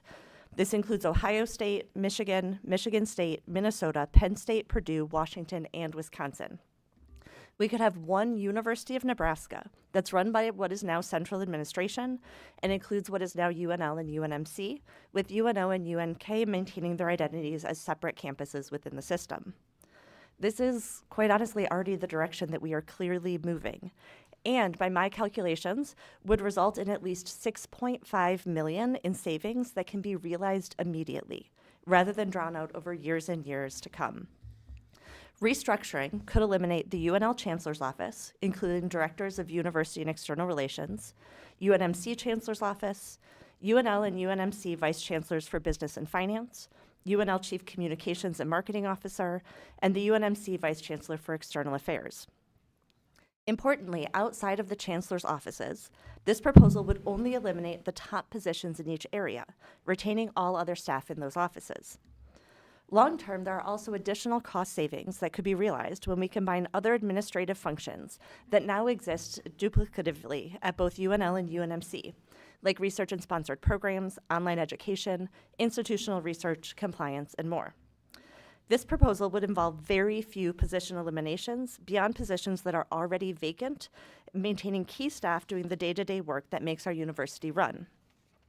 As I mentioned earlier, restructuring in this way would result in at least $6.5 million in cost savings from salary and benefits immediately, with no lost revenue, none. And this is a conservative estimate of the cost savings involved. This is clearly a better deal than cutting a purported $6.7 million that in reality nets a loss of millions of dollars annually. Most importantly, this approach protects the core academic mission of the institution, preserving our ability to serve our students and the state. It mirrors the administrative structures used successfully at other Big Ten institutions, allowing us to remain competitive while reducing overhead. Cutting academic programs, by contrast, leads to enrollment declines, reduced research funding, and long-term costs that far exceed the short-term savings.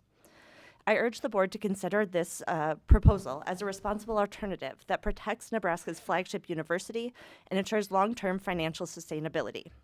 I'll now turn it over to my colleague, Jingyang Xia, who will discuss how removing outdated bureaucratic barriers can further strengthen revenue and innovation.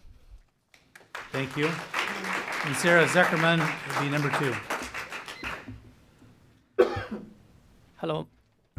My name is Jingyang Xia. I'm associate professor in the Department of Educational Administration, and this is my 12th year at UNL. Building on the structural changes my colleague just outlined, we also propose that the board instruct UNL and NU administrators to eliminate the bureaucratic barriers that currently block revenue-generating innovation. What became clear in the Chancellor's proposal was that our leadership was not thinking expensively or creatively about how to solve our budget issues. Instead of proposing innovative strategies for using our resources more efficiently, they stayed with the mindset of how things have always been done here. Let me offer one example.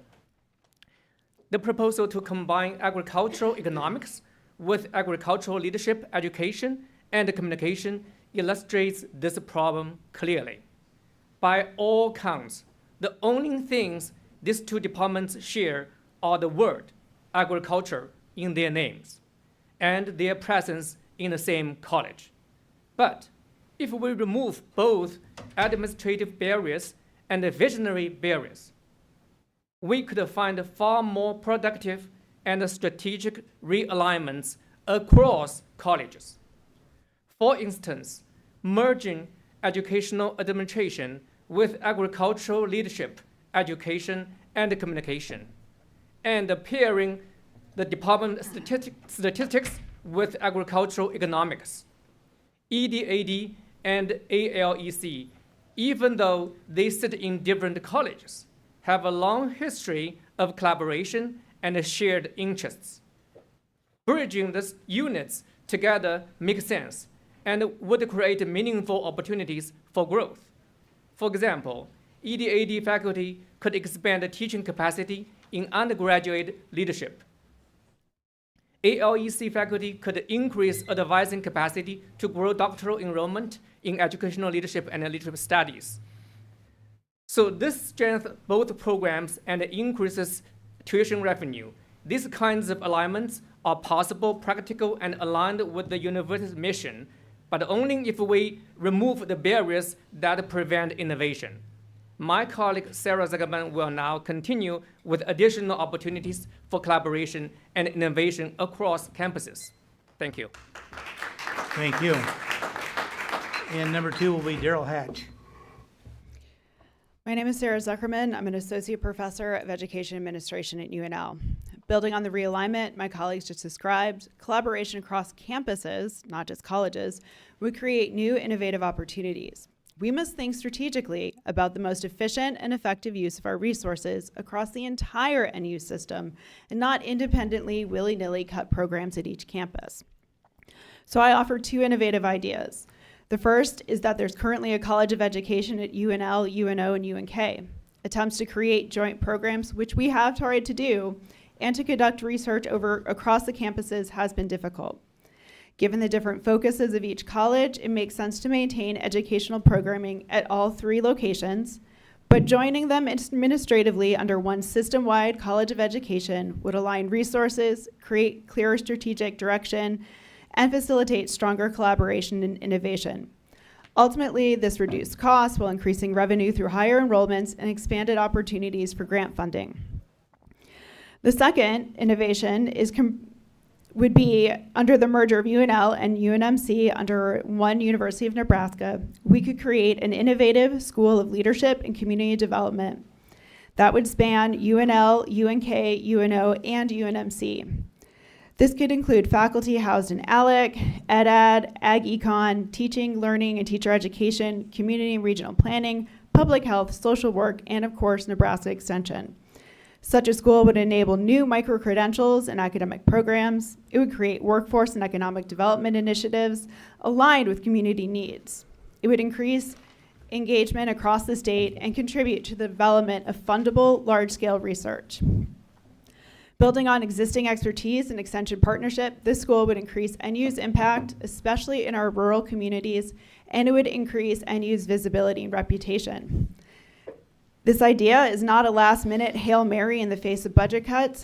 It's one that I and members of my department and others previously named have been working on for 4 years. There's a blueprint for this school, this cross-discipline, cross-campus, community-engaged school in our UNL Grand Challenges Catalyst proposal. One external reviewer stated the proposal to reorganize faculty work, reduce barriers to collaboration across disciplines and campuses, and the focus on serving the needs of communities in Nebraska would attract serious external funding and create a nationally and even internationally renowned entity at NU. Right now, this idea exists on paper. We need leadership to help us bring this idea to life, not shut the door on opportunities to save a few dollars.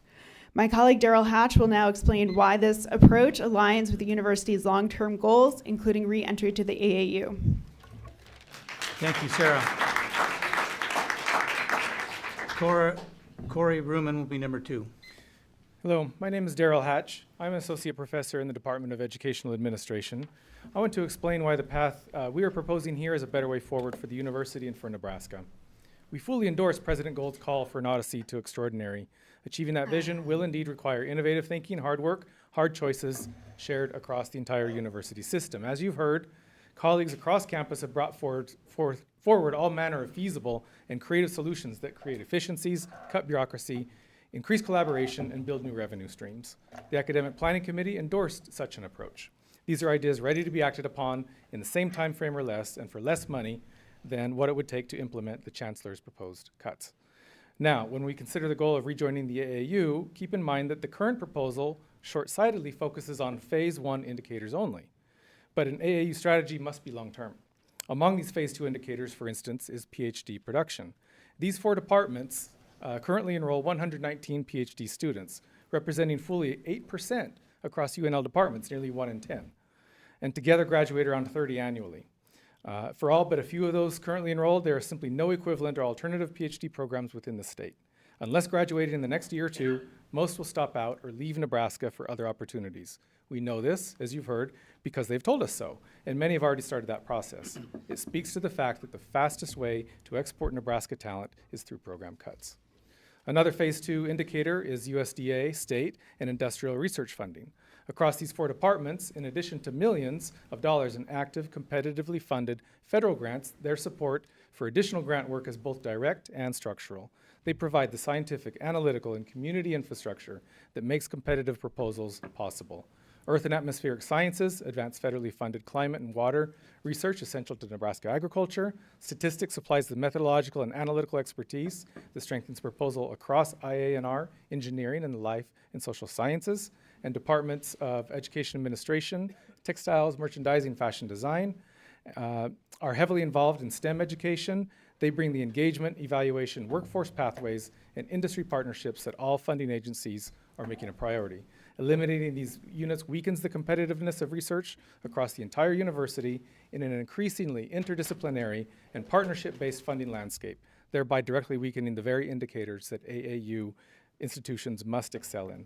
We plan to propose, this plan that we speak to you moves the university toward AAU reentry. The plan before you today for program eliminations moves us further away. My colleague Corey Ruman will now bring these points together and close with broader implications for Nebraska's future. Thank you, Daryl. And Sapero, you'll be number 2. Yeah, good afternoon, and thank you for the opportunity to speak. My name is Corey Ruman, and I'm a faculty member in the Department of Educational Administration. I've been in the department in that position for over 13 years, I guess. Sticking with the baseball analogy of being on deck, could say that I'm the cleanup hitter or maybe the closer, but I never could. I was never a power hitter for sure, except maybe in beer league softball, and I certainly cannot throw a 100-mile-per-hour fastball. But before I start, I do want to say how honored and humbled I've been to be associated with this group of colleagues and faculty members, not just in my department and the staff, but all of us who are fighting for our lives, which through what has been, to be honest, at times an unbearable, dehumanizing, disempowering process. That being said, we can change course today. You have been led down a path that applies Band-Aids to problems instead of fixing what is truly broken. Cutting academic programs will eliminate unique programs and revenue Nebraska simply cannot afford to lose. Many of our administrators, including Chancellor Bennett himself, have argued one of the best ways to address our budget deficit is to create more opportunities through creative and innovative thinking, and cutting programs does just the opposite of that. We simply cannot be fooled into believing these recommended cuts will do anything but hurt the University of Nebraska now and in the long term. We are offering an immediate, practical solution, one that reduces costs without harming the programs that generate tuition, partnerships, workforce talent, and research, and the very programs by the Academic Planning Committee's own recommendations contribute to the strength of the institution. If we truly believe in an odyssey to extraordinary, we cannot choose a path that cuts the people and programs that make extraordinary work possible. The proposal in front of you cuts into our academic core and into our revenue. It eliminates opportunities for growth and partnerships and negatively impacts all of Nebraska, including our rural communities. The plan we have presented today cuts bloat, not backbone. It strengthens programs, strengthens partnerships, and strengthens the PhD production that the AAU status requires. We and countless other faculty have done the hard work to bring forward a number of real solutions, real innovative solutions. We are all ready to work with you to implement those solutions, and we invite you to take that step with us to move Nebraska forward. Thank you for listening, and thank you for your service to the state of Nebraska. Thank you, Corey. Turno. And Heike Hoffman will be number 2. Hello, Regents. My name is Shuparno Ghosh. I'm a professor in the UNL Department of Statistics. I stand before you today to request not to eliminate the Statistics Department at UNL. It was widely advertised that elimination of the Stat Department will probably save $1.75 million. But at what cost? Well, let's take a look. We are living in the age of AI, and statistics lies at the very core of AI. In UNL, a significant portion of our statistics faculty are advancing the frontiers of AI through federally funded research that spans mathematical foundations of AI, cutting-edge data visualization and analytics, and development of novel AI tools for digital ag. Eliminating this department would not only dismantle this high-impact research program, but also severely undermine UNL's capacity to contribute and to benefit from the AI revolution. Why does that matter? Because leading public research universities, particularly the AAU schools, are making bold strategic investments in AI. Some examples. January 31, 2024, UT Austin launched the Year of AI initiative. It included a major faculty recruitment drive and $25 million investment. July 25, UCF, another AAU school, established the Institute of AI, backed by over $50 million in strategic investment. November 26, 2025, Ohio State University announced a sweeping AI faculty hiring recruitment initiative with 100 new tenure-track faculty over for 5 years. December 1, 2025, Texas A&M University committed $25 million to hire 167 new faculty with strong emphasis on STEM and related field. In this national context, the elimination of Nebraska's only stat department would amount to disinvestment from AI. At precisely the moment when peer institutions are doubling down on AI. If our goal is to attain AU membership or even remain competitive, can we afford to move in the opposite direction? Regents, the elimination plan presented to you will not support extraordinary research. It jeopardizes NU's capacity to cultivate a future-ready workforce and undermines university's long-term vision. Simply put, this plan will not take you on the odyssey to extraordinary. It will leave you stranded far away from it. There is a challenge in this opportunity, and this moment is no exception.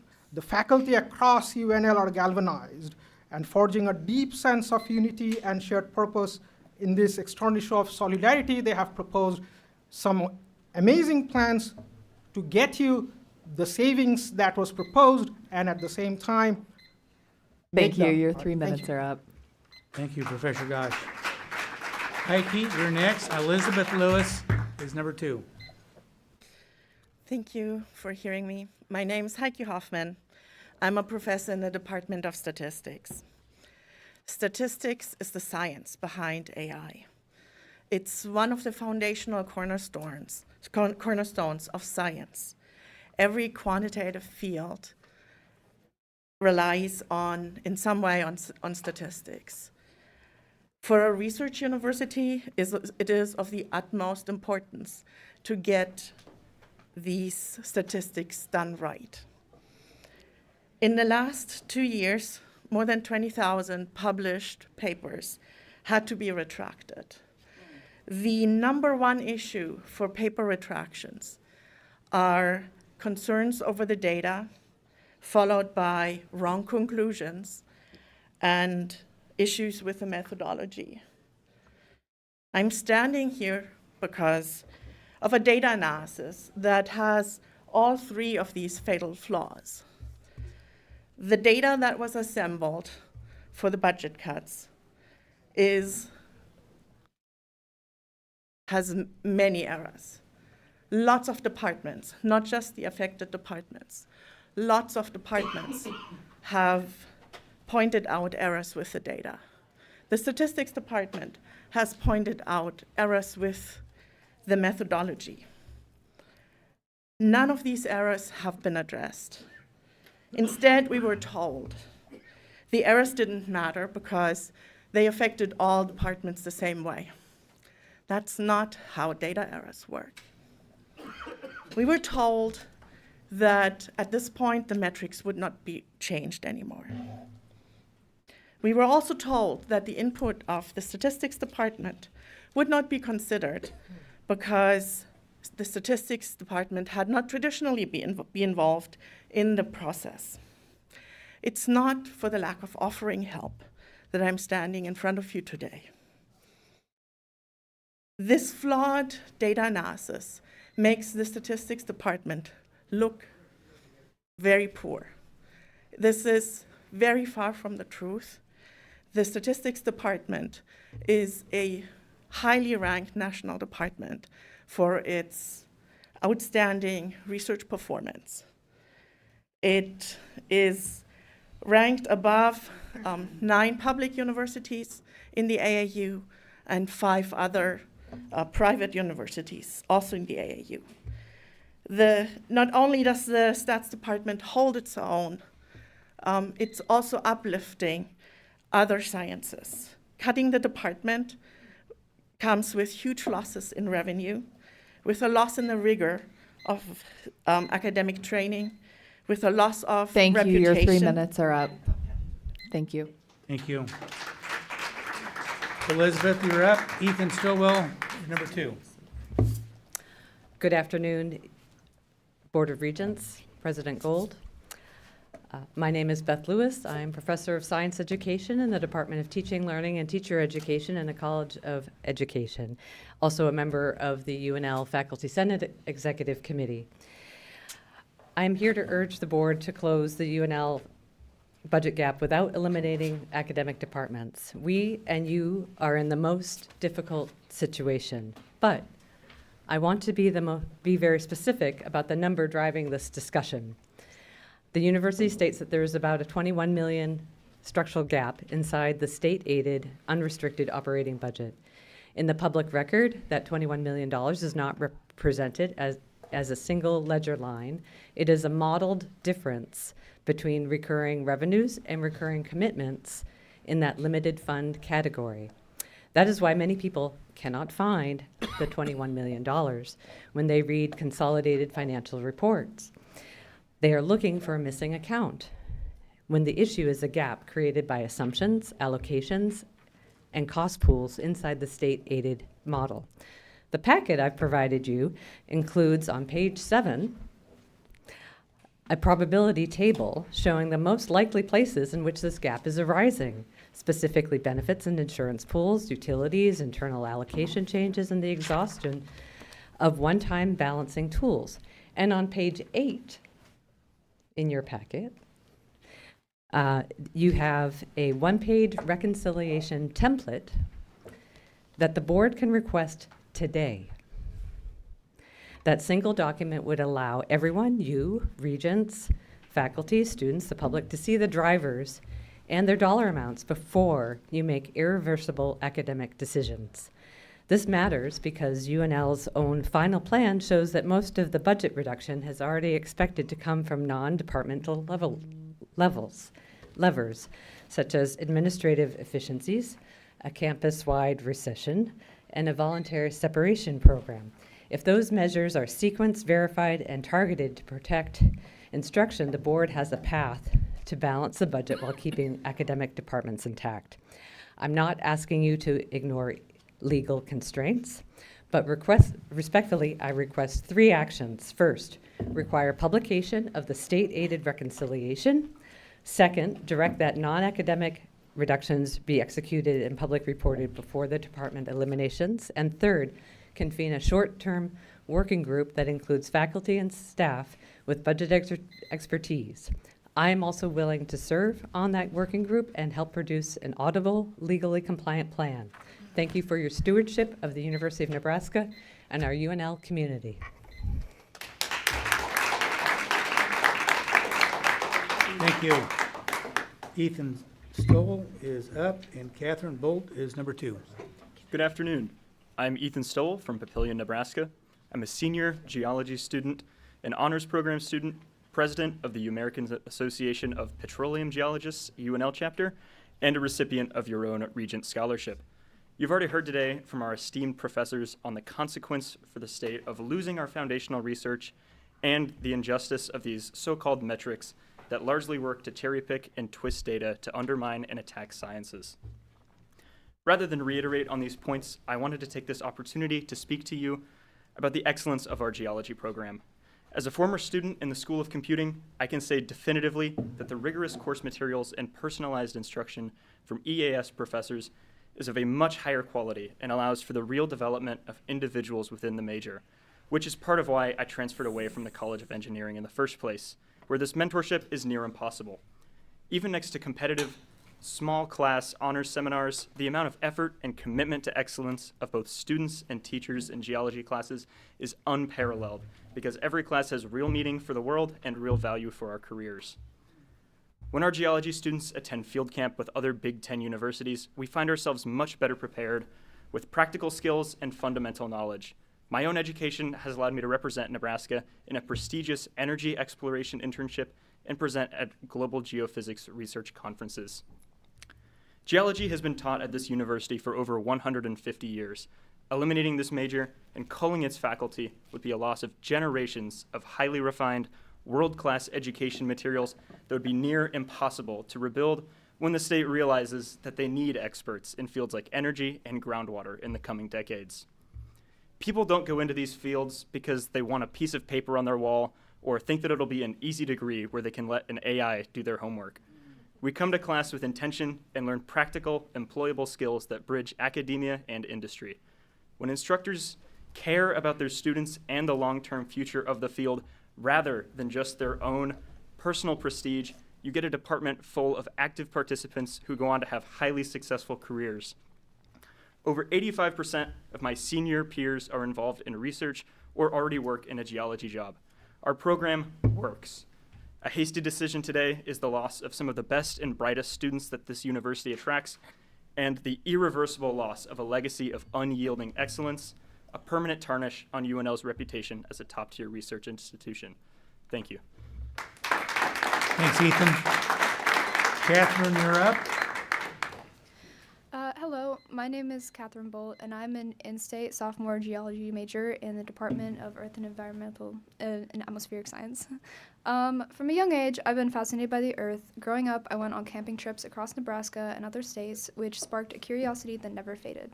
I became specifically interested in geology when I had the opportunity to take a geology course in high school in the Science Focus program.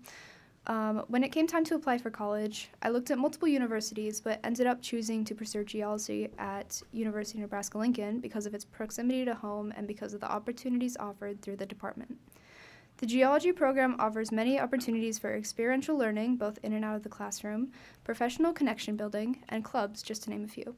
An example of this is the connection our faculty and department have with outside partners and donors that make it possible to go on experiential learning opportunities for free with scholarships. An example of this is the Walker Trip, a summer class that I took that went to Utah to learn about the geology of the western United States. I would not have been able to go on this trip without the scholarships provided. The elimination of the department would rob me of the opportunity to have similar experiences in the future. I love the state, and I went to UNL because I wanted to stay here and learn, not go out of state. But if EAS is eliminated and the geology program is reduced, then I would have to consider leaving Nebraska to continue pursuing my degree, and this would have a tremendous impact financially on me, but also impact the university, which would be losing what I'm in paying tuition and in meal plan dollars. I urge you to reject this proposal to eliminate EAS and protect Nebraska's resources, our scientific community, and the mission of this university to provide quality education. Thank you for your time. Thanks, Catherine.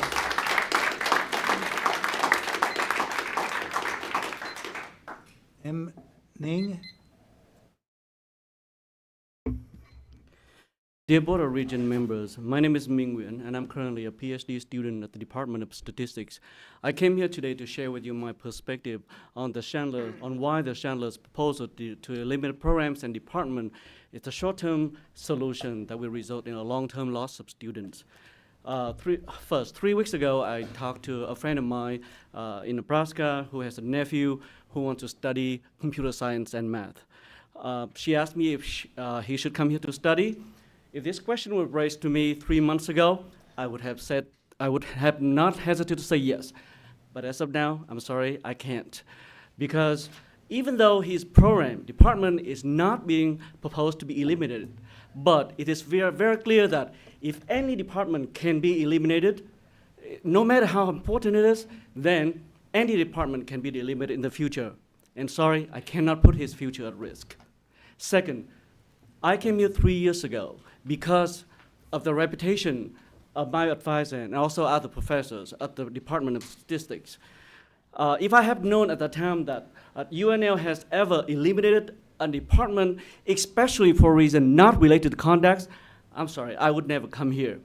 So the story of my friend's nephew and me tells you that if a program or a department is eliminated, lots of students will not come here. Well, maybe except for students from Nebraska who want to study here because they want to be close to the family and home. But please note that as of now, 30% of students at UNL are not from Nebraska. So that is a significant loss of students if they decided not to come here because the future to study here is not safe.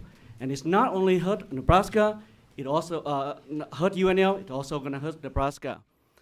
Dear Board of Regents, I believe that the leadership executive team has hardworking professionals, but the fact of the matter is they did not involve any people that spend their whole life working and living here. They are not, lots of them are not Nebraska native, and they can move anytime. As of now, one is already leaving. Should make you question whether they put the future of Nebraska at the heart of the decision. You, on the other hand, are Nebraska native, and I believe that at the bottom of your heart, you want to do everything that you can to protect the future of Nebraska. Because of that, I urge you not to follow the Chandler's proposal to eliminate department or program, which again is a short-term solution that will lead to a long-term loss of students, of faculty, and to Nebraska. Thank you. Thank you. Dr. Harwood, you're up. And Ray Arrett is number 2. Yeah, good afternoon, Regents. I'm David Harwood, professor of geology in the Department of Earth and Atmospheric Sciences. I've been at UNL for 36 years. I appreciate your service and your position to prevent a harmful mistake to UNL's academic reputation. The safety of Nebraskans and the quality of our children's science education are at risk. I urge you to not eliminate EAS. I want to talk about risks. Late yesterday, I sent an email to each of you with information from the World Economic Forum's 2025 Global Risks Report. It identified the top 4 global risks from a 10-year perspective. All of these risks fall under the realm of Earth and Atmospheric Science disciplines: extreme weather events, biodiversity loss and ecosystem collapse, critical changes to Earth's systems, natural resource shortages. I earnestly implore you to not cut UNL's Department of Earth and Atmospheric Sciences to save costs, as future costs will be greater if and when these risks are realized. AIS faculty and graduates in the workforce and the service entities and communities we advise play a vital role in keeping Nebraskans safe through risk assessment, warning, mitigation, and response. I teach about these risks in my geology courses for undergrad non-majors. Reflective statements from my students read, all students should have known about these risks and of actions to better manage our planet. Many state, I can't believe I'm only learning this now. I wish these were presented earlier in my education. Here's my second point in this is that there are risks to the depth and breadth of Nebraska's science education workforce if EAS is eliminated. We offer important coursework required for science teacher certification in earth and space sciences and in broad field science endorsements. An imminent risk before us is the loss of our institution's vision of excellence. Many dedicated faculty committed to the university's success feel trust has been broken by these reckless cuts. Allow our bright faculty time to engage. Is there a risk in pausing? Open the door to creative proposals to help find solutions, non-destructive cost reductions, and new revenue streams. If EAS is eliminated, it won't be long before UNL will need to rebuild this program at a greater cost, and in the absence of the legacy that dates to the founding of this great institution. By proposing these eliminations, UNL has already put its reputation at risk. You, Regents, have the opportunity now to reverse course and start the correction. We are Nebraska's land-grant institution. Earth, air, water, and science education are prime elements. Vote to pause. Allow time for a better plan and shared governance. So many great ideas were shared today. Allow time to revisit them. Please pause. Thank you for your time. Thank you, Dr. Rainieri. Carson Trigo was number 2. Hello, Regents. My name is Rain Orrit, a junior majoring in statistics and data analytics and computer science. I am a Nebraska Career Scholar, much like many of my statistics peers. The Nebraska Career Scholarship is awarded to, quote, only students in certain high-demand fields in Nebraska. It says this is a highly selective scholarship since the number of awards is limited due to available funding appropriated by the state of Nebraska. For my first year of college, I was awarded $17,750 because my major is in demand. By graduation, I will have received $41,750 saying that statistics and data analytics is in demand in Nebraska. My sister Lizzie Orrit is a presidential scholar in the same boat with meteorology. She is unable to be here due to surgery after a fall on the unsalted sidewalks just outside her resident hall on Monday. My mother, Dr. Sarah Orrit, is a recent summer graduate of the statistics department as well. Furthermore, I want to speak about these past few months and all the efforts that I have made to make my voice heard. Within the first week of the budget cuts news, I made an Instagram account called I Love Statistics UNL. And under 4 days, the account amassed over 105,000 views and reached over 24,000 accounts. Currently, it has reached over 33,000 accounts. The slogan was, I'm a Husker Who, and then variations of positive messages showing support for the impacted students and faculty as a parody of Husker and. I reached out to ASIN to help create and do chalk for the Huskers Have a Say event, where people could come together and show their support as well. I spoke at the APC hearing for statistics. I was interviewed on 5 separate occasions. I attended the statistical seminar with the record-breaking attendance about the faulty metrics. Then the tone began to change. I started with positive messages, ways to reach out for people to show support instead of negative criticism against these cuts. But after months, and continuously being told that the process will not be paused despite much quantitative error and lack of transparency, that statistics is still on the chopping block, and being told repeatedly that I personally will be fine, I and many others feel ignored. The administrator who made me feel most hurt and met with me personally is somebody who is also impacted by these cuts, our Dean of Students, TJ McDowell. Thank you so much, TJ. As a statistics student, I was able to do research, even as a sophomore, underneath Dr. Ghosh. I learned about the foundations of statistics in courses taught by Dr. Blankenship for 4 semesters in a row. I traveled to the zoo this semester to act as a consultant to local high schoolers for a course taught by Dr. Howard. I created lesson plans and taught youth about statistics and artificial intelligence over the summer underneath Dr. Stanky as a Nebraska Extension 4-H intern. I love statistics and all the valuable opportunities that it has given me to make a positive impact, and I hope it can give me and many others many more. So lastly, I ask you to look at me, a Husker who simply wants to be able to study statistics and learn without interruptions, and to choose to vote against these eliminations that have made this semester the most stressful semester in all my years of schooling. Please let your vote answer this question. Do Huskers have a say? Thank you. Thank you.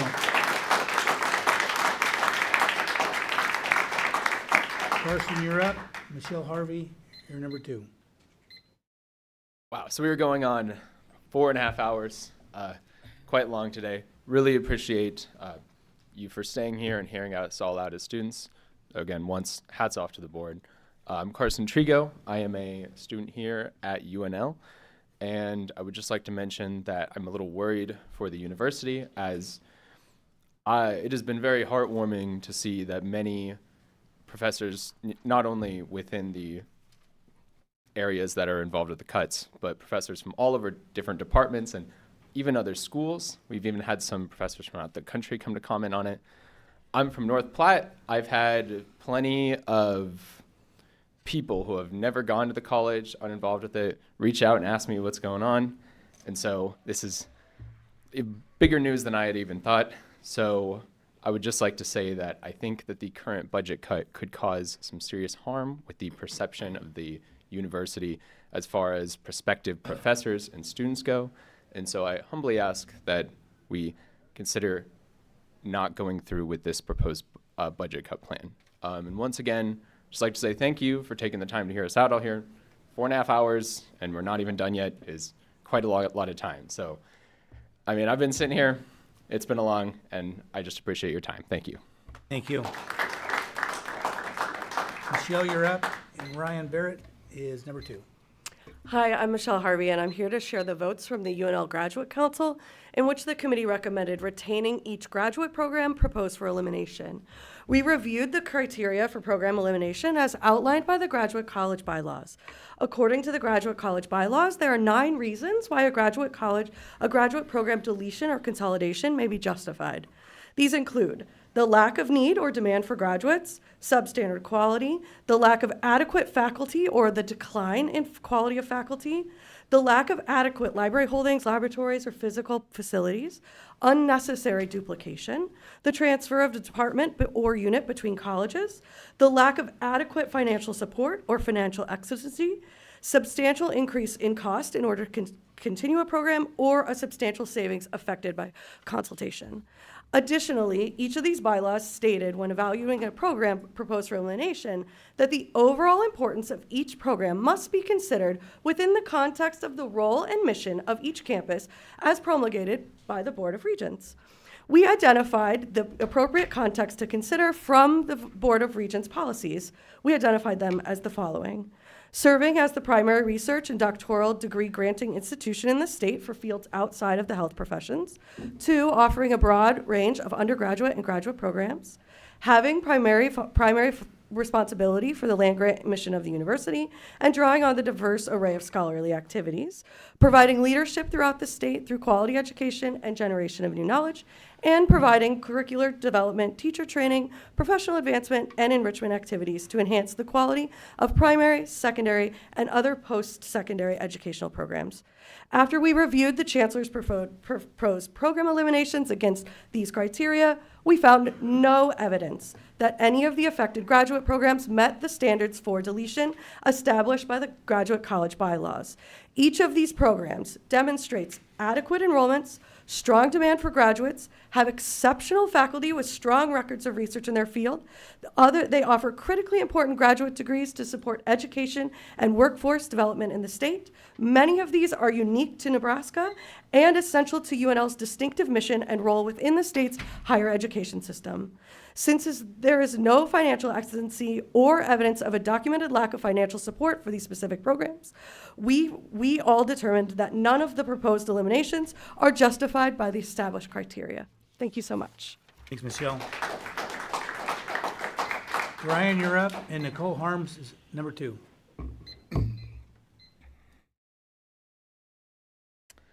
Hello, Regents. I will try to keep this short. My name is Ryan Barrett. I am a first-year statistics graduate student at UNL. I'm from Lincoln, Nebraska. I've lived here my entire life. I just want to start off by saying that I was deeply disappointed with the hasty proposal to eliminate the statistics department at UNL. Like I said, I have lived in Nebraska my entire life. My mom was born in Lincoln. My dad is from Ravenna. So this state means a lot to me, and the well-being of the state means a lot to me. I graduated from UNL last spring with a degree in biological sciences and data science. The latter I would not have been able to accomplish without the Department of Statistics. At said graduation, I shook Chancellor Bennett's hand and he wished me well. Turns out that was a lie.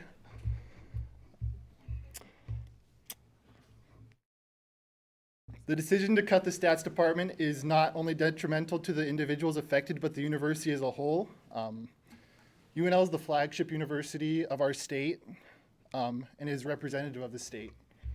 To be frank, these decisions are an embarrassment for Nebraskans. If our goal is to be competitive with our Big Ten peers in the future, this is not the way forward. So I am proud to be a Nebraskan, so I ask you as a Nebraskan to make the correct decision for the future of our state and vote to save the statistics department at UNL. Thank you. Thank you, Ryan.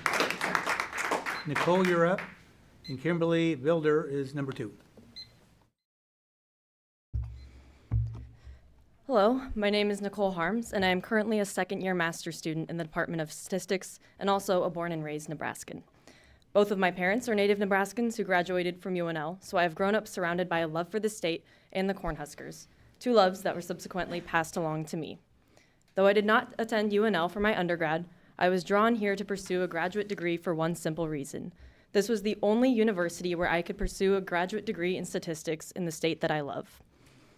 It has been said throughout the budget reduction process that we cannot keep Nebraskan talent in this state if we don't offer a range of competitive programs to foster it. On the flip side, how can we expect to draw out-of-state and international talent when we don't offer programs that set us apart from other universities? I have met some brilliant minds here during my time, which I am proud to call my friends. A lot of these friends have literally crossed oceans to be here, and out of the many other institutions they could have possibly attended, they chose to make Nebraska their home. They chose to bring their talent here. So imagine their frustration in hearing that their program of study could be ripped away. Cutting whole departments is a cheap, short-term solution to a long-term problem, and what's more, a short-term fix with lasting consequences. Statistical expertise is imperative to credible research. As an R1 university, cutting the statistics department would actively work against UNL's goal of rejoining the AAU. If we begin to make a habit of cutting programs every time a budget deficit arises, at what point does it end? If all it takes is 3 months, faulty metrics, and little due process to completely gut entire programs, then frankly, I am scared for the future of this university. While I understand that part of the reason for the budget deficit lies beyond the hands of our university, that does not automatically make cutting programs the right solution to the problem, and certainly not when it's a decision made based on faulty data. One important part of statistics is approaching a problem from a number of different angles. There is nearly always more than one solution to a problem. It is then our job as statisticians to choose the best solution. I'd like to ask our university leaders to do the same. Look at different solutions to this budget problem and choose the best one. I don't know what the best solution is here, but I know it's not gutting entire programs. If our goal is to complete this odyssey to extraordinary, making rash decisions cannot and will not accomplish that goal. As a Nebraska native, I want to be proud of this university. I want this university to make decisions that build us up, not cut us down. So Regents, I ask you today to make a decision that reflects the university's desire for an odyssey towards extraordinary, and not one that sends us spiraling downwards. Thank you for your time. Thank you, Nicole. Kimberly, you're up, and Alex Vansky is number 2. My name is Kimberly Peshka-Bilder, and I am a Nebraskan by choice. I earned my law degree from the UNL College of Law and devoted the first 18 years of my professional career advancing the mission of the University of Nebraska through my work at UNL and at the University of Nebraska Foundation. The statistics faculty have demonstrated that the substance of the chancellor's proposal is based on a flawed analysis. You have evidence of the value that statistics and the other departments proposed for elimination contribute to the university and the state of Nebraska. This half-baked proposal has destroyed trust and confidence in this institution. But I'm not here to talk about substance. Several of you are attorneys, and like me, I know you get a little thrill thinking about rules and procedure. Board of Regents bylaws tell us that tenured faculty may be terminated for financial exigency or for a bona fide discontinuance of a program or department. Since you have not declared a financial exigency, then this proposed termination must be for the bona fide discontinuance of a program or a department. However, this process has not been conducted in good faith under UNL's bylaws or its budget reduction procedures. And therefore, any discontinuance of a department resulting from that process is not a bona fide discontinuance. UNL's bylaws require that all persons affected by a proposed elimination of a department have access to all relevant information, including detailed budget data. The budget reduction procedures require information used in the process be made available to affected programs in a timely manner so that corrections and explanations can be made before the proposal is released publicly. The procedures define consultation as more than just giving and receiving information. It allows all parties the opportunity and time necessary to explore and offer alternatives before decisions are made. The procedures state that working discussions include those units potentially affected by proposals prior to public release, and they provide that after the Chancellor has announced his framework document, that he will provide a specific budget proposal to stakeholders who will provide their feedback before the proposal is released to the public. Departments were notified of their proposed elimination on September 11th. The budget reduction plan was made public on September 12th. They had less than 24 hours to provide any meaningful feedback or alternatives, all without the context of the evidence and data used to formulate this plan. That is not how you treat people. That is not Nebraska nice. Thank you, Kimberly. Alex, you're up. Colton Skinner, you're number 2. Thank you to the board. My name is Alexander Wazansky. I'm an associate professor of history here at UNL. Today I'm representing the AUP UNL. The members of our chapter are deeply concerned that the proposed cuts, specifically the cutting of 4 academic departments, will severely undermine the university's 3 primary missions of teaching, research, and service. And therefore, its status, as in UNL's own words, the state's primary intellectual center providing leadership throughout the state through the quality of education and the generation of new knowledge. As a land-grant university, UNL exists to provide a high-quality post-secondary education to the young people of Nebraska. Yet, as an AUP Commission financial report shows, during the past 7 years, the number of full-time instructional employees has decreased by 7.8%, while the number of full-time non-instructional employees has increased by almost the same amount at 7.6%.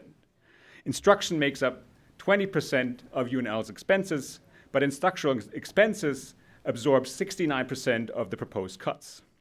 As the report concludes, it appears that the administration is doubling down on its recent history of deprioritizing instruction and students. The AUP agrees with the Academic Planning Committee that the university does not have a spending but an investment problem. These cuts, particularly elimination of earth and atmospheric sciences, educational administration, statistics, and textiles and merchandising, will diminish the university's ability to provide Nebraskans unique opportunities to fulfill their highest ambitions and aspirations. We believe in a university that treats its faculty as partners in its mission, not as an obstacle in pursuit of efficient administration. We believe in higher education that empowers students, faculty, and people to pursue knowledge for the betterment of all. We've therefore urged the Board of Regents to cancel the vote on the proposed department eliminations and to work with faculty and administrators on developing a transparent, inclusive, data-driven process that protects UNL and the state's people it serves. Thank you. Thank you, Alex. Colton, you're up. Chelsea Berkey is number 2. All right, howdy. My name is Colton Skinner. I am a 4th-year PhD candidate in the history department at the University of Nebraska-Lincoln, and I am also the Vice President of the Graduate Student Assembly and a member of the University of Nebraska's Graduate Council. I'm here today to express my concern and disappointment with the proposed program eliminations and its impact on graduate education and its effect on graduate students at this university.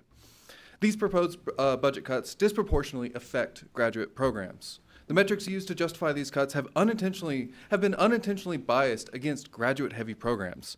5 of the 6 programs slated for termination are in the top 25 at this university for graduate enrollment. These cuts would shrink the current graduate student population between 9 to 10% for the foreseeable future. These programs were deemed less efficient because of the instructional efficiency metrics did not distinguish the difference between graduate and undergraduate courses. These programs should not be punished for having smaller enrollment in their graduate courses than undergraduate courses. Due to the nature and difficulty of graduate courses, it is completely normal for them to have smaller course sizes than undergraduate courses. I also want to say during my time as the Vice President of the Graduate Student Assembly, I have had several graduate students express their concern with these cuts, even when their departments are not directly affected. Our graduate cohort relies on each other for support and advice. Graduate students are much easier to approach and often more available than many professors. Furthermore, asking for help and helping other graduate students is often a great learning and network experience for our graduate cohort. I am a PhD student in the history department, and me and several other PhD students in history and other fields are constantly meeting in PhD consultants in the Writing Center to get advice and alternative perspectives on our writing for our articles and dissertations. And it is also true for graduate students in graduate students in the departments that are being cut. Graduate students from departments like statistics are an invaluable resource for other graduate students. I personally know several graduate students that have repeatedly asked statistics graduate students to review their research for errors in their statistical analysis and ask them for advice on statistical modeling. I also want to state that the graduate programs are important not only to this university, but to this state. Our graduate programs produce our next generation of leaders in professional and academic fields. They also bring in talent from all parts of the country and the globe to this state. The graduate program at this university is what brought me from Oklahoma to this great state. And shortly after I moved here, my brother actually followed me to be a diesel technician. He since has met his wife and has settled in this state to raise his family. Through my time in the Graduate Student Assembly, I've personally seen dozens of graduate students from out of state find employment and community in Nebraska from connections they made while in graduate school here. The university and graduate programs are one of the best attractors for smart, talented people to move to this state, and these cuts only further encourage the state's brain drain. Thank you. Thanks, Colton. Kelsey, you're up. Amanda Gailey, number 2. Good afternoon. My name is Kelsey Burke. I'm a sociology professor at UNL. It's been a long day, so let me start with just a brief recap. You've heard comments from a 9-year-old all the way to emeritus faculty, including one who joined this university in 1966. All of us speakers are united in our view that cutting programs is not the way to a bright future at UNL. Speakers have pointed out a number of very valid concerns and reasonable alternatives. Many of us, though, feel, or maybe I should say fear, that your minds are already made up, that the chancellor's proposal will be accepted later today, and I hope that you will prove us wrong. This is my 10th year at UNL. In that time, I've developed a great love for the university. I'm proud of the university. I'm raising 2 kids here who hope to attend UNL someday. I've become a fan of Husker sports. I'm going to be watching the volleyball game later today, and I'll say on the record, I think they're going to make it to the championship this year. So of course, I read a couple of weeks ago when the university extended Coach Rule's contract by promising 2 extra years for a total of $25 million. What a model of optimism and growth this provides for us, giving this coach an incentive to further develop roots, to grow into excellence. Just think what could happen if our university would put the same faith and commitment and incentives to our academic mission. I have to say, I have not seriously looked to leave UNL since I came here 10 years ago. I haven't had reason to, but that's really no longer the case. When I look at the incredible scholars who would be fired as a result of these proposed cuts, leaders in their field, award winners, recipients of millions of grant dollars, and when I look to the contributions of these departments to our students, to the state, to our local schools, our businesses, our agriculture, our safety, who is to say that my department will not be next?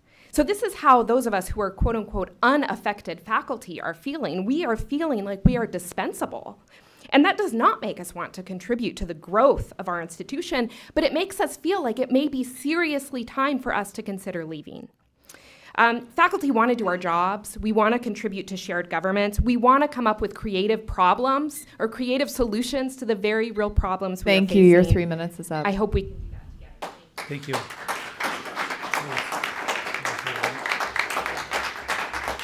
Amanda?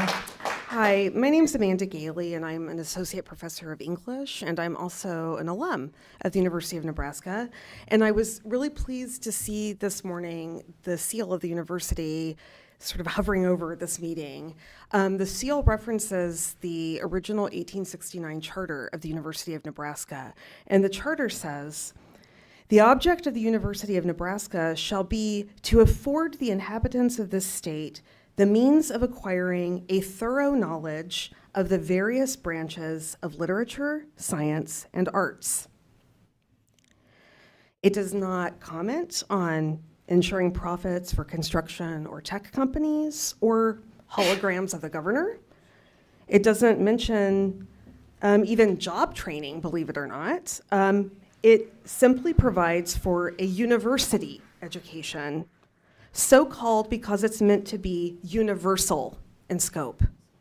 A thorough education in literature, science, and arts and their various branches. And Regents, before you today stand some of those various branches.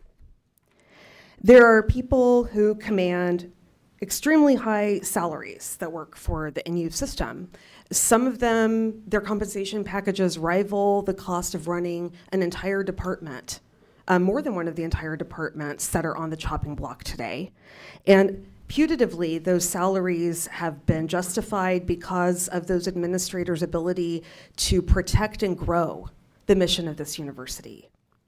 It's baffling then that those administrators have asked you to cut the core mission. I'm not sure the name of that administration philosophy, growth by hatchet, but I know that it's something different than the sacred vocation of education that the faculty serve and that the students of Nebraska benefit from. And I'd like us to see us continuing to offer our state everything we've been doing for the last 150 or so years. Thank you. Thanks, Amanda. Cassandra? And Joe Stalder is next. I know you have all heard a million times over about the flawed metrics, the poor data, and the hard facts against the logic of this proposal. I could stand here as I am and repeat that all back to you, but I find myself too exhausted to explain to you what you should already know by now. So what I will do is I will tell you I am angry. I am angry, I'm hurt, I'm embarrassed. Embarrassed that this university I looked up to and dreamed of going to as a child is showing such tragic disrespect and foolishness regarding the staff and students you claim to care so much about. I do not feel the love and care you claim to hold. Every new email I get from the president and the chancellor is just another pit in my stomach because I know I'll get another wall of text of hollow words and empty sentiments. These are words from the Thanksgiving holiday email sent by President Gold. While this time is difficult, it also presents an opportunity to think creatively about what nimble, responsive land-grant university can look like now and in the years ahead. Our university must adapt to new realities and seek new opportunities while staying true to its mission of teaching, research, and service to the people of Nebraska. What exactly am I supposed to think creatively about? Should I be creative on how to cope about you wanting to shut down my department? Should I be creative in ways to cry out for support, to try and support my department? Because believe me, I have done my best to try and call out for my department. And what years to come are there to be had? You're killing the chance for those future years for so many students, not just EAS. My future years will be spent away from a state and university that no longer cares about me. I'll no longer have a home here. What angers me the most is that I know, despite all your words, how meaningless I am to you. We aren't students, we aren't lives, we are numbers. Numbers that you want to cut down and throw out. doing irreversible harm to this mission of teaching, research, and service to people in Nebraska. By eliminating these academic departments like EAS, you are depriving us. You'll be depriving the next generation of Nebraskans who once shared my dream to go to what I thought was an awesome university that actually cared about their students. I don't see you guys the way I did before. And getting rid of us won't fix your issues, and it will not mend your problems. You'll only be hurting Nebraska.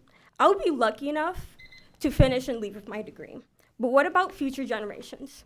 You owe us. You owe them. And Board of Regents, I trust you will make the correct decision. Thank you. Your 3 minutes are up. Sandra.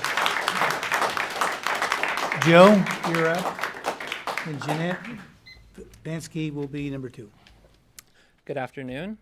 My name is Joe Stalder, and I'm a 5th-year undergraduate student here at UNL, and I'm also a Regent Scholar.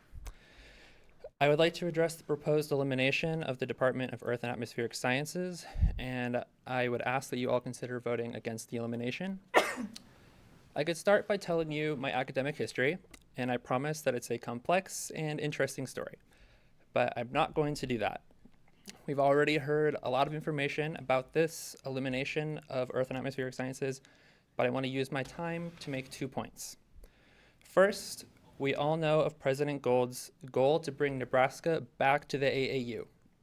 We've touched on it already today several times, and as a student, you should know that I am wildly in favor of this, and I am glad that we are working to bring Nebraska back to where it belongs.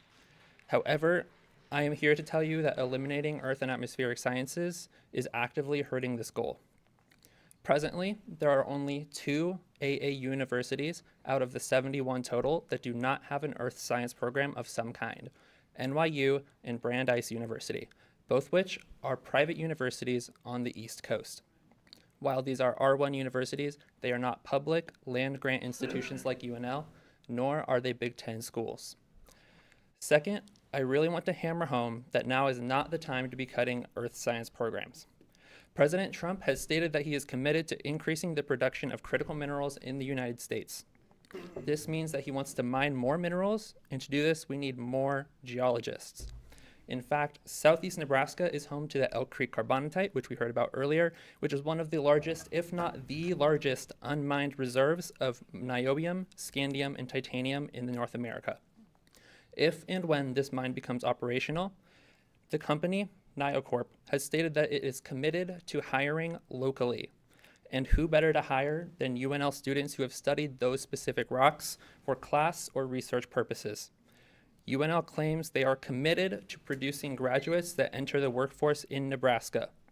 Eliminating EAS goes against this claim. I understand these are hard decisions, and I know we all want what is best for UNL and the entire university system. But I fail to see how UNL can be a beacon of scientific integrity and on the same level as its peer institutions without earth and atmospheric sciences. Thank you. Thank you, Joe. Jeanette, you're up. And Katie Gallus is number 2. Good afternoon, Regents and President Gold. My name is Dr. Jeanette Jones-Vazansky, and I come to you today as a community stakeholder. I am the Social Action Chair for the Lincoln Alumni Chapter of Delta Sigma Theta Sorority Incorporated. I stand here before you today with a clear and urgent call to action. Preserve the Department of Educational Administration at the University of Nebraska-Lincoln. As a sorority of college-educated women committed to educational development, one of our core 5 programmatic thrusts, we know that access to high-quality master's and doctoral programs at our state's flagship research university is essential to advancing that mission. Based here in the capital city, our chapter has been strengthened by members who earned their educational administration degrees at UNL. These sorors have gone on to lead and serve at institutions across Nebraska, including the University of Nebraska-Lincoln, Metropolitan Community College, Lincoln Public Schools, and Omaha Public Schools. Others have carried their UNL training beyond our state's borders, transforming higher education institutions and K-12 systems nationwide. We are especially proud of our soror, Dr. Karen Cassabaum, a distinguished alumna of UNL's Education Administrative Program. Her expertise, shaped in part by her time at UNL, both as a student and an administrator, has been instrumental in elevating our chapter's educational development initiatives, including our partnerships with Lincoln Public Schools, particularly Northeast, North Star, and our college tours. Today, we look to the future. Several of our undergraduate sorority sisters who attend UNL are pursuing education degrees right now. They and countless other students deserve the opportunity to continue their graduate studies here at home, at the university that helped shape them. One is from Lincoln Public Schools, one from Omaha Public Schools. They want to be administrators, and they envision taking their degrees here at UNL. Our teachers, our principals, and educational leaders across Lincoln and throughout Nebraska should continue to benefit from the rigorous, community-rooted preparation that only the University of Nebraska at Lincoln can provide. We urge you, safeguard this department, safeguard opportunity, and safeguard Nebraska's educational future. In closing, we want to know who will be accountable for ensuring that we don't end up in this position again, fighting to preserve valuable programs that strengthen our economy and support leadership in our state. Go Big Red and save educational administration. Thanks, Jeanette. Katie Alice and Sean Trundle be number 2. Good afternoon. I wanted to take a moment today to explain and emphasize the positive impact the geology program has had on my life. I will be graduating with a Bachelor of Science in Geology in just 15 days, but when I started here at UNL, I was a film major. I was a film studies major, completely different from geology. And while those classes were fun, I was starting to feel that it wasn't quite the right major for me. I vividly remember sitting in my dorm room in Able, reading through the list of majors UNL offered and what their required courses were. And upon seeing the courses for geology, I knew that I would be graduating with a geology degree. At the beginning of my STEM career, I admittedly contemplated dropping out several times because the calculus and physics classes were extremely challenging to me. But it was my interest in the specific geology courses that kept me here and kept me going. Over time, I became more comfortable in those challenging courses, realizing why those hard classes were necessary in order for me to obtain a BS that would be useful after graduation. I found an irreplaceable community among my peers and professors that fostered my progress and passion. It resulted in me being a 2-time NASA Nebraska Fellow, a 3-year Forest Service intern, and an undergraduate researcher with UCARE, all of which would have been impossible without my degree program. Being a graduate from Elkhorn High School, ranked the best school district in the state, I learned in an environment where my quality of education was blatantly at the forefront of administrators' minds. After I changed my major, I assumed that same standard would be held here. While it was that way for my time as a geology major, the proposed removal of the entire EAS department has completely shaken my confidence in the values of this institution and Chancellor Bennett. My trust in UNL and its commitment to providing quality education to its students will be completely diminished. If integral programs like EAS, statistics, educational admin, and others are eliminated today, what is stopping other necessary areas of study being removed in the near future? This entire process was very hasty and incorrectly done, using incorrect information and data, and to decide based on such would quite frankly be an embarrassment for this institution. I consider myself extremely lucky and grateful to be graduating with a geology degree. Please do not take that feeling away from those who will follow me. Thank you. Thank you, Katie. Sean, you're up, and Sean Talon will follow. Hi, my name is Sean Trundle. I'm a faculty member in the history department and the undergraduate chair there.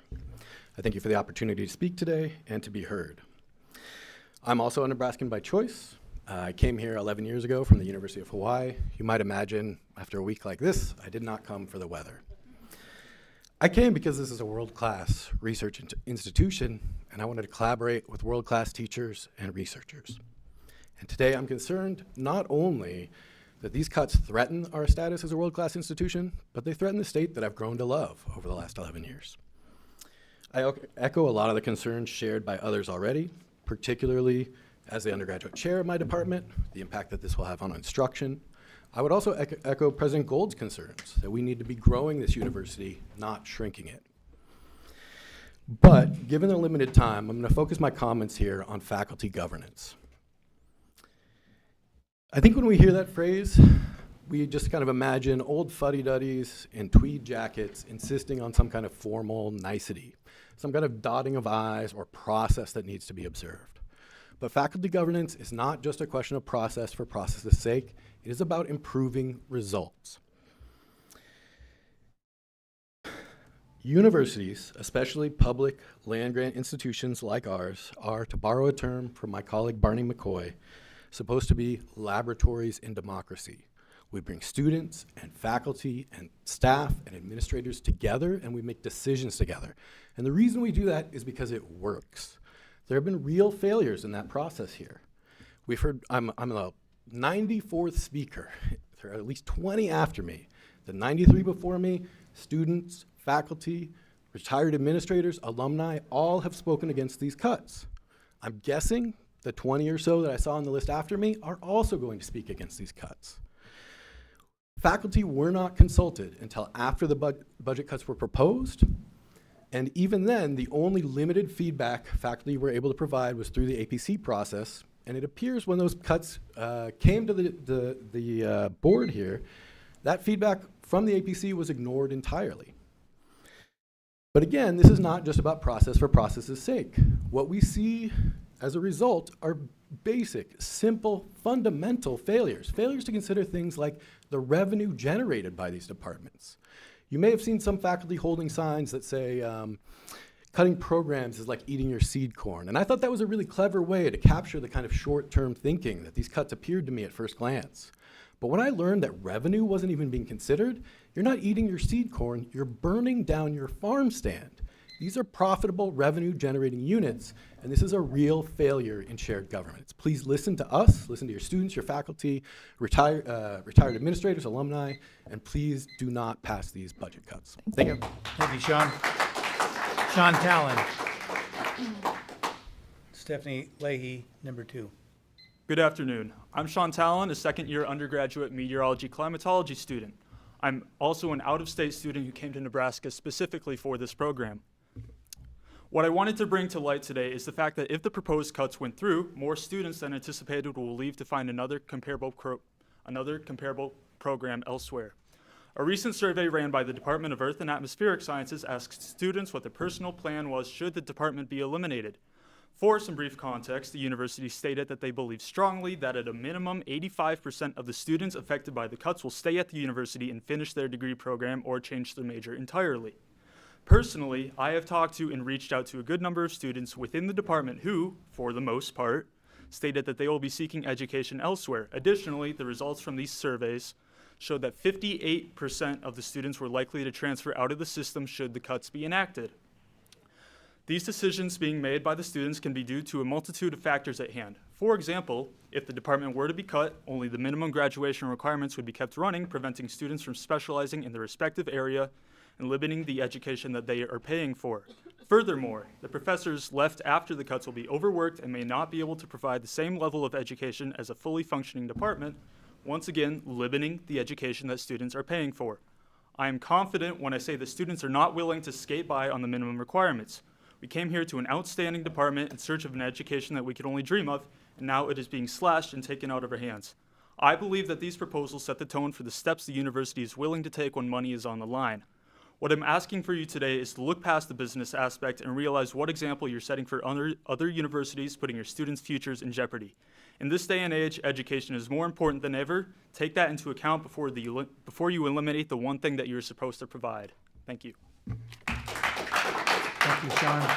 Stefan and Megan Hines will be number 2. Hiya. My name is Stephen Leahy. I'm Cotner College Professor of Religious Studies at the University of Nebraska-Lincoln.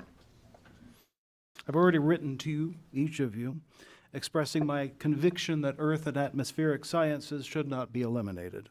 All I would add is that I believe that a land-grant institution willing to cut the study of geosciences from the curriculum is an institution willing to abandon its understanding of bedrock.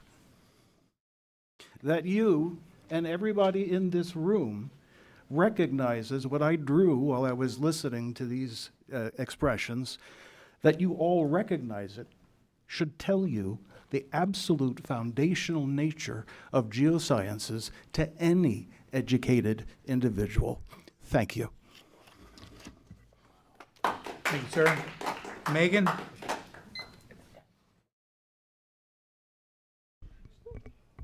Good afternoon. My name is Megan Hines. I'm currently a geology PhD student in the Department of Earth and Atmospheric Science.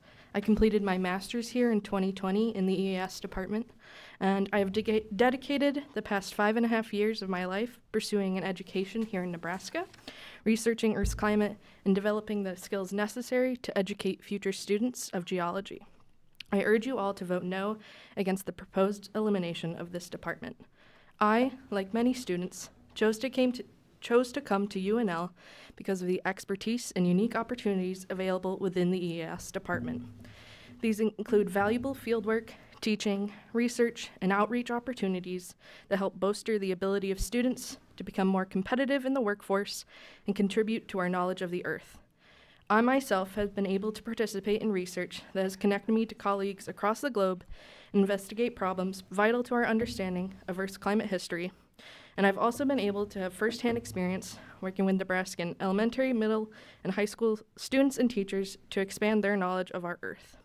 To think that these opportunities may no longer exist for the future generations of Nebraskans and geoscientists across the country is appalling and cause for concern. As news of these budget cuts was released, faculty, graduate, and undergraduate students were mostly left in the dark as to what steps would be taken to ensure that they will be able to properly teach or finish their degrees with the same level of care and dedication to education that has been offered to previous graduates. There has been a lack of communication to affected students about a concrete plan for their education, and in a way, we have been left to fend for ourselves. Many graduate students come to this university from out of state, including myself coming from New York, seeking an education and research opportunities not available elsewhere. I came to UNL to specifically complete the research my advisor had offered to me, allowing me to participate in international research projects and form lasting connections to colleagues around the world. And I know many of my fellow students have similar stories, as we've heard of today. If the graduate programs offered by ES were to be eliminated, what steps would be taken to ensure that students, like myself, are supported as they finish their research? What happens to the funding that allows them to live in Lincoln, to move across the country and the world, to pursue their education? What steps will be taken to ensure that the education they receive will prepare them for future endeavors? These are questions we have been asking ourselves in the administration, and we have so far not received any sufficient answers. The EAS department is the only department in the state to offer degrees that allow their graduates to become licensed professionals in geology and meteorology, that allows them to participate in work and research vital to the livelihood of Nebraskans. With the department eliminated and faculty and classes cut, how can this university system ensure that their students will have the proper qualifications to participate in the professional and academic world? Thank you. Your time is up. Thanks, Megan. Will Aviles and Bob Randall will be number 2. Good afternoon, Regents. Thank you for maintaining your energy despite the many speakers you've heard so far. We appreciate it. My name is Will Aviles. I'm a professor in the Department of Political Science at the University of Nebraska at Kearney, and I'm president of UNK Educational Association, our faculty union at that campus. I speak today in solidarity with the students and staff and faculty at UNL, and in opposition to the budget-cutting proposal from UNL's administration that you all are considering today. You might be confused as to why I've driven 2 hours in support of UNL faculty, but I truly believe that we are one faculty and we are one system. And it's in that spirit that I ask you to reject this proposal, or at the very least, delay your decision and to have seriously considered the alternatives that have been presented by UNL's academic planning community or UNL's Department of Educational Administration, as well as the substantive concerns, substantive concerns UNL faculty have raised in regards to the metrics utilized to determine why a specific department has found itself on the chopping block. As you know, we've heard, we have the Academic Planning Committee that concluded that each of these units provides unique, valuable contributions to the research, creative, teaching, outreach, and extension missions of the university, and that we should give the changes these departments have made to attract more students more time to produce results. Faculty and Department of Statistics, as you all have heard many times, have raised important concerns for the metrics utilized by UNL's administration, with these faculty concluding that the administration systematically overcounted the number of faculty and departments and undercounted many of the performance measures used in evaluating faculty.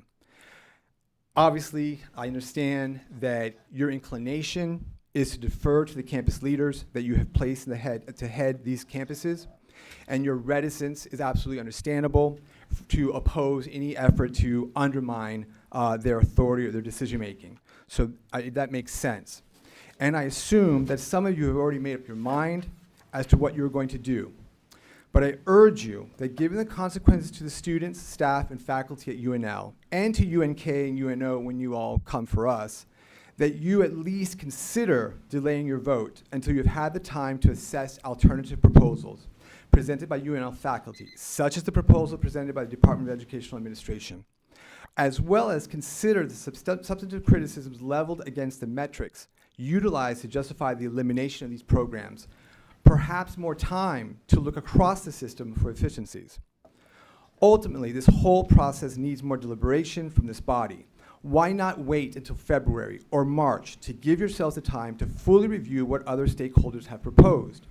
I think it is the least that you all could do to ensure that these cuts at UNL and the proposed cuts that will be coming from UNK and UNO are in line with the mission of our system and the educational needs of our students. Thank you for your attention and for your time. Thank you, Will. Rob and Garna, Show and Gold would be number 2.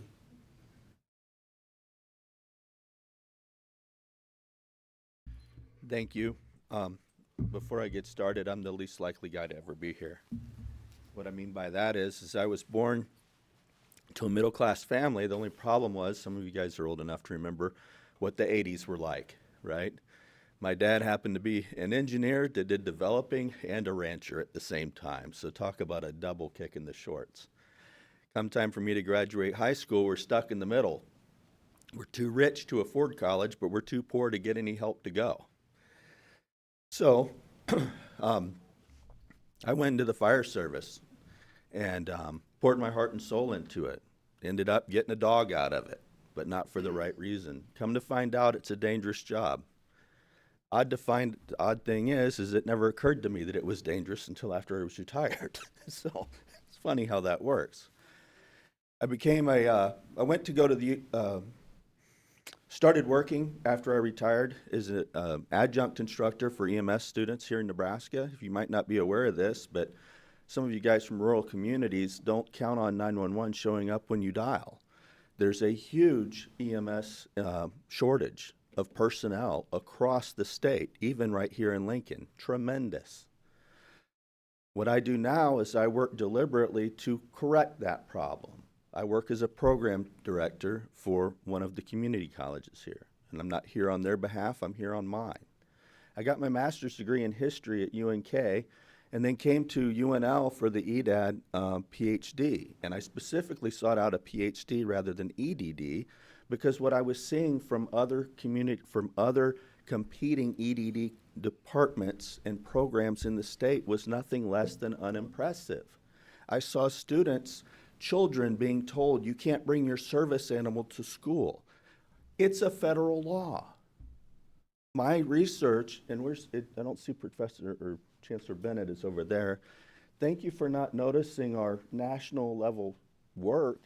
It's my first semester in the program, and I've already spoken at 2 national conventions specifically to EMS providers about EMS acknowledging that we don't train our providers on how to handle patients with service animals. Most patients, when they call, if they have a service animal, the main guide dog community or organizations in the country They're teaching their clients, do not call an ambulance no matter what. Call an Uber. So think about that for a minute.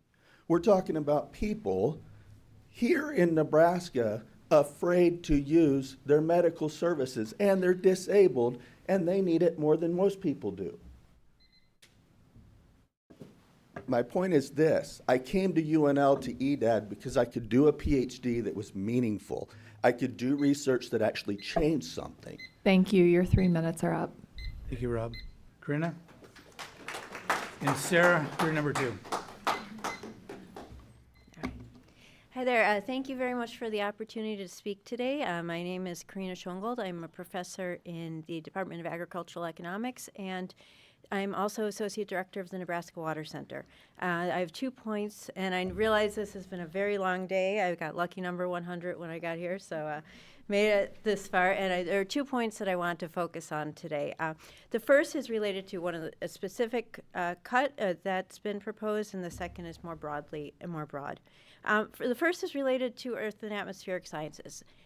Only about 6 months ago, Dr. Carrie Weber and I attended a meeting in this very room with the Nebraska State EPSCoR Committee to present our proposal to submit, that we plan to submit to the National Science Foundation to develop the Nitrogen and Water Agriculture Technology and Environmental Research Accelerator in Nebraska. Our goal is to develop fundamental workforce development research and accelerate that in Nebraska. This was competitively chosen at UNL as the single proposal to move forward from UNL, and it was put together with collaborative efforts from UNO, Chadron State, Western Community College, Hastings Utility, and others. EAS is an essential part of this project. It is still under review, but asking us to move forward with this effort while cutting EAS is like asking us to run a marathon after amputating one of our legs. This is going to be really difficult. More generally, Nebraska is on top of one of the most productive parts of one of the world's largest aquifers, and cutting core expertise in groundwater modeling, training, and education, while neighboring states like Kansas are investing heavily in water research, is indefensible. Now, more broadly, the other piece I'd like to refer to is the approach that's been used regarding these programmatic budget cut recommendations. I'm an economist. My dissertation research focused on decisions to invest in irrigation equipment and perennial crops. A grower does not make a decision to spend $100,000 on a new center pivot just based solely on the costs. They look at the returns, the expected returns. What are they going to get from that investment? The rationale being put forward looks solely at the costs of these programs. Will a cost savings of $2 million by cutting a program reduce revenues by $8 million, $1 million, or zero? The proposed rationale seems to assume it's zero, and that there will be no change in revenue when dozens of faculty are eliminated along with the grants they support and students they teach. A thorough assessment needs to be made to better understand these impacts before any final decisions are made. Thank you. Thank you. Sarah? And then Kenna will be number 2. Hello, thank you for your time and attention. My name is Sarah Orritt. I'm an Air Force brat. I hail from Papillion. I'm a UNL civil engineering graduate, graduated with distinction from the honors program, and also Regents Scholar. I'm a UNMC graduate from the Biostatistics Department, also Regents Scholar, and I'm a 2025 August PhD graduate from statistics. I work remotely as a senior data scientist for a large organization for which I deploy statistical, artificial intelligence, and machine learning techniques for things such as rare disease detection and the gathering of hard-to-capture medical information from unstructured data from clinical notes. Forgive my voice and fatigue. I have been providing round-the-clock caregiving for my UNL freshman daughter, and presidential scholar, after she fell on the sidewalk, shattered her wrist, and had surgery this Wednesday. Given lack of proper salting of the sidewalk.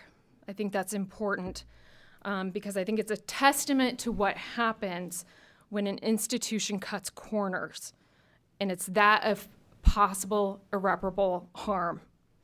In September, and within the course of 30 minutes, my two daughters communicated to me that their degrees were up for elimination, statistics and meteorology.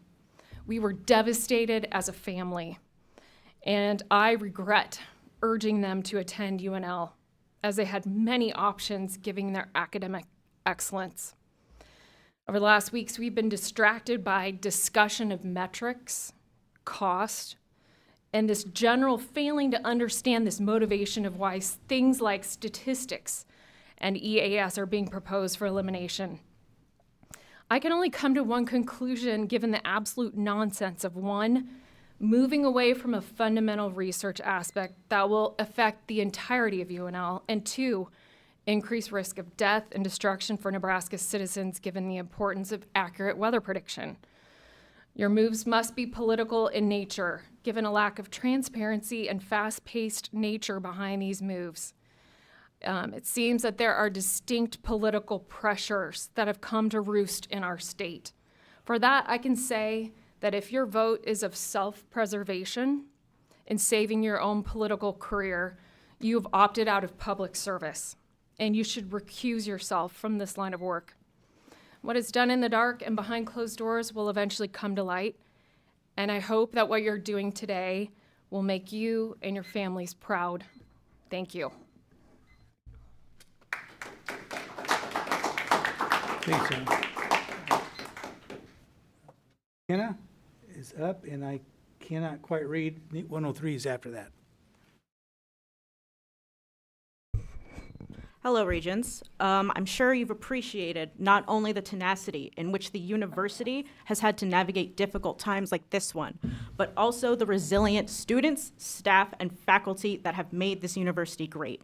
We've had the opportunity to hear from a great number of them. I myself came to the University of Nebraska-Lincoln as an out-of-state student, and I've chosen to stay here after walking across the stage with my degree in geology from the Department of Earth and Atmospheric Sciences. There have been a multitude of reasons presented to strike down this budget proposal, ranging from service to the state to research competitivity. All of these are extremely compelling and not to be dismissed. While I'm obviously biased to EAS, the department has shaped me professionally and personally in ways I can't even begin to articulate. I'm not here to speak on that. I think eliminating any one of these robust programs is a short-term, short-sighted solution that leads us to a more permanent problem. I would like to not just think of the immediate consequences in the following academic year, I would like to zoom out decades from now.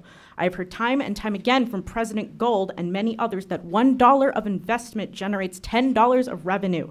That is a staggering rate of return for any business, let alone a land-grant university. And that is just speaking of the monetary economic investment. What I would like to speak on is the investment in our state. The university has a mission of service, and I would like to emphatically say that there is no greater service than the investment in our youth and in our future. Opportunity is the investment in their future, and there is no greater investment than higher education. By cutting these programs, we do a disservice to our children and our young adults by forcing them to pick between an affordable education and a university with robust programs and faculty to support them. Young Nebraskans should not have to choose between going to an in-state institution with the fear in the back of their minds that their area of study will be eliminated without transparency and choosing a more stable, out-of-state university. They should not have to choose between a quality, stable education and an insurmountable mountain of debt. The mere proposal of cutting programs creates that instability and fear. And not only does that create doubt and uncertainty in the mind of prospective students, it's harder to attract faculty when they fear that position could be cut without consultation. I asked, how can we continue our odyssey to the extraordinary with these fears in mind? This budget proposal is not stable or extraordinary. Young Nebraskans cannot create a stable, fruitful future on an unstable foundation. What is going to be left of the university if this is our go-to solution in 10 years and 20 years? We have a responsibility to maintain it for generations to come, and I urge you to vote no on this budget proposal to preserve Nebraska's future. Thank you for your time. Thank you, McKenna. Xavier.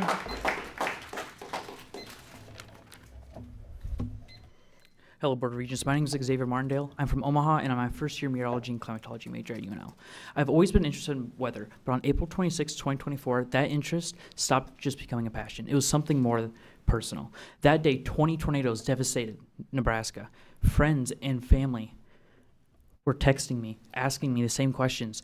Is storms coming towards us? Are we going to be okay? To this day, when the sky turns dark, my friends and family come to me to get the weather information. Most meteorology students can relate to that.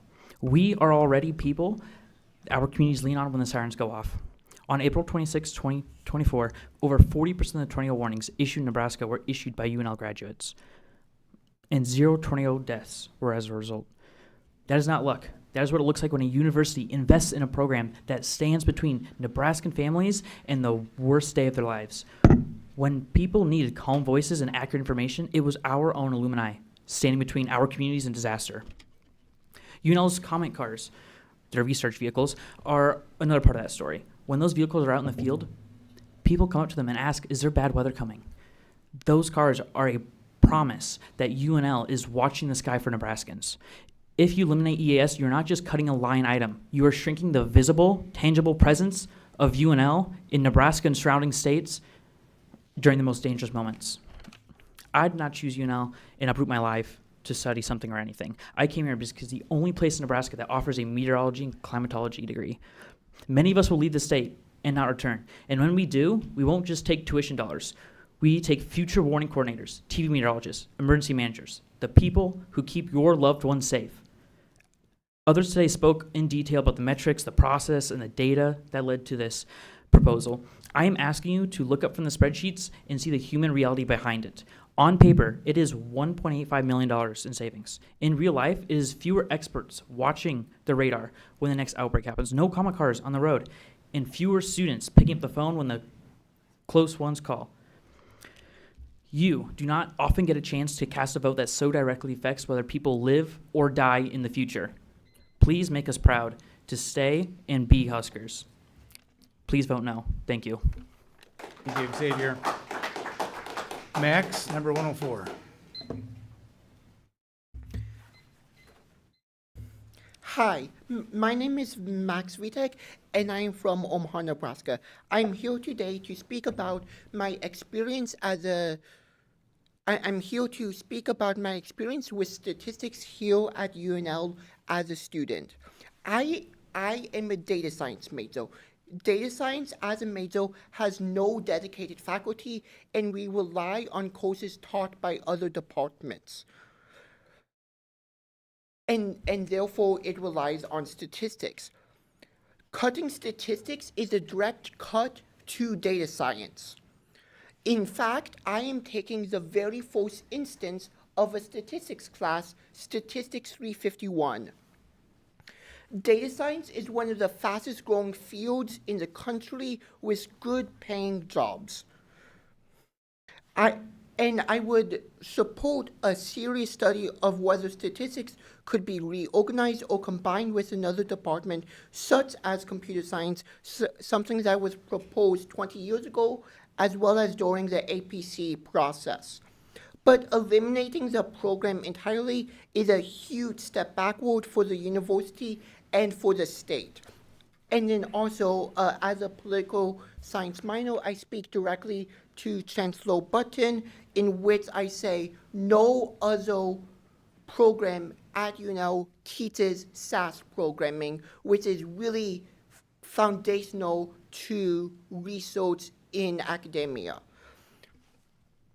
And then also, I'm not just speaking as a student, but also someone already working and contributing to Nebraska. I am currently an intern at Union Pacific, the largest individual company in the state. And then also, upon my graduation later this month, I will head to DC for an internship with Deb Fisher. And I would not be where I am today, and I would not be where I am in the future without UNL and the statistics program. And I have had a wonderful time, but these budget cuts are devastating to so many people, as well as people in the future. I urge you to please reject these devastating cuts, and please think more about the contributions statistics has to such a big, crucial field that is growing and is benefiting our state. Thanks. Thank you, Max. Lindsey Johnson, and Caden Moody will be after that. Hello, my name is Lindsey Johnson. I'm a climatologist with the National Drought Mitigation Center on East Campus and a proud EAS alum. I'm going to start out, we've heard all about the Matrix, but here's a little story. There was a 16-year-old girl who had a dream of being a climatologist after learning about it in high school environmental science. She wanted to help people understand climate science in the changing world. That girl left Colorado, came to Nebraska into the EAS department because of its holistic atmospheric science education to further her dream of becoming a climatologist. She defended her PhD in October in natural resources, specializing in climate assessment impact. Shocker, that girl was me. I would not have achieved this monumental goal without the rigorous education, hands-on experience, and close relationships with fellow students and faculty of EAS. You've heard about how EAS graduates get their careers and are successful. Well, here's my path. I've worked as an operational meteorologist at Amundsen Scott South Pole Station in Antarctica. I've worked as a scientist at the University Cooperation for Atmospheric Research, and I am currently working as a climatologist for the National Drought Mitigation Center. I am one of numerous EAS alum who work for the National Drought Mitigation Center. EAS provided critical training for us to work as geoscientists and climatologists. As climatologists, we all have authored the U.S. Drought Monitor. In case you are not familiar with the map, it has already, or it directly triggers billions of dollars of drought relief for agricultural producers through the U.S. Farm Bill. Every step of my career is related to the education and opportunity awarded to me by my degree in meteorology and climatology from EAS. I implore you to vote no on eliminating EAS and the other departments. I was able to achieve my dreams. Don't take that away from current and future students. Thank you. Thanks, Lindsey. Caden, you're up, and Deborah Betsky will be number 2. All right, good afternoon, everyone. My name's Caden Moody. I'm a senior at Palmyra High School, and today I'd like to speak on behalf of all students like me who feels voiceless in the decision to cut the EAS program. As a lifelong Nebraskan, UNL is my only in-state option to pursue a degree and career in meteorology, something that I've dreamed of since I could stand on the porch and watch a thunderstorm. It's the only place where I even have a chance at an affordable or even free education. And without this program, I don't just lose that major, I lose my future. I'd be forced to leave Nebraska, my family, and take on tens of thousands of dollars in student debt. You may see the $1.85 million that represents what everyone here is fighting for as a dent in the fund or a burden to profit, something that could disappear cleanly from a spreadsheet. But it doesn't just disappear. It doesn't float in the air and go away. That burden lands squarely on the shoulders of students like me, of students who are attending UNL right now, and of everyone who wants to go there. Students who have worked their whole lives for a shot at in-state, even free tuition. Students who have worked their whole lives to dream on depending on this university for what it was built to do, to serve the people of Nebraska. And not just the students, the citizens here, everyone who lives in the state of Nebraska who relies on meteorological expertise to keep them safe in the heart of Tornado Alley. For example, last year, tornadoes caused an estimated $500 million in damage with the destruction of 1,203 homes. Luckily, and thanks to the help of our local meteorologists, those of which our supply is dwindling, we saw not one life lost. Soon I wouldn't say we'd be so lucky. This cut might balance a line item, but it shatters real futures, including the man at the podium right now. I ask you to consider the human cost behind this number. We are pleading with you to hear us, to see us, and to understand what taking away this program truly means. I want to be very, very clear. We're anxious, we're afraid, and we're angry, because a 17-year-old shouldn't have to tell you to have the guts to vote no. Thank you.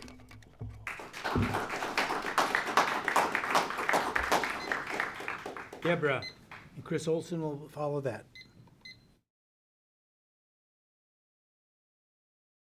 Good afternoon. My name is Deborah Bathke. I am both a Nebraska native and an alum of this university. I am a first-generation college student from Ponca, and I received my bachelor's and master's degree in the Department of Earth and Atmospheric Sciences. I am now the state climatologist for Nebraska. I served as the lead author for the legislatively commissioned report, Understanding and Assessing Climate Change, Preparing for Nebraska's Future. This study involved over 20 programs in the NU system, 3, including EAS, which have been proposed to be cut. This year, dozens of my federal colleagues have lost their jobs in these fields as a result of changing priorities. This lack of capacity at the federal level makes it even more important that we maintain expertise in the state. Cutting programs doesn't make challenges related to weather and climate disappear. It just makes it harder to address them. A meme that frequently goes around the internet states that every disaster begins with people ignoring the scientists. By eliminating EAS, you would not just be ignoring the scientists, you would be exporting them to UNL's peer institutions. We often hear that leadership is about making the hard decisions. I argue that leadership is about finding the hard solutions, something at which universities have traditionally excelled due to the creativity and problem-solving abilities of its faculty. I am here today because UNL has failed to do this. Faculty have offered cost-effective solutions that have largely been ignored because they were too hard, either because of cross-campus governance or budgets.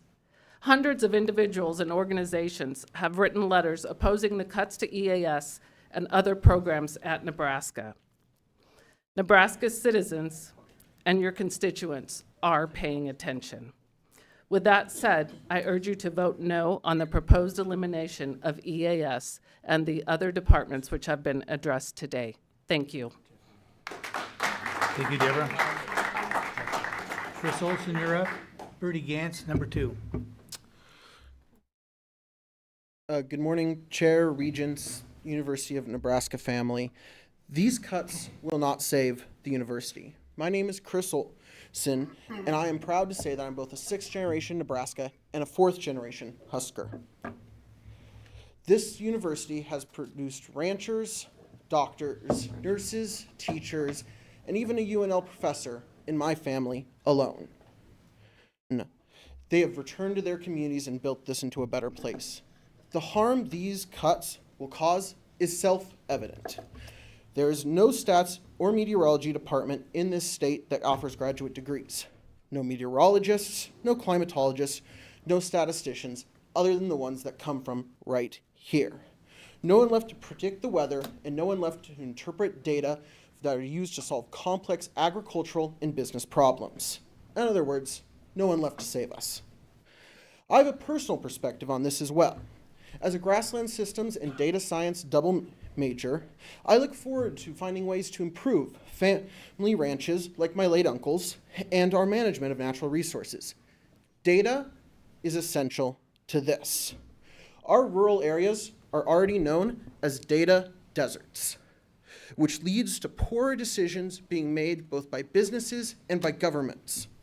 In short, it hurts our state, our rural communities, and our family agricultural operations. The crux of the case for these cuts rests on a statistical analysis carried out by the Chancellor's office, which showed that the departments, allegedly, are not meeting metrics. However, not all the data or analysis underlying it has been released. We have no ability to, in truth, confirm or refute this analysis. The reliability of this data cannot be proven with what's publicly available, which is painful to see. The good part, Regents, is that you have the choice. The APC and departments have said that if you just give them a little more time, a chance, they can find alternative proposals that don't have cuts, that don't lose students, that don't lose research that is heading us on our odyssey to the extraordinary. This is the part where my religious study minor comes out.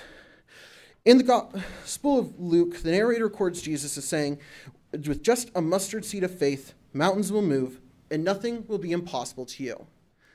I ask you, can you muster just a mustard seed of faith in us? And let us prove that we can do this. I pray that you have enough faith in us to choose hope over fear, to choose hope in our rural futures. I pray that you will find the hope not to vote for these cuts. Thank you. Thank you, Chris. Bertie, you're up, and Kimberly Stanke will be following. Stop these cuts.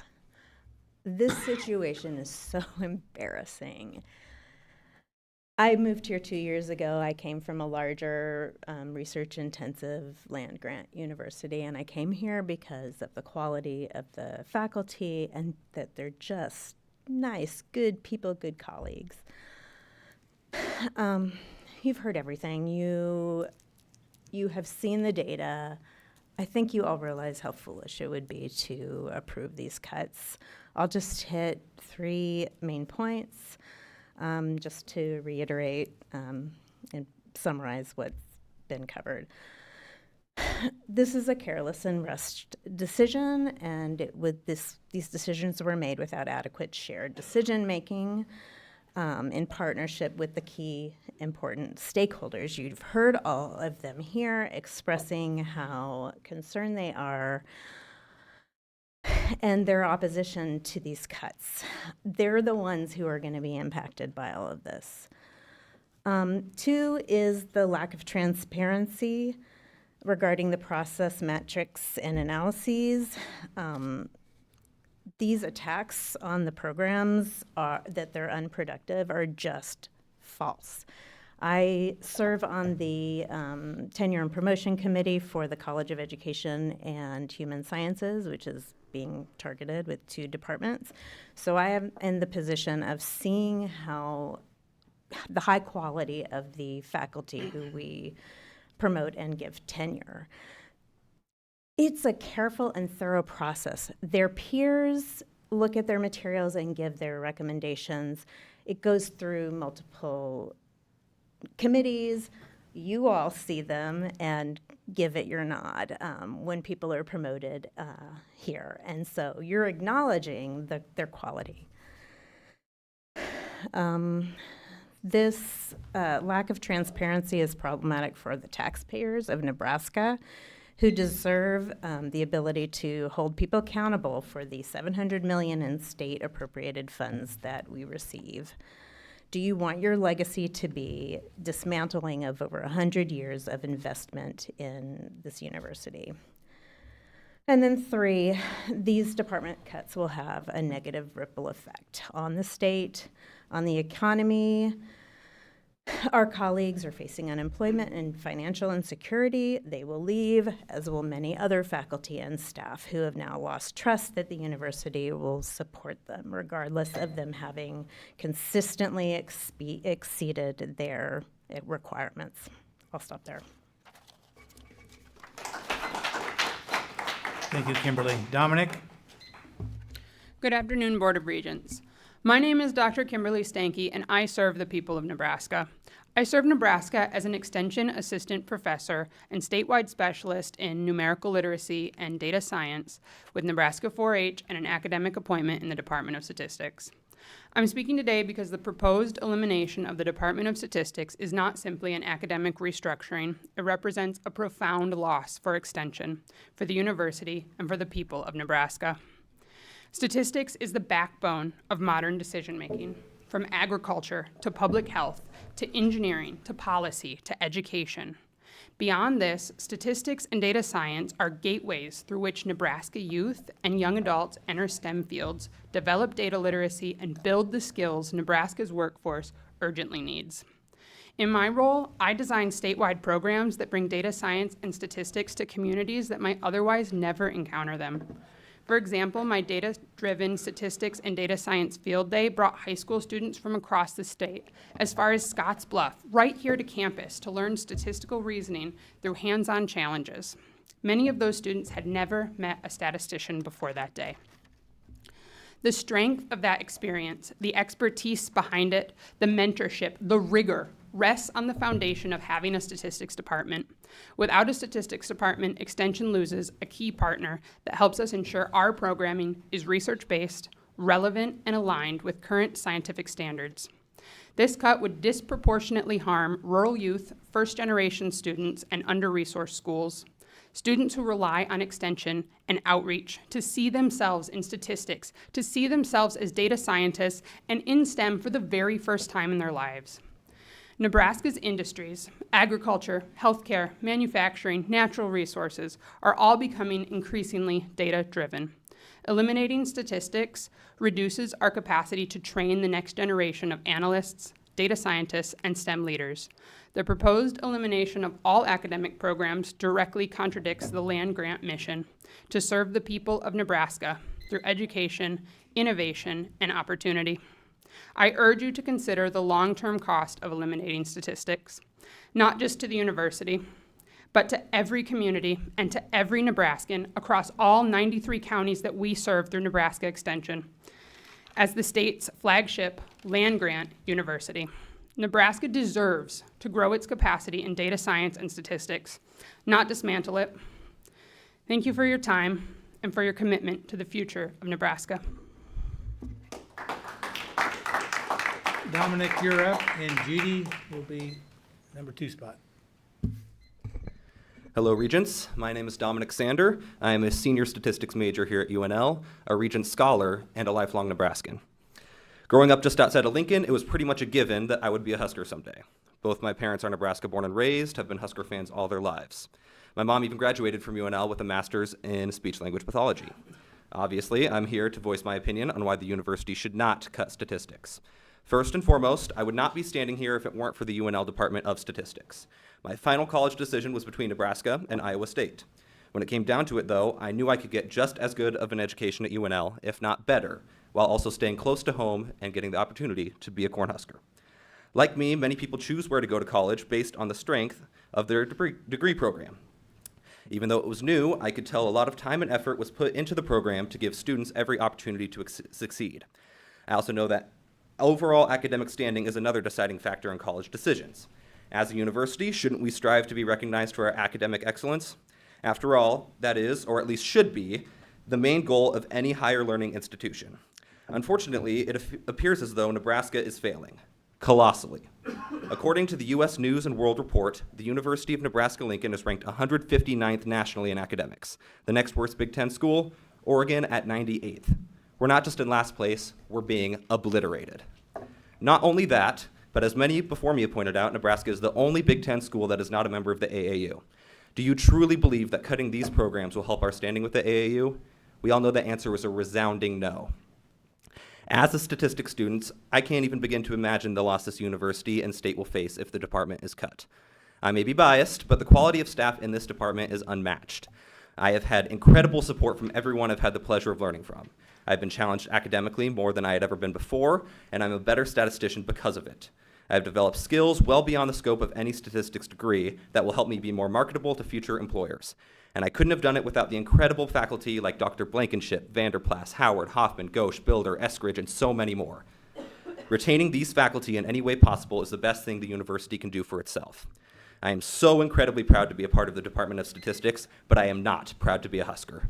The lack of transparency and outright refusal to work with those directly impacted by the cuts is despicable. You can be sure the university is burning bridges with hundreds of future donors with these cuts. To all the members of the Board of Regents, I thank you for your time, and I ask you to please make the right decision. Please. Thank you. Thank you, Dominic. Judy, you're up. And the last one on my list is Kay Siebler, will be number 2.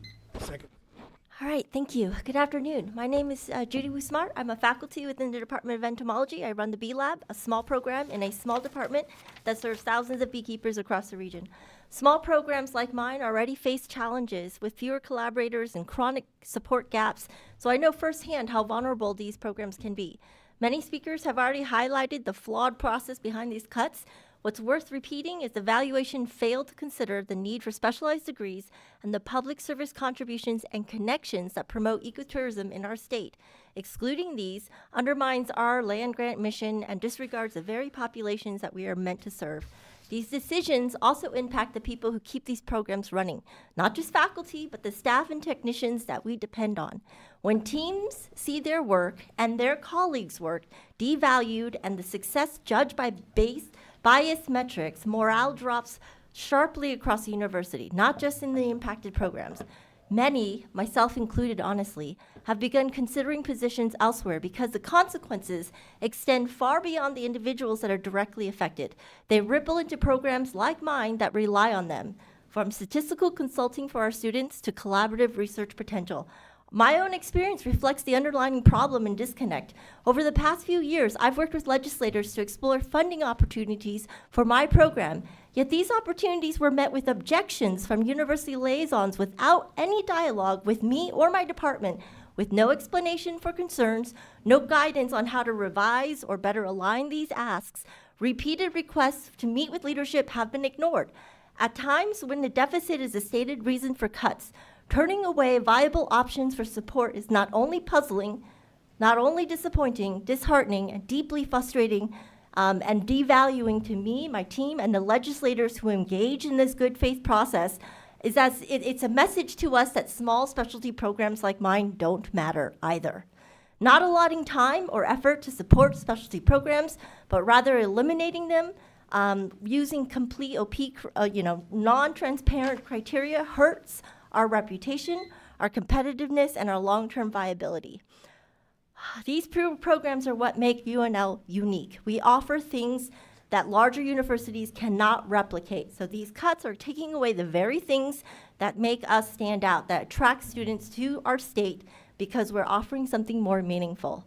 So I have to ask, who's next? How do we protect the future of our programs? This flawed approach is a mistake, especially when there have been alternative solutions proposed, many of which you've heard today. Please start correcting this mistake by listening, really listening, and then do more. Vote no, start over, and start incorporating these faculty proposed solutions for a better approach that doesn't risk us losing your trust and doesn't make us question our own futures at UNL. Thank you. Thanks, Judy. Kay Sibler. Greetings. My name is Dr. Kay Siebler. I am an associate professor of English at University of Nebraska, Omaha. Go Mavericks. And I don't have a pony in this race, but I've been sitting and listening to the testimony of my colleagues, and I must say I am very chagrined at what seems like just haphazard way that this is approached, and that they're coming up with such creative, interesting solutions to this budget shortfall. Dr. Gold, sir, it seems like we're on the odyssey to chaos with this.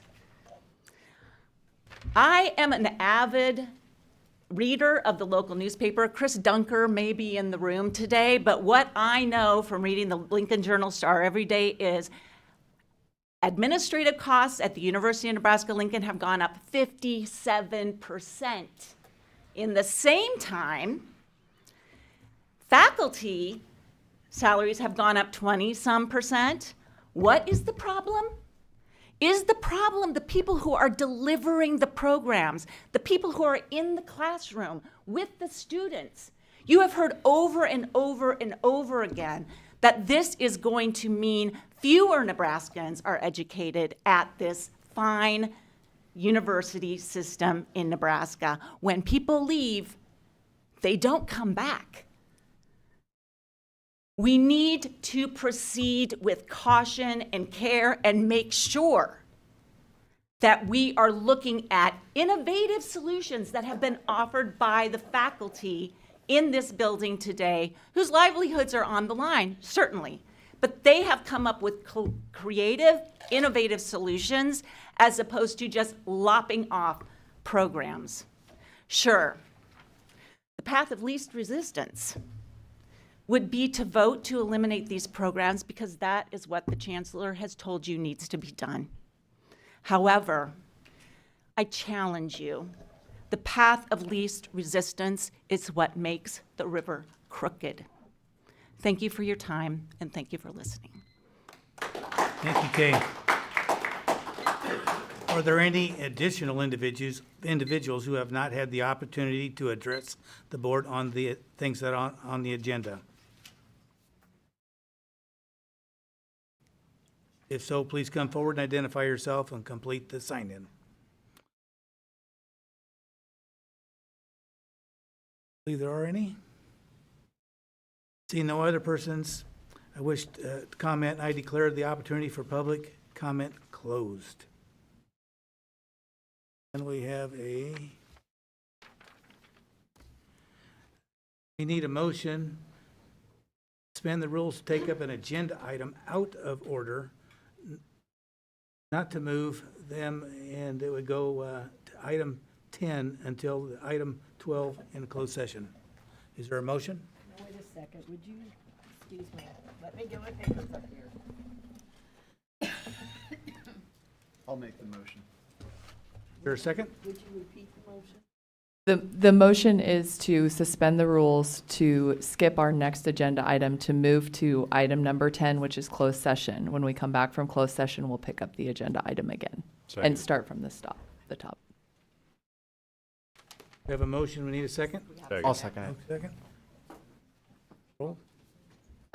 Regent Wilkins? Yes. Regent Schroeder? Yes. Regent Lacey? Yes. Regent Calamari? Yes. Regent O'Connor? Yes. Regent Schaefer? Yes. Regent Shear?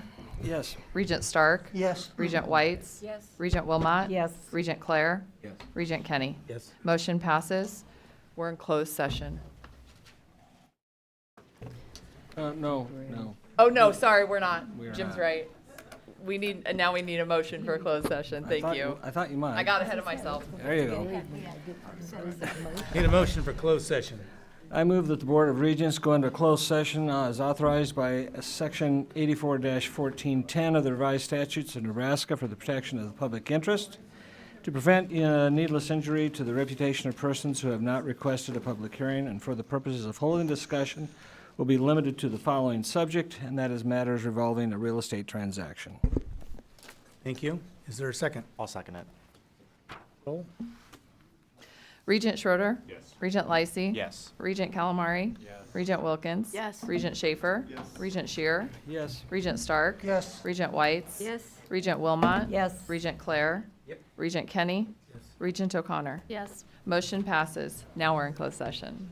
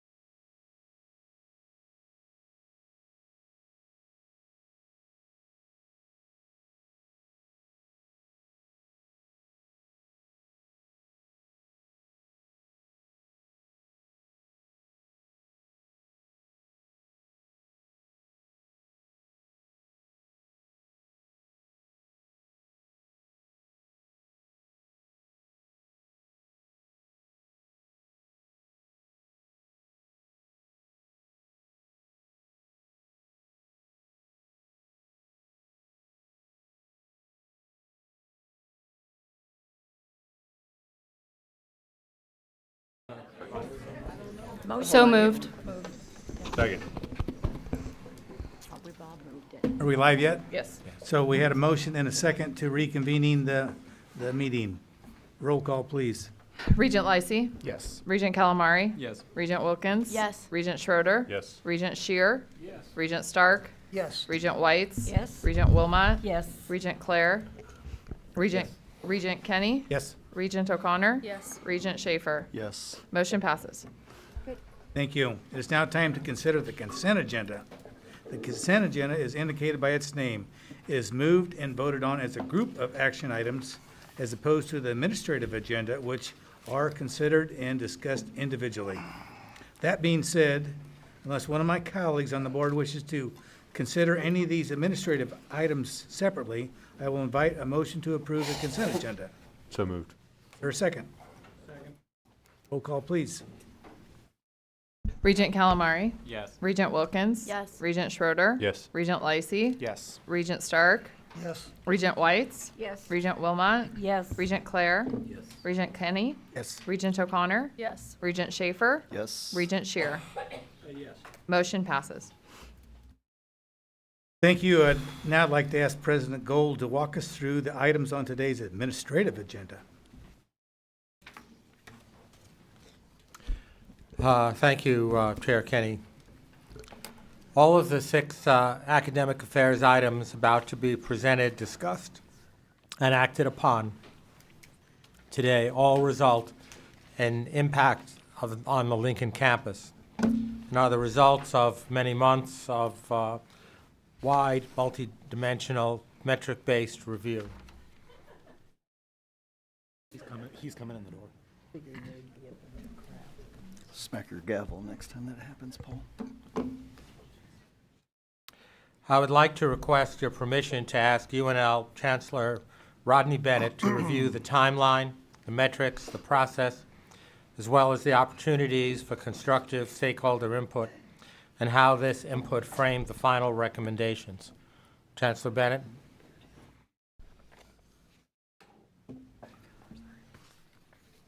Thank you, President Gold. No. Not on yet.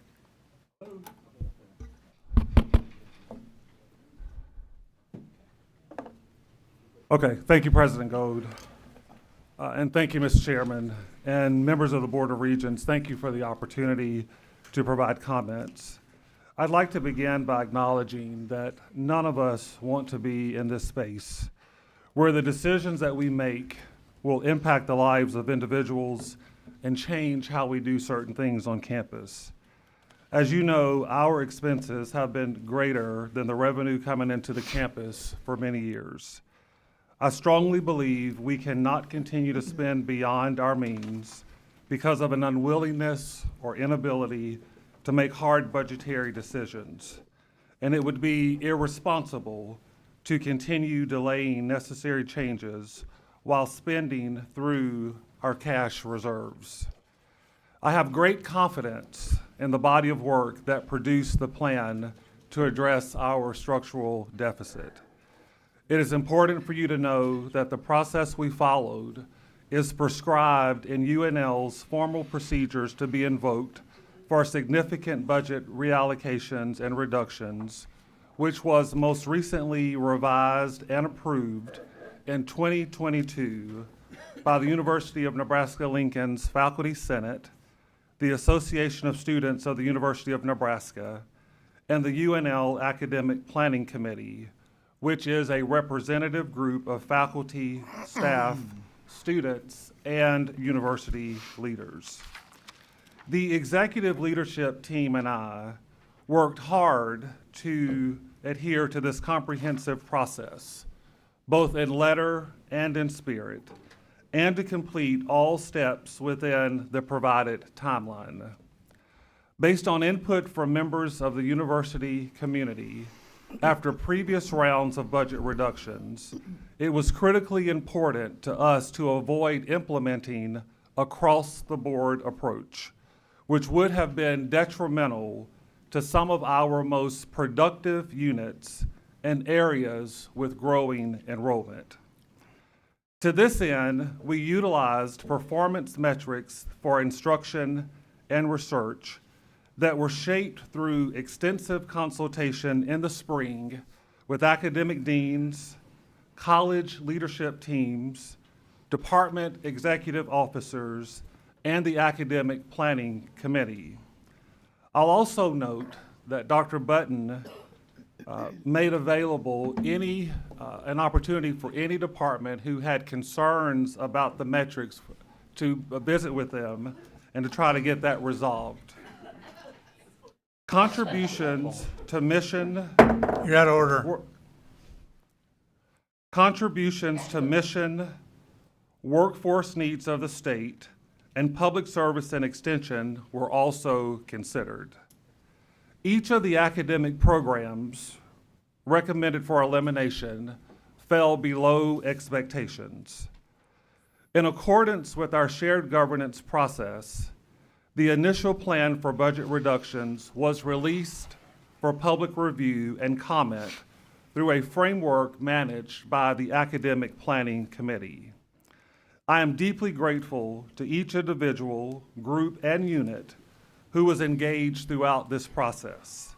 And I want those individuals to know that their input mattered and resulted in the initial budget reduction plan being modified in areas where feasible alternatives to achieve cost savings were proposed.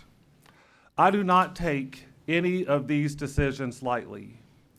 Each reduction carries with it the weight of personal impact on individual students, faculty, and staff, whose contributions to the University of Nebraska-Lincoln matter, regardless of how their unit's productivity is measured. Despite the challenges of addressing the structural budget deficit, we have momentum in several key areas. Our students have achieved record graduation rates. Our enrollment and retention rates have stabilized. Our sponsored research awards have reached an all-time high. Our economic impact for the state of Nebraska continues to grow. Our support from alumni and donors has reached unprecedented levels, and we continue to invest in programs that meet the evolving needs of our state, including our new bachelor's degree in robotics engineering and our world-renowned entrepreneurship program. Positioning ourselves in a place of financial sustainability will ensure we can continue delivering excellence in student success, research, and service to communities throughout our state.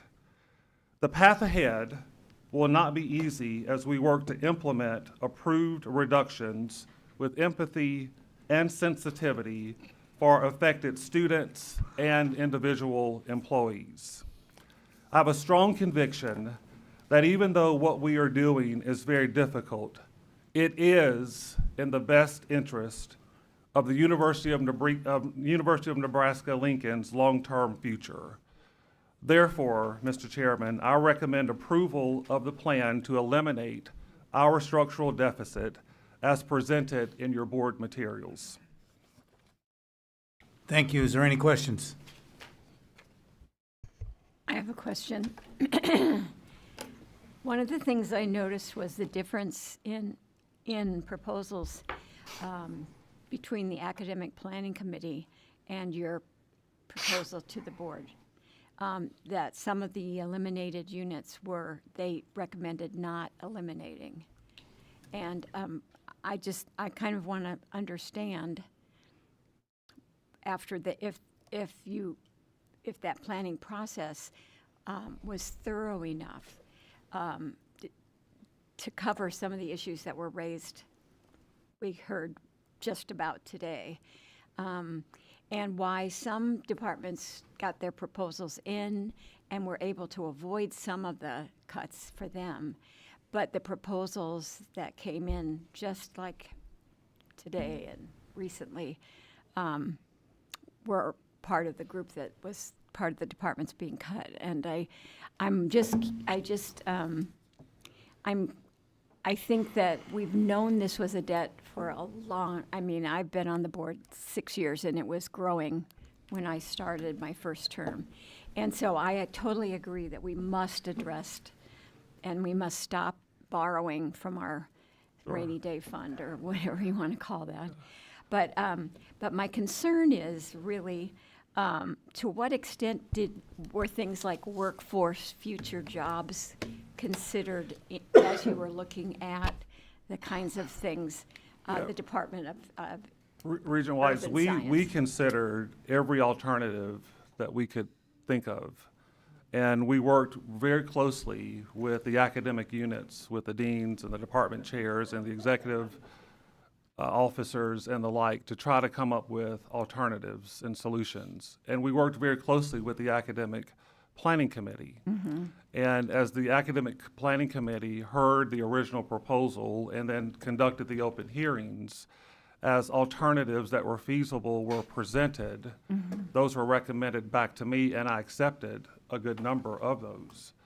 But we had to get the numbers. We had to make our budget reduction numbers. And so in the absence of any alternative plan that was feasible, I came forward with a final recommendation that's been presented in your board material. Right. But it varies from the one that came from the originally Yes, from the in academic. some instances. And timeline-wise, the question has come up: could we pause this till February? And is that timeline and a real hard stop? We've got to do it today, or do we have time to, as a board, all of us who are My now- recommendation is that we take immediate action. Okay. We are burning through our cash reserves at a really, significant clip. And the longer we delay, the problem is not going to go away. And I think that it presents at the end of the line a more complicated issue for us if we don't take action. I see. I'm just concerned that if something new has come up today that wasn't considered, that waiting one more meeting might help us understand why the difference between the proposals and what came up today that wasn't heard before today. Sure. I have another That question. clear? Did you have anything else? Okay. Let it, Barb. The question I have is, one of the assumptions, as I understand it, that went into the calculations is that many of the students in the affected departments will be retained at UNL, whether they be in a different major or a minor. And I would ask the chancellor what specific routes they were taking to try to retain students at UNL, given that we have heard testimony today that many of them are not considering, or at least, well, not considering staying at UNL, or very strongly considering leaving. Right. Well, we certainly want to retain all of our students and enroll more students. I think we have to accept the fact that we are in a budget cutting sort of posture right now, and things are going to look different. And so the majors that remain are not going to be the majors that a student, that we had traditionally offered. So the pathways are going to look slightly different, and a student we'll work with the student to try to fit them into an acceptable pathway. And we think that for the majority of our students, that will be, something that they are agreeable to and something that works for them. Is there a process in place for that pathway? I read the material about pathways for students that may be transitioning or moving their major to another major, but finishing what they started. I'm just wondering, are we going to need to be hiring more advisors to be working with them, or are you administratively prepared to do that work with all the students that are impacted by this? Well, one of the things that region-wise that we've talked a lot about is, trying to get every student who's currently enrolled through to completion. Right. And one of the ways that we may do that is to limit the number of courses that they can choose from to get to completion. So the implementation process will be really important. So for instance, instead of having 5 classes to choose from, we may limit that to 3 classes to choose from in a hypothetical situation.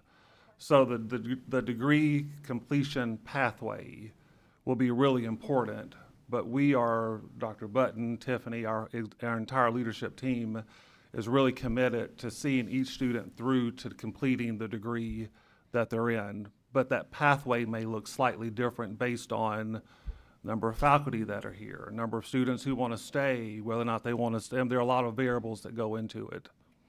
But we'd hope to get every student across the finish line.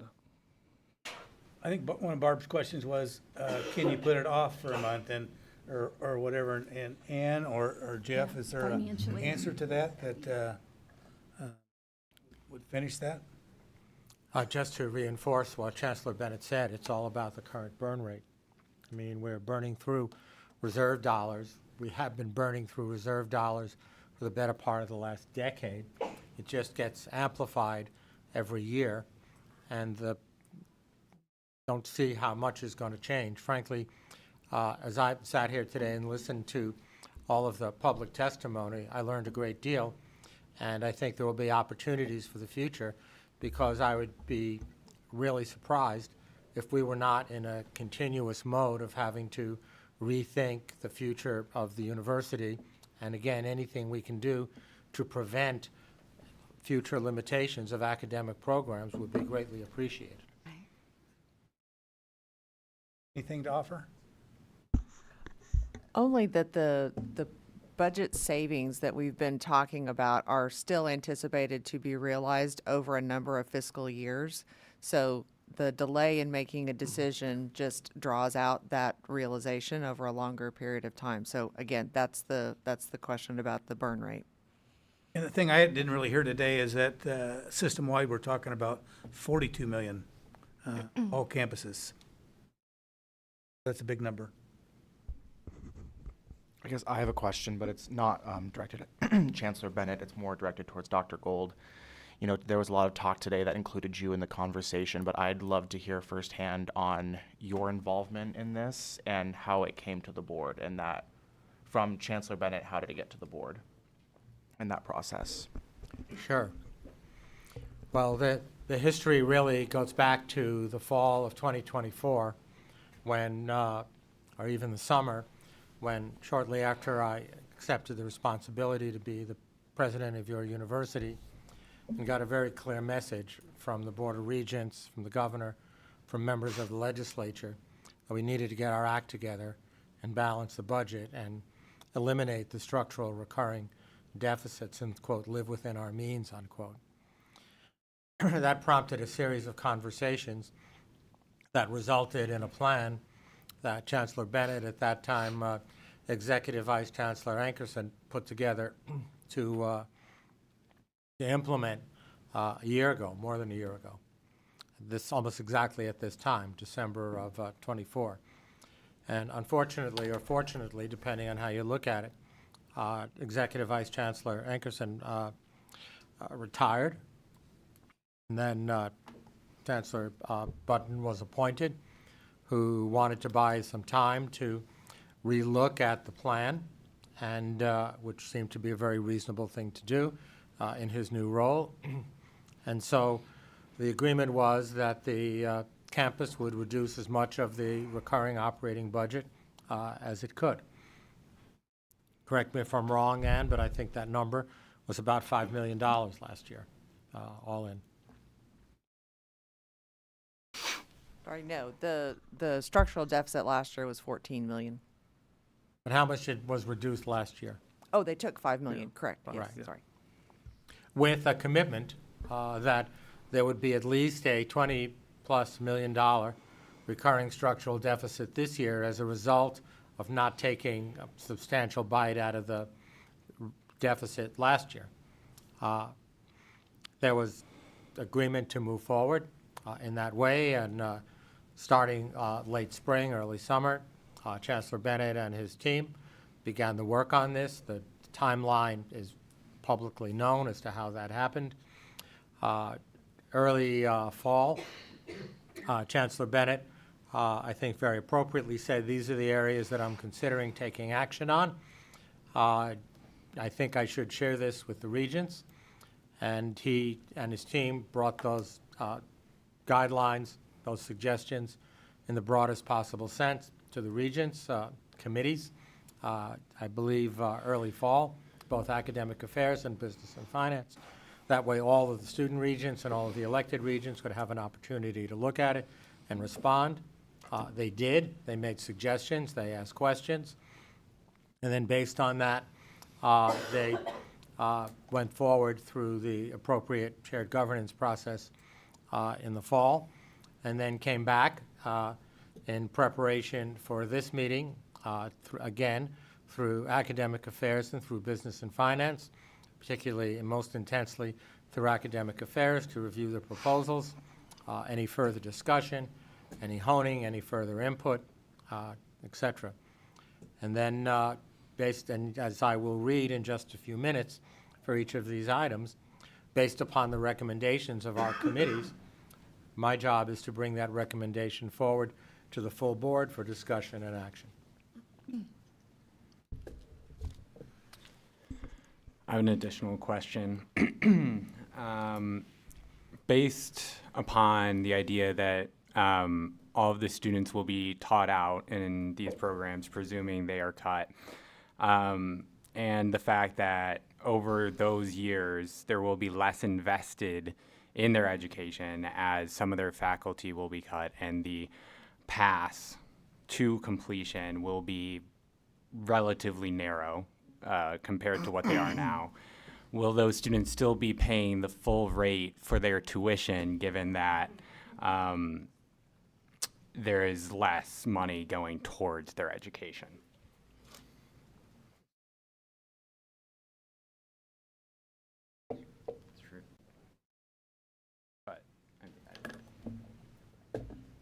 Well, I mean, they're still going to take the same number of hours to earn the degree, and they'll still be taught by qualified professors, and they'll still be taught by, so the tuition rate will be whatever the tuition rate has been set at for that academic year.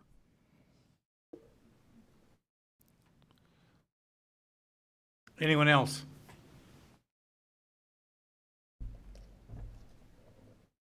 Thank you.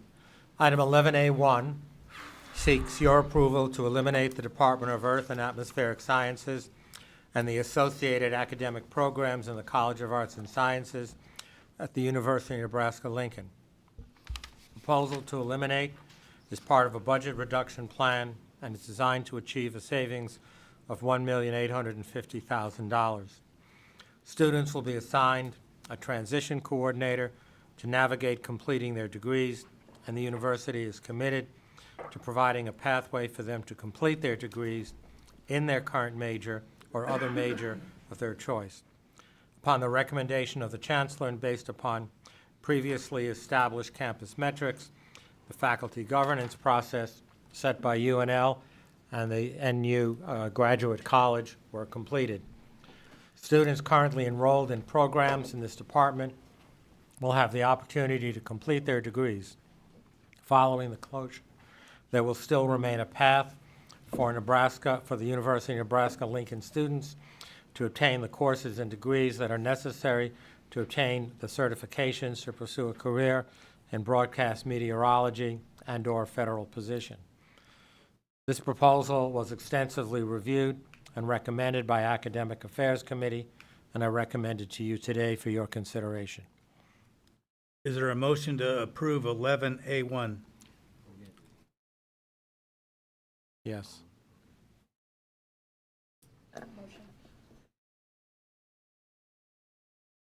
Motion's been made and second. Any discussion? I guess just as I sat here and listened today, and of all the ones that had asked for maybe some additional time or reconsideration, it would be this one. If I were to pick one to say maybe we ought to give it a little further consideration and a deeper dive and a look at. So I would move to table this one at this point in time. And it's the only one I'm going to ask that for. So we need to act upon the first motion No, first? no. Let's get a second for his table. Need a second for Rob's? Second. Roll call. Roll call for that one. Any discussion? Any discussion on that?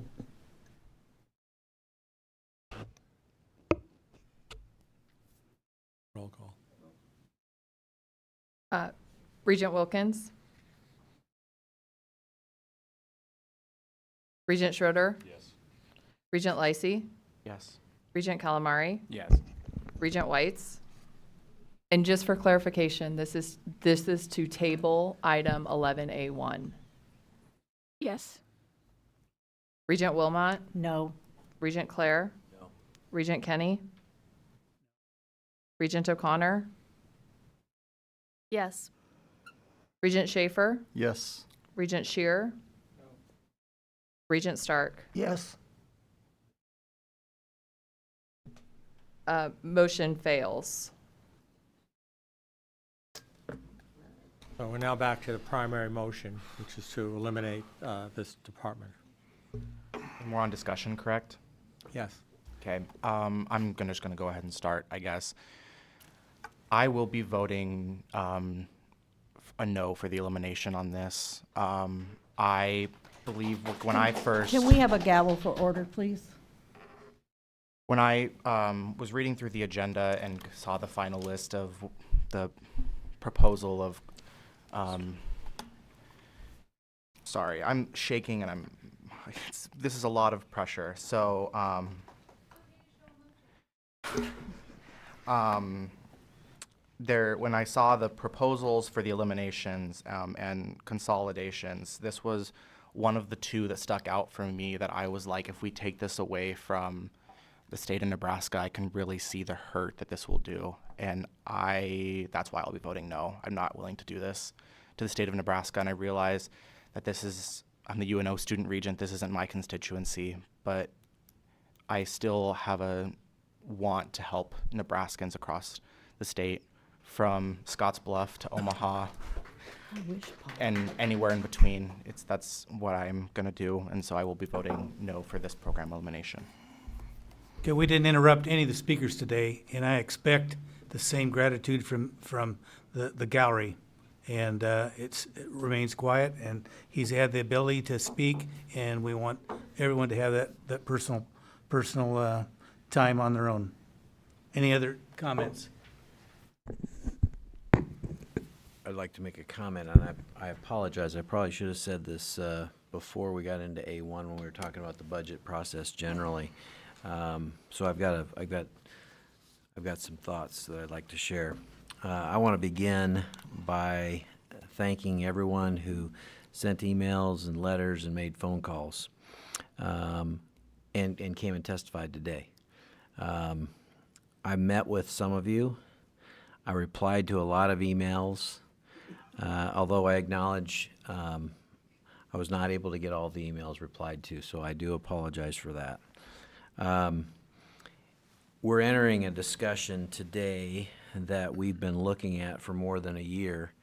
And quite frankly, I've been on this board for now 17 years, and we have proverbially kicked the can down the road for a long, long time. And so this is difficult for everyone involved. Personally, I'm not just a member of the Board of Regents. My family, we've invested over 90 years of employment or volunteer service at this university. My family, we've got 26 degrees from this institution. So to say that this decision comes lightly is as far from the truth as can be. So let me assure you that it is difficult for everyone, myself included, involved. The potential elimination of the 4 academic programs affecting students, faculty, alumni, and the broader community, it's extreme, and I'll assure you again, it's very, very difficult, and these decisions are not going to be made lightly. When I started running for the board 18 years ago, I ran with the purpose of 2 things. One, I wanted to help students I wanted to help students find their passion, because I believe the trajectory of an individual, a young person, if you have the ability to change that or help them find their passion and figure out where they're going to be and changing the trajectory of their life, that's a pretty awesome responsibility and pretty awesome opportunity. So that was one of the purposes. And the other purpose that I ran for was to help faculty educate those students. I wanted to have the faculty have an input in helping those students find their passion. And then I also wanted to help faculty find world-changing research that was going to change the world. I did not run for the Board of Regents to cut programs. I did not run for the Board of Regents to impact students' lives, faculty lives, the trajectory of the University of Nebraska, our own state and nation. I don't like to cost anyone their job, as the impact of losing a job or losing a program or changing the trajectory of your life has real ripple effect. And so these are hard decisions. Many of my colleagues also sought service on the board because they believe deeply in the transformative power of higher education and to help students discover their passions, to support faculty in their teaching and research, and to strengthen the university's reputation for excellence. So we remain committed to that mission, I assure you. But at the end of the day, we have two key duties as regents. Two. One is to select the president, and we've done that. We've selected an amazing leader for our institution. And the second purpose, our second major purpose, is to set the budget for the University of Nebraska. So fulfilling the second of these two essential functions require us sometimes to make hard, difficult, tough decisions when the circumstances demand it. So we're confronting a serious budget challenge that threatens the long-term stability of our university system. And I want to thank Dr. Gold and Chancellor Bennett, Dr. Button, VP Hang Moss, and their teams for their work. I appreciate the efforts, and I trust the work that they put out and put together. And while people may dispute the data, that team of people did what we asked them to do, and that was figure out how we can solve this potential budget shortfall. Our situation is not unique. Our situation with the budget issue is not unique to higher education. I mean, consider, we heard how bad it is at the University of Nebraska. Well, let's look around the country. Ohio State just voted last month to shut down 8 majors, and they cut 260 courses. Penn State is in the process of closing 7 campuses. So this situation is not unique to just the University of Nebraska. Higher education has taken a huge hit, and it's our job to make sure that we can continue to provide a top quality education for our students. So here in Nebraska, our state-aided budget relies almost entirely on 2 sources of revenue: state appropriations and tuition. These are the funds that sustain our day-to-day academic operations and, in effect, keep the lights on.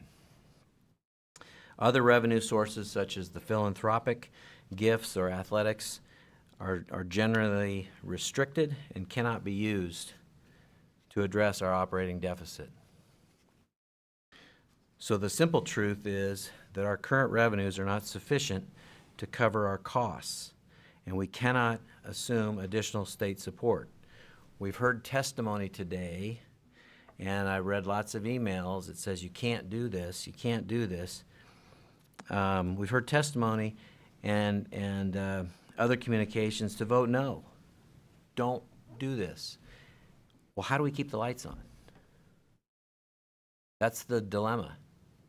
And yeah, you've said, well, we've got other plans and we've got other plans. Well, I've been on the board for 17 years and we've talked about other plans, and when are we going to address those issues? So we cannot continue to kick the can. Until we're able to grow revenue streams or identify new ones, we must steward our limited resources carefully and responsibly. Why are these decisions before us? Eliminating academic programs is one of the most difficult, if not the most difficult decision a governing board can face. Again, I've met with many members of our UNL community who are concerned about the future of the university should the reductions on today's agenda be approved.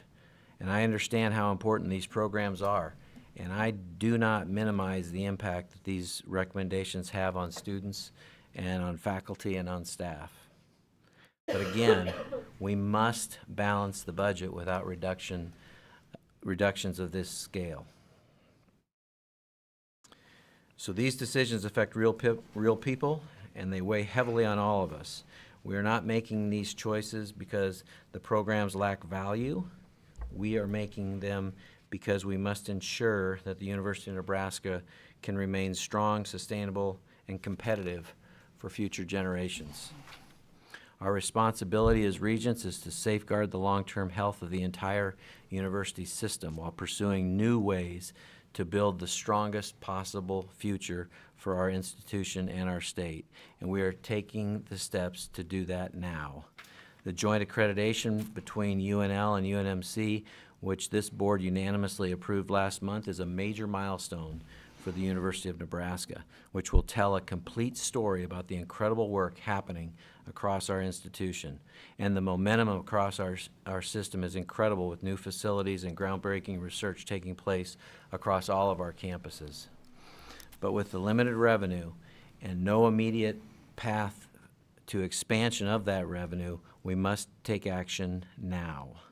And so for those reasons, I'll vote yes on the budget cutting proposals before the board today. I remain committed to working with President Gold and our chancellors and our entire university community to continue growing new opportunities, pursuing new partnerships, and positioning Nebraska for future success. These are hard decisions, but they are guided by a commitment to our students, our faculty, and the long-term strength of our institution.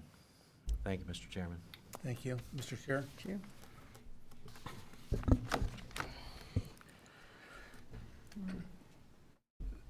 These are not easy decisions for any of us. And I will tell you that I will have to vote to support these. But I want to bring something into clarification. You all were talking about taking a pause or just stay with what we've got. But you know, I'm going to tell you, I will guess we have 100 people in here, give or take, probably, maybe a little more.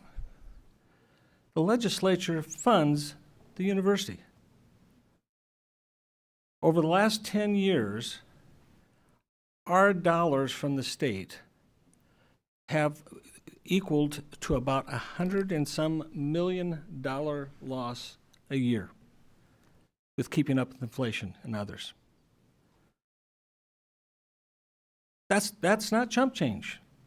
That's a lot of money, especially when we're talking about less than $10 million here. $100 million overly solves that problem. Now my question to you, of the 100 people here, how many of you went to the legislature when they were having a hearing on the university's budget? Okay? Less than 10, probably 5. No, don't shake your head. I counted them over here. There were very few hands. And there certainly wasn't 20% of you, for sure. My point is, they're the ones, and I'm going to tell you, I think probably everyone's shocked up here that I'm saying this. The legislature is a large part of what we're doing right now. If they had kept pace, and they have kept pace with a lot of other institutions and other departments in the state of Nebraska. A lot of them have increased immensely. And the university this last year, and that's why I asked how many of you went, this last year their initial budget for the university was to drop 2.5% of our funds. So, you know, we've got to the game late. The game started back in last February when they were having committee hearings. Without those extra dollars, we run into the problem where we're just like everybody else. The university's got a checking account, and it's got a balance. And for the last 7, 8 years, we've been going to the savings account and covering it, and at some point, that's not going to work. I know these people. I've worked with them for now 3 years. There's not one of us that are looking forward to this vote or looking forward to today. We all sat here, and I'm empathetic with every one of you folks that spoke. Every one of you. If I were you, I would be doing the same thing. These are your jobs. These are your livelihoods at stake. But from my perspective, I've got to make sure that there is a university for people to go to, not just next year, but 10 years from now. You can shake your heads, but it's true. That's where I'm coming from. I want to make sure that we have a university in 10 years. And by God's good graces, perhaps things come around, and as Tim normally says, if we had $10 grain, it wouldn't make any difference. We'd be floating in cash. But we don't. But maybe things change around. And a lot of these things, yeah, you're right, they're hard to put back together. It's Humpty Dumpty. But you still might be able to do that. And I don't want to give false hopes that let's wait 2 months and something miraculously could happen, because we've been waiting for something miraculously to happen for quite a number of years, and it hasn't. So, I don't think I have an alternative other than not to. But there's always, I don't want you to give up. If there's other opportunities, there's nothing that says that it can't be revisited. I mean, again, that's false. I don't want you to think that just because you come up with something, it solves the problem. But there might be another avenue out there that has legs to it. I don't know. But I feel like we're taking the brunt as a board, a brunt for the decisions. They are our decisions, but we're not the ones that are forcing it. The dollars are forcing it, and the lack thereof. And our lack of dollars are not because we've spent tons of money other places, because we have less money. It's just that simple. Kathy? Yes.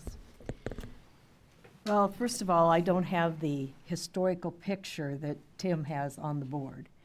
And I want to thank Dr. Gold for going through the step-by-step outline of the actions and the timelines that have got us to this point. Hopefully, hearing some of that and the effort that's been being put into this for quite some time, hopefully that gives a more complete picture to everybody involved, the public, the families, just everyone, rather than the message a lot, it seemed through the open public comments, was as though no thought went in, and it was all done so quick and behind closed doors. And having sat here, I know that's not the case. Regrettably, and I asked questions because I wondered how we got into this point. How did we get here? And regrettably, it's because of the practice of dipping into reserves for over a decade. That's a long time. It's been done to cover deficits that existed. And I'm sure you know, if you keep dipping into your savings account, it runs out if you can't find something to replace that. And that's kind of where we're at. I think people evidently thought maybe that we could just continue to do that. But again, the legislative allocations, the state revenues, it all comes together to put us in the position that we're at right now. Now, some, I know from my own being out around people, some people continue to live on credit even though they know they can't make the payments. And the university doesn't have that kind of a credit card. We can't continue to do that. We're faced with tough, painful decisions. And like Regent Shear, I do know the people. I haven't served as long on here as Regent Claire, but I do know the people do care. We've agonized over this in many conversations as, you know, what can be done and how can we lessen the pain, the impact of everything that's happening. I know it's impacting individuals, it's impacting their families, their lives, and you know, we do pain for that. The reality is, though, the buck stops here, and we have to make decisions. And in closing, I also want to commend Chancellor Bennett for the work and his staff for the work that they have done to help us know what to do. I know specifically for most of the board, he was given a difficult task, and I'm sure then he passed that task on to other individuals. And I feel like all of them, through this time, they have maintained their professional and caring demeanor, and that has to have been hard in the face of all the accusations and the negativity that was directed to these people. And I personally want to thank you for all that you've gone through, for all that you've tried to do, and I wish you and everyone affected well in the future. Jack. Mine's a little bit different, but I have a big ask. It's appropriate maybe I talk about this area. I started out at a very early age department chairman at the Med Center. I had 2 people that were state funded. I grew it to 32 people. I had a contract with the state. They ran out of money abruptly. I was told that we would not carry those 30 people for 2 months. I thought that was inappropriate. I became very angry, bitter. And I tell you, talking to those people, I can still see their faces. I can still see hear those words. It was very difficult. It traumatized a lot of people. It affected me pretty majorly. I decided to go into the private sector, and as a result of that, I saw a different model. My mentor helped me to understand better. I was angry because I'd worked hard. I did everything right. I worked hard and proud to be a tenured faculty member. After a while, I was able to come back to the university, donate 20 years or so, because my kids and I graduated from here, have a lot of degrees, 34 semesters, etc. My ask of you is stick with us. Stick with us. We'll get through this somehow. We've got 11,000 students that we're educating here every year. They're the lifeblood of the state. We're going to overcome this some way, somehow. But you stick with this because I've been through it. I decided to leave, and the next day I got a letter saying all the tenured faculty in my discipline were laid off. I was a tenured faculty member. We all got laid off. I could have been bitter and angry, and I was for a while, but I came back to it. So that's my big ask of you. That's what I wanted to share with you. Thank you. Thank you. First of all, I would like to thank members of the UNL administration for doing the difficult work of presenting a plan to balance their budget. And I'd also like to thank everyone who submitted comments on this plan and came for public comment, opposed or supportive, for participating in the democratic process, especially the students. I think it is worth considering how we got into this current position. As I see it, it was born out of 3 causes: a consistent overestimation of future student recruitment and tuition figures, and carried forward deficits at UNL being a minor but real contributor. But the bulk of the current situation that UNL finds itself in is caused by the 2 other factors: state and federal government underinvestment. And that underinvestment was deliberate. The state government has chosen to year after year place our funding allotments under the pace of inflation and that inevitably leads us into red ink. Without the diligent work of our system administration, and in particular government relations employees working to secure the support for the 0.6% increase in the biennial budget, the initial 2% decrease, or 2.5, I couldn't remember, proposed by the governor would have made the cuts to UNL and other campuses this year an order of magnitude more devastating. The university is a driver of the state economy, is a source of migration into the state, and is integral to the future development of Nebraska. To critically deprioritize higher education is to stop investing in a better future for your citizens. The federal government has now added upon this by implementing draconian cuts to research funding and constricting the use of federal research dollars. This means hundreds of millions of dollars of research grants frozen, delayed, or completely lost for the University of Nebraska system. To say that this is devastating for the research community is a vast understatement. It has salted the earth of research in Nebraska and the U.S. as a whole for years to come.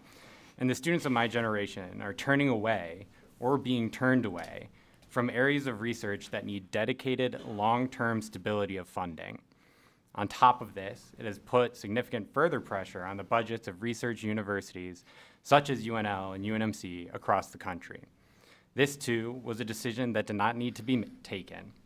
Any money that was saved by doing this was shifted to other areas, and our country still has a significant and growing deficit. This budget assault was handed down to us, and as a board, we only have two ways to, in quick order, fix that deficit: raise costs for students and order cuts to be made. This year, we had to do both in large fashion, with cuts across all campuses and a 5% tuition hike for students across the board. The cuts at UNL, totaling nearly $28 million, are necessary and will, in my opinion, likely be followed by more cuts of potentially similar magnitude in future years as the governmental neglect continues. There is little fat on the bone to be cut across the university system, and we are now contemplating cuts to the muscle and sinew themselves, the educational department and the units. This is a situation of a system on the verge of steep challenges, or taken another way, on an odyssey of unknown length, looking for a safe destination. In this situation, we have to look to our values and our purpose to guide us through. The purpose of this university is to educate the people of Nebraska, providing the knowledge that a modern society needs to function and thrive. And what could be more necessary to a state such as Nebraska than its earth and atmospheric sciences? When I lived in Lincoln in 2021, Nebraska had a record high 40 degrees above average, an outbreak of 28 tornadoes, a dust storm, a 90-plus mile per hour non-thunderstorm winds, wildfires, and a snowstorm, all on the same day in mid-December. Naturally, this state would want the best possible meteorologists trained with their tax dollars. And that is what is at stake here. Some of the research, the agricultural outreach, and the base ability to receive accreditation as a meteorologist will be retained through CADNR and other areas if these cuts go through. But the depth of training, the field work, and the overall quality of education in geology and meteorology will suffer greatly. A minor in meteorology or geology is not competitive in the job market alone. Upper-level coursework and extra credit hours of learning are critical. This is a cut that will have decades of impact on weather and climate forecasting, mineral extraction, and water conservation efforts, all things that Nebraska needs moving forward. And Nebraskans know this. The APC received hundreds of comments in support of the EAS, and between members of the UNL administration, the Office of President Gold, state legislators, and us regents, the number of messages sent supporting EAS is likely hundreds more. Our constituents, students, staff, faculty, alumni, employers, and the general public have all expressed greatest concern with this elimination. I suggest we take that into consideration as a system that relies heavily on the goodwill of the public. I also want to bring attention to the EAS students that are here today, as well as some high school students that also were in attendance. Students are not here to save their jobs. Many have no financial gain to be had, and many of them obviously have no ulterior motives. And they showed up in force because they want to fulfill their dreams here in Nebraska. They want it so much that they waited for hours to give 3 minutes of commentary that many of their peers probably told them would not have an impact or would be redundant. They did not create any of the issues of the department that have been identified, but with this cut, they will face the consequences of them. These students express that they will strongly consider going elsewhere for education. The future of this state will be outsourced to Kansas, or God forbid, to Iowa. 1.8 million in cuts will have to be found elsewhere, I am aware. Our university cannot carry forward debt like the federal government can. But when we make cuts, we have to make sure that they are in line with our values and future goals.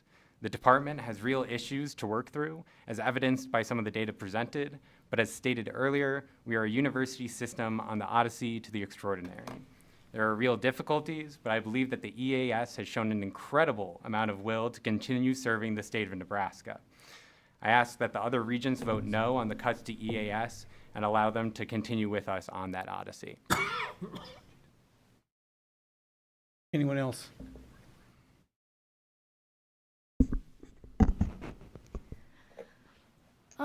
I want to start with addressing the students who came, and I sincerely want to say thank you. Thank you for your comments, and thank you for spending your Friday here. I'm sure that there are plenty of other places that you would rather be right now. I have an incredibly interesting seat in all of this. I'm an affected student in the Agricultural Leadership, Education, and Communications Department. I know that's not the same as the programs that are proposed for elimination. But I also sit on the Academic Planning Committee, and I sat through hours upon hours upon hours of justifications for why each one of these programs should stay. And I read hundreds of letters and comments. I also sit on the Board of Regents. And I attempt to do what's necessary to protect our university system for generations to come. But the thing that I keep coming back to over and over again is that I represent every student at the University of Nebraska-Lincoln. I represent students in every single program proposed for elimination or realignment. I also represent every student whose program is thriving and is growing. I represent students in the Business Honors Academy, our impressive IANR programs, the College of Law, and numerous other incredibly high-performing programs. And if I vote no on all of these proposed program eliminations, other students, and arguably more students, would suffer from this. The entire student experience would be different for every student. And I know that there are no alternative options that will address the budget shortfall without impacting thousands of Nebraskans. Nobody thinks this is good for our university. This hurts. This hurts every single one of us. But I cannot vote no when I understand that this would impact more of our students, our enrollment, and the entire student experience at the University of Nebraska-Lincoln.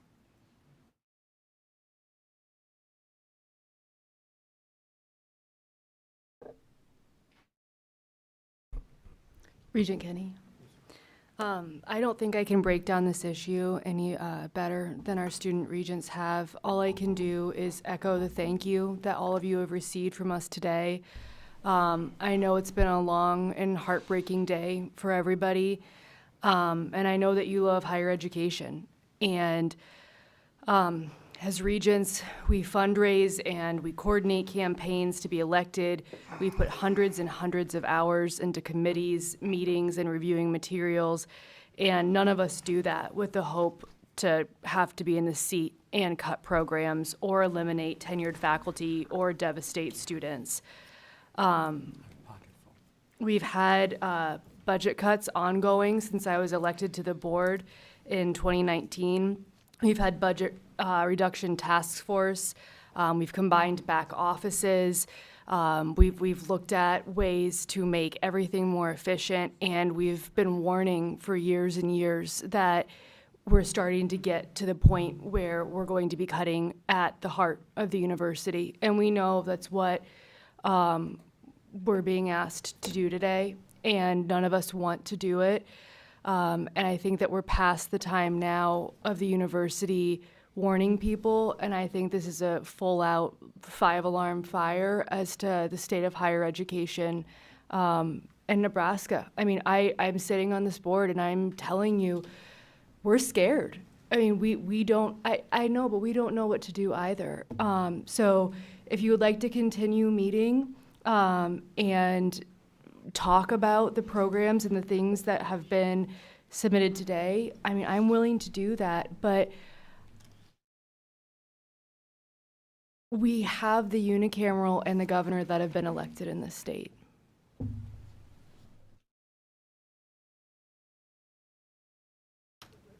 Anyone else?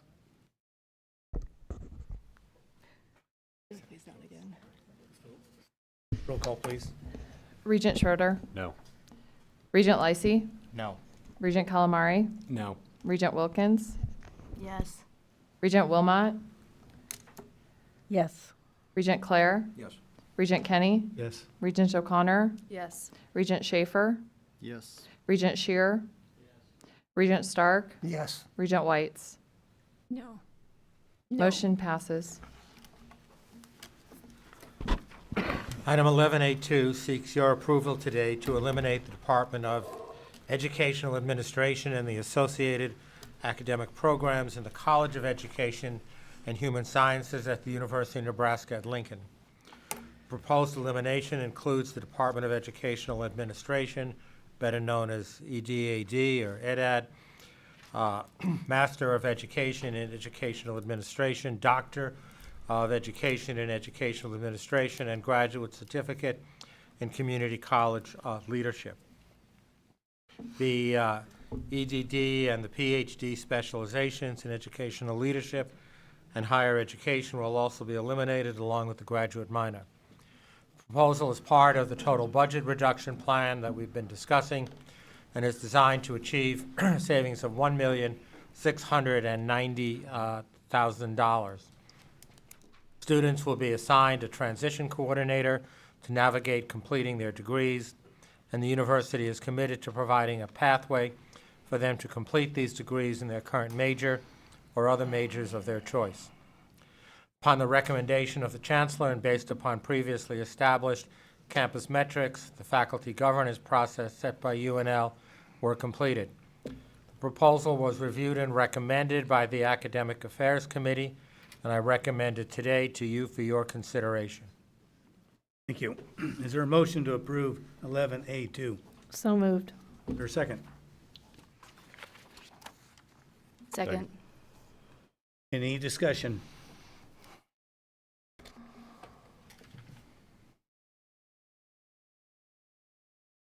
If I see any, roll call vote, please. Regent Lysy, Abstain. Regent Calamari, Yes. Regent Wilkins, Yes. Regent Schroeder, Yes. Regent Clare, Yes. Regent Kenny, Yes. Regent O'Connor, Yes. Regent Schaefer, Yes. Regent Shear, Regent Stark, Yes. Regent Whites, Yes. Regent Wilmot. Yes. Motion passes.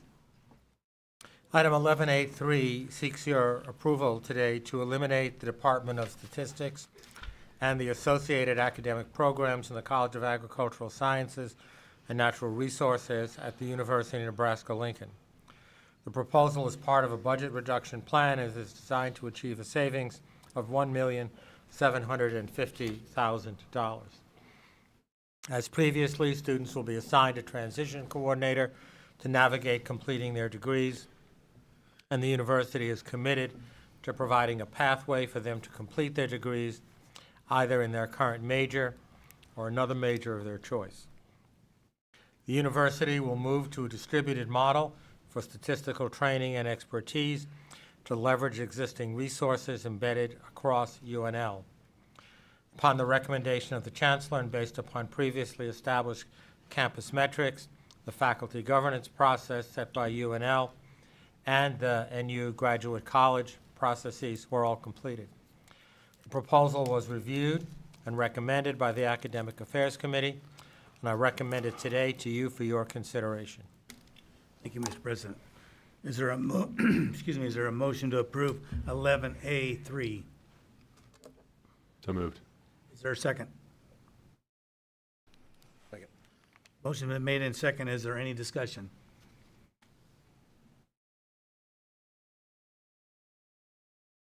Seeing none, roll please. Regent Calamari. Yes. Regent Wilkins. Yes. Regent Schroeder. Abstain. Regent Lysy. Abstain. Regent Kenny. Yes. Regent O'Connor. Yes. Regent Schaefer. Yes. Regent Shear. Regent Stark. Yes. Regent Whites. No. Regent Wilmot. Yes. Regent Clare. Yes. Motion passes. Thank you. Item 11A4 seeks your approval today to eliminate the Department of Textiles, Merchandising, and Fashion Design and the associated academic programs in the College of Education and Human Services at the University of Nebraska-Lincoln. The proposal is part of a budget reduction plan and is designed to achieve a savings of $1,450,000. As previously, students will be assigned to a transition coordinator to navigate completing their degrees, and the university is committed to providing a pathway for them to complete their degrees in their current major or another major of their choice. Upon the recommendation of the chancellor and based upon previously established campus metrics, consistent with the faculty governance process set by UNL and the NU Graduate College, were all completed. This proposal as well was reviewed and recommended by the Academic Affairs Committee, and I recommend it to you today for your consideration. Thank you, Mr. President. Is there a motion to approve 11A4? So moved. Is there a second? Second. Any comments? I'd just like to remind people that none of this was technically necessary to begin with. The cuts themselves that we have to take are necessary because we cannot tolerate the deficit moving forward in the way that it is. But this state did not invest in us.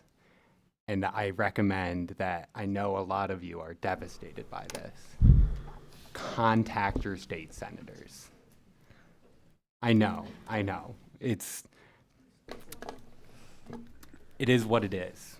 But if there's anything that they need, they need to hear about this, or they will keep underinvesting in the university. And then it will be the next department. So please contact your state legislators. Anyone else? Roll, please. Regent Wilkins. Yes. Regent Schroeder. Yes. Regent Lysy. Abstain. Regent Calamari. Yes. Regent O'Connor. Yes. Regent Schaefer. Yes. Regent Shear. Regent Stark. Yes. Regent Whites. No. Regent Wilmot. Yes. Regent Clare. Yes. Regent Kenny. Motion passes. Item 11A5 seeks your approval to combine the Department of Entomology and the Department of Plant Pathology, creating a new multidisciplinary academic school within the Institute of Agriculture and Natural Resources at the University of Nebraska at Lincoln. The proposal is part of a budget reduction plan as recommended by Chancellor Bennett that would result in a savings of $1 million by realigning two existing departments into an interdisciplinary school.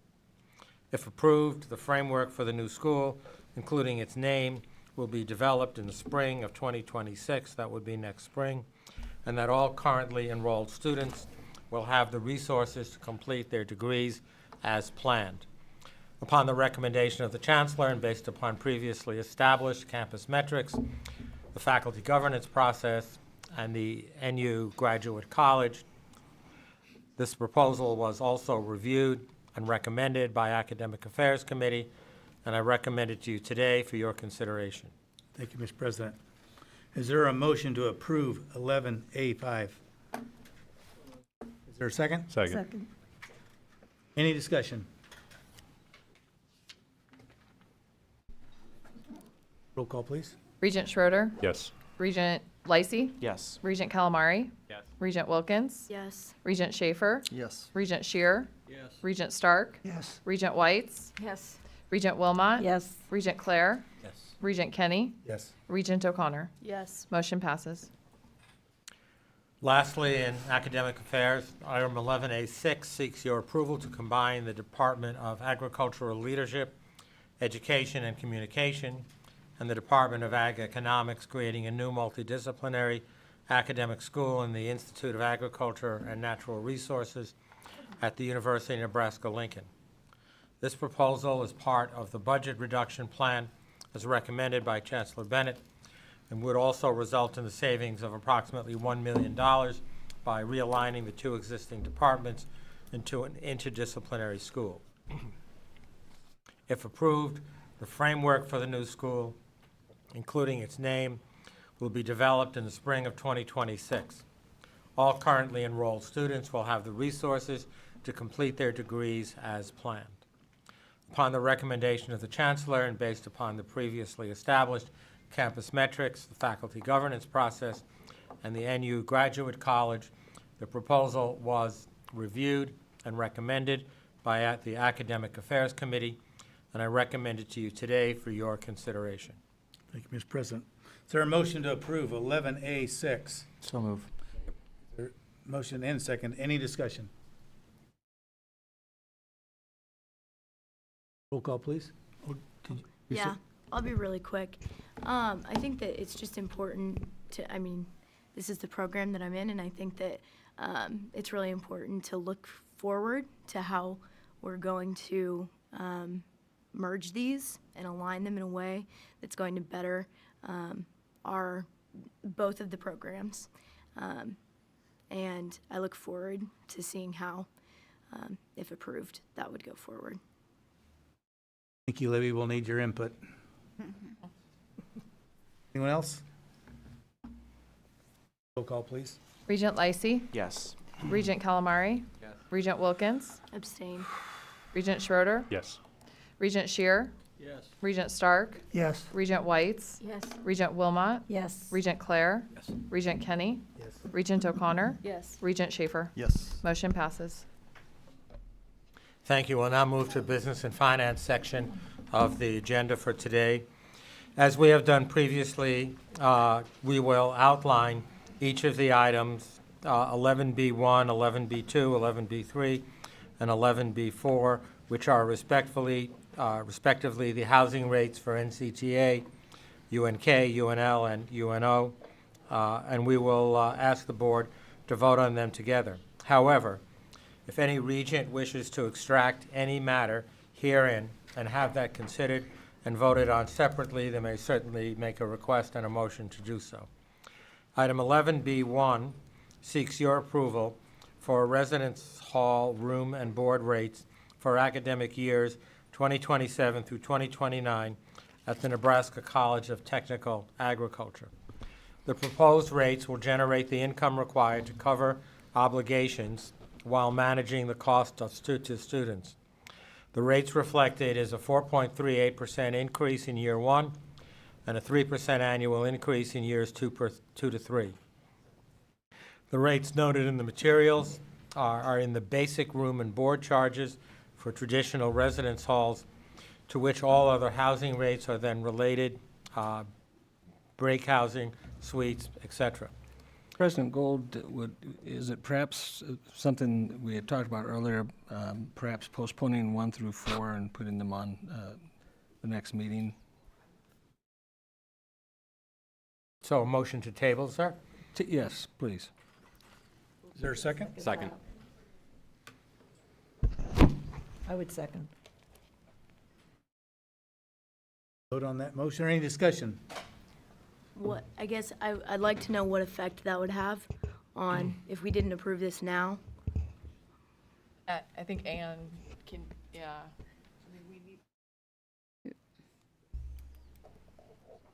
We need the rates in order to make sure that we have the cost of attendance planned for the fall of '26.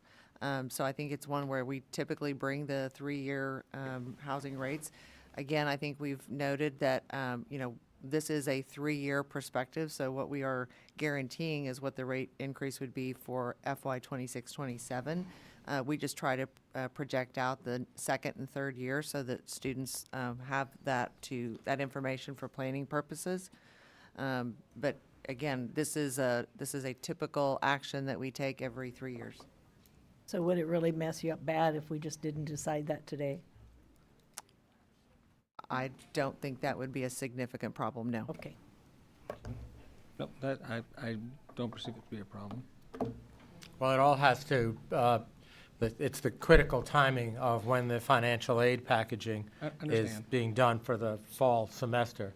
And so we need just some affirmation that we're not, because if we can't package the financial aid for the incoming students for the fall semester, that could. If need comes to play, we can always have a special meeting later this month in order to address it.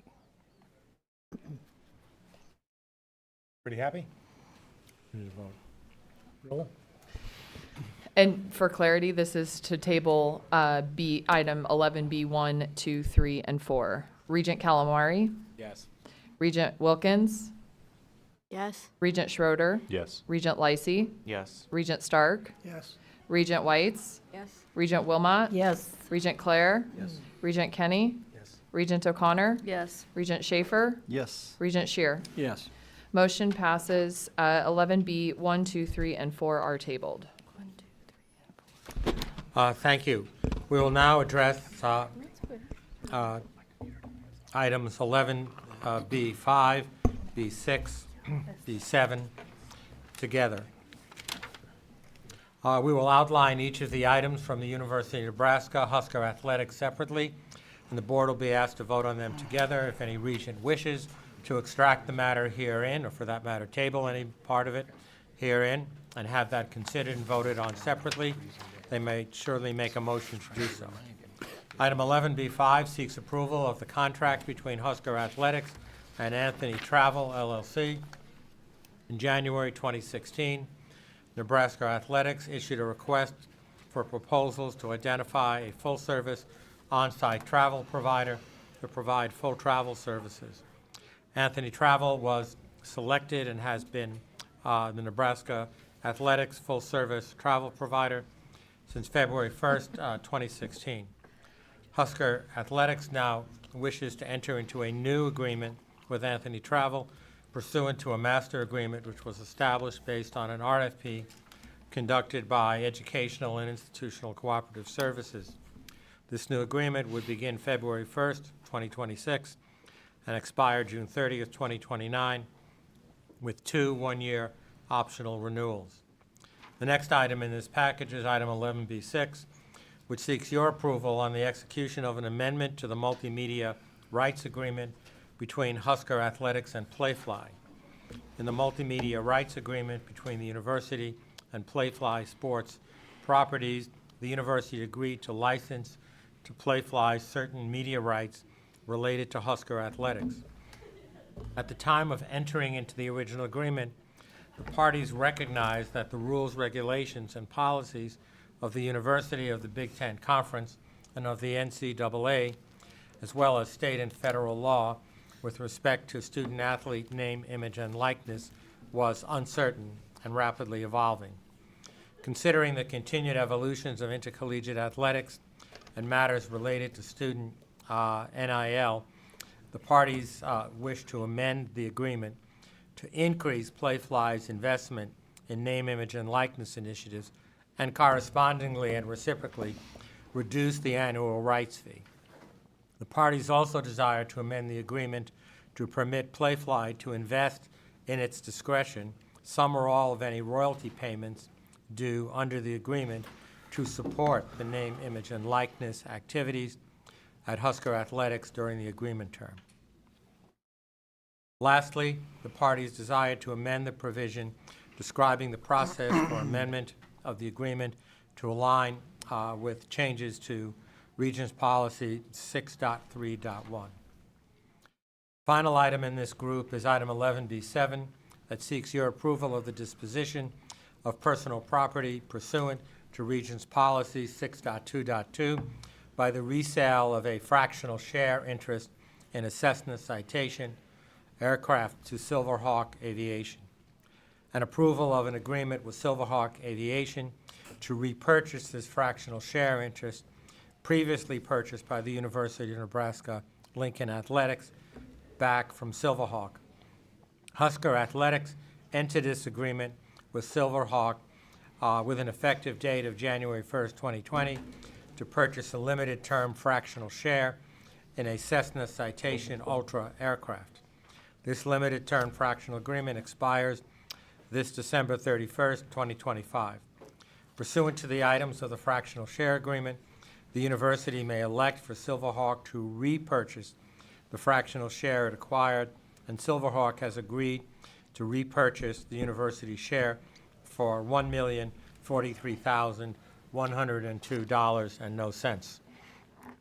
The sale of this fractional interest requires Board of Regents approval for this disposition of personal property pursuant to Regents Policy 6.2.2 and approval of the repurchase agreement pursuant to Regents Policy 6.3.1 because of the fact that the sale of the fractional interest exceeds $500,000. These items were extensively all reviewed at the Business and Finance Committee meeting and is now formally recommended by the Business and Finance Committee to you today, and I recommend it to you for your consideration. Thank you. Is there a motion to approve 11B5, 11B6, and 11B7? So moved. Second. Motion and second. Any discussion? Just in light of our discussion today on budget matters, I just want to remind our colleagues and those in the audience that aren't aware that athletics pays for all these things. It's private money. They get no state money, so the issue is not apples to apples. But because of the amount of dollars, we have to act upon it. Correct. Anybody else? Roll call, please. Regent Wilkins? Yes. Regent Schroeder? Yes. Regent Lysy? Yes. Regent Calamari? Yes. Regent Whites? Yes. Regent Wilmot? Yes. Regent Clare? Yes. Regent Kenny? Yes. Regent O'Connor? Yes. Regent Schaefer? Yes. Regent Shear? Yes. Regent Stark? Yes. Motion passes. Thank you. We will now deal with items 11B8 and 11B9, which are business and finance items from the University of Nebraska Lincoln. We will outline each of the two items from the UNL proposal separately, and the board will be asked to vote on them together. Again, if any regent wishes to extract either of these items herein and have it considered and voted separately, they may certainly make a motion to do so. Item 11B8 seeks your approval of the intermediate design review information for the Lead Center for Performing Arts renovation and addition at the University of Nebraska Lincoln. Approval of the total project cost, increase, and execution of the standard form GMP that would be guaranteed maximum price contract, and approval of the use of the university personnel in construction. The program statement for the Lead Center for Performing Arts renovation and addition was approved by the Board of Regents on December 3rd, 2021. During initial schematic design, it became clear that the approved budget was insufficient to achieve the full program scope. Combined with the lingering market impacts of the global pandemic on construction costs, this led to pause the project. In March of 2023, the campus executive leadership team approved resuming design, reaffirming the building addition, and establishing a budget of $35 million for consideration by the board. Additional time was required for fundraising and consequent significant redesign needed to retain the addition, extended the project schedule. As a result, the redesign combined with 4 years of inflation has driven the overall costs upward. Accordingly, a $9.5 million budget increase is now requested, bringing the total project budget to $35 million. The project is entirely privately funded. I want to repeat that. This project is entirely privately funded by our generous contributors that have been eagerly anticipating to break ground and start. The second item in this package consists of 11B9 that seeks your approval for the Second Amendment and restated declaration of covenants and conditions and restrictions for a Nebraska Innovation Campus. In keeping with the Board of Regents pillar of extraordinary partnerships and engagement, we aim to distinguish the University of Nebraska system and its partners through exceptional quality and impact, delivering extraordinary outcomes in both rural and urban communities. This second amended and restated declaration of covenants, conditions, and restrictions, better known as the CCRs, for Nebraska Innovation Campus, was approved by the Nebraska Innovation Campus Development Corporation by its board on June 24th, 2025. The Board of Regents approved the original CCR in 2010 and the first amended restated CCR in 2012. This updates, modernizes, and clarifies the governance and operational structure of Nebraska Innovation Campus. In addition, the document refreshes language related to permitted and prohibited uses, campus maintenance and management, assessment procedures, and enforcement provisions. Both of these items were extensively reviewed and discussed at the Business and Finance Committee meeting and are now formally recommended by that committee to you today, and I recommend it to you for your consideration. Thank you, President Gold. Is there a motion to approve 11B8? So moved. And 9? Is there a second? Second. Any discussion? We got a real. Can't have any. Can't Go- have go it. ahead, go ahead. I just want to say that it's exciting that the Lead Center is getting a renovation and addition. As a UNL student, I got to see very many low-cost to no-cost shows in the Lead Center, and I got to see orchestras from all over the country and all over the world, and that's an opportunity that isn't afforded at every university. So I do appreciate that this is moving forward. Well, Thank you. hopefully. Thank you. Anyone else? Yeah, I was just gonna say, we got a real jewel down there, and so this is a nice Remake. facelift. Yep, remake. Remake. This is mine. Anyone else? Oh, Trey, I'm sorry. Roll call, please. Regent Schroeder? Yes. Regent Lysy? Yes. Regent Calamari? Yes. Regent Wilkins? Yes. Regent Wilmot? Yes. Regent Clare? Yes. Regent Kenny? Regent O'Connor? Yes. Regent Schaefer? Yes. Regent Shear? Yes. Regent Stark? Yes. Regent Whites? Yes. Motion passes. Thank you. We will now address the two business and finance items that are on the UNO agenda. And again, we will outline each of the items from the University of Nebraska at Omaha separately, and the board will be asked to vote on them together. If any regent wishes to extract any one of these resolutions herein and have that considered and voted separately, they certainly are fully free to make a motion to do so. Item 11B10 seeks your approval for the program statement for the Omaha Athletics Training Facility at the University of Nebraska at Omaha. The purpose of the Athletics Training Facility project is to position UNO as a leader in student-athlete development while strengthening its connection to campus and the broader community. This facility will directly address current outdated infrastructure, enhance the student-athlete experience, and align with best practices at NCAA Division I levels. The Omaha Athletic Training Facility will provide appropriately sized training areas, strength and conditioning performance spaces, wellness and nutrition zones, academic support rooms, and flexible community/event spaces. Item 11B11 seeks your approval for the program statement for Omaha Athletics Baseball and Softball Clubhouse, again at the University of Nebraska at Omaha.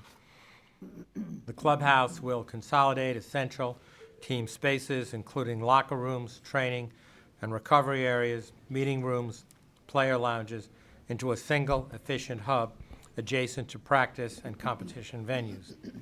The Omaha Athletics Baseball and Softball Clubhouse will address the current deficiencies at Maverick Park by providing modern on-site facilities that support training, recovery, and team culture. This project directly supports UNO's goal of building a comprehensive athletics corridor and ensuring all Maverick teams have access to the resources necessary for success on and off the field. Again, I underscore that both of these projects are completely donor-funded and donor-driven. and will not use any taxpayer or tuition dollar in the construction of the facilities. These items were also extensively reviewed and discussed at the Business and Finance Committee and are now formally recommended by that committee to you today, and I recommend them to you for your consideration. Thank you, Mr. President. There's been a motion. How about a second? Is there any discussion? Yes, go ahead. You go first. I'd like to congratulate Chancellor Lee and Athletic Director Adrian Dow for this significant contribution, one of the biggest you've had in the history of UNO. I think that Rhonda and Howard Hawks have done probably more for this university than just about any other couple. Howard served for 18 years on this board and became our ethical mentor. Whenever we had difficulty, we would go to him and he would come up with a solution. We miss him dearly, and I congratulate you for this because it takes you to a whole nother level. Congratulations. Chancellor?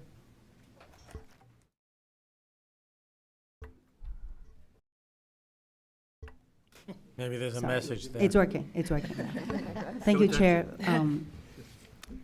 Regents, President Gold, and members of the university community, thank you for the opportunity to speak today about what we believe is a defining moment for Omaha athletics and for our community and university as a whole.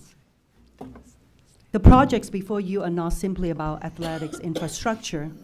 They're about vision, momentum, and a belief that what's possible when the public metropolitan university commits to excellence on every level.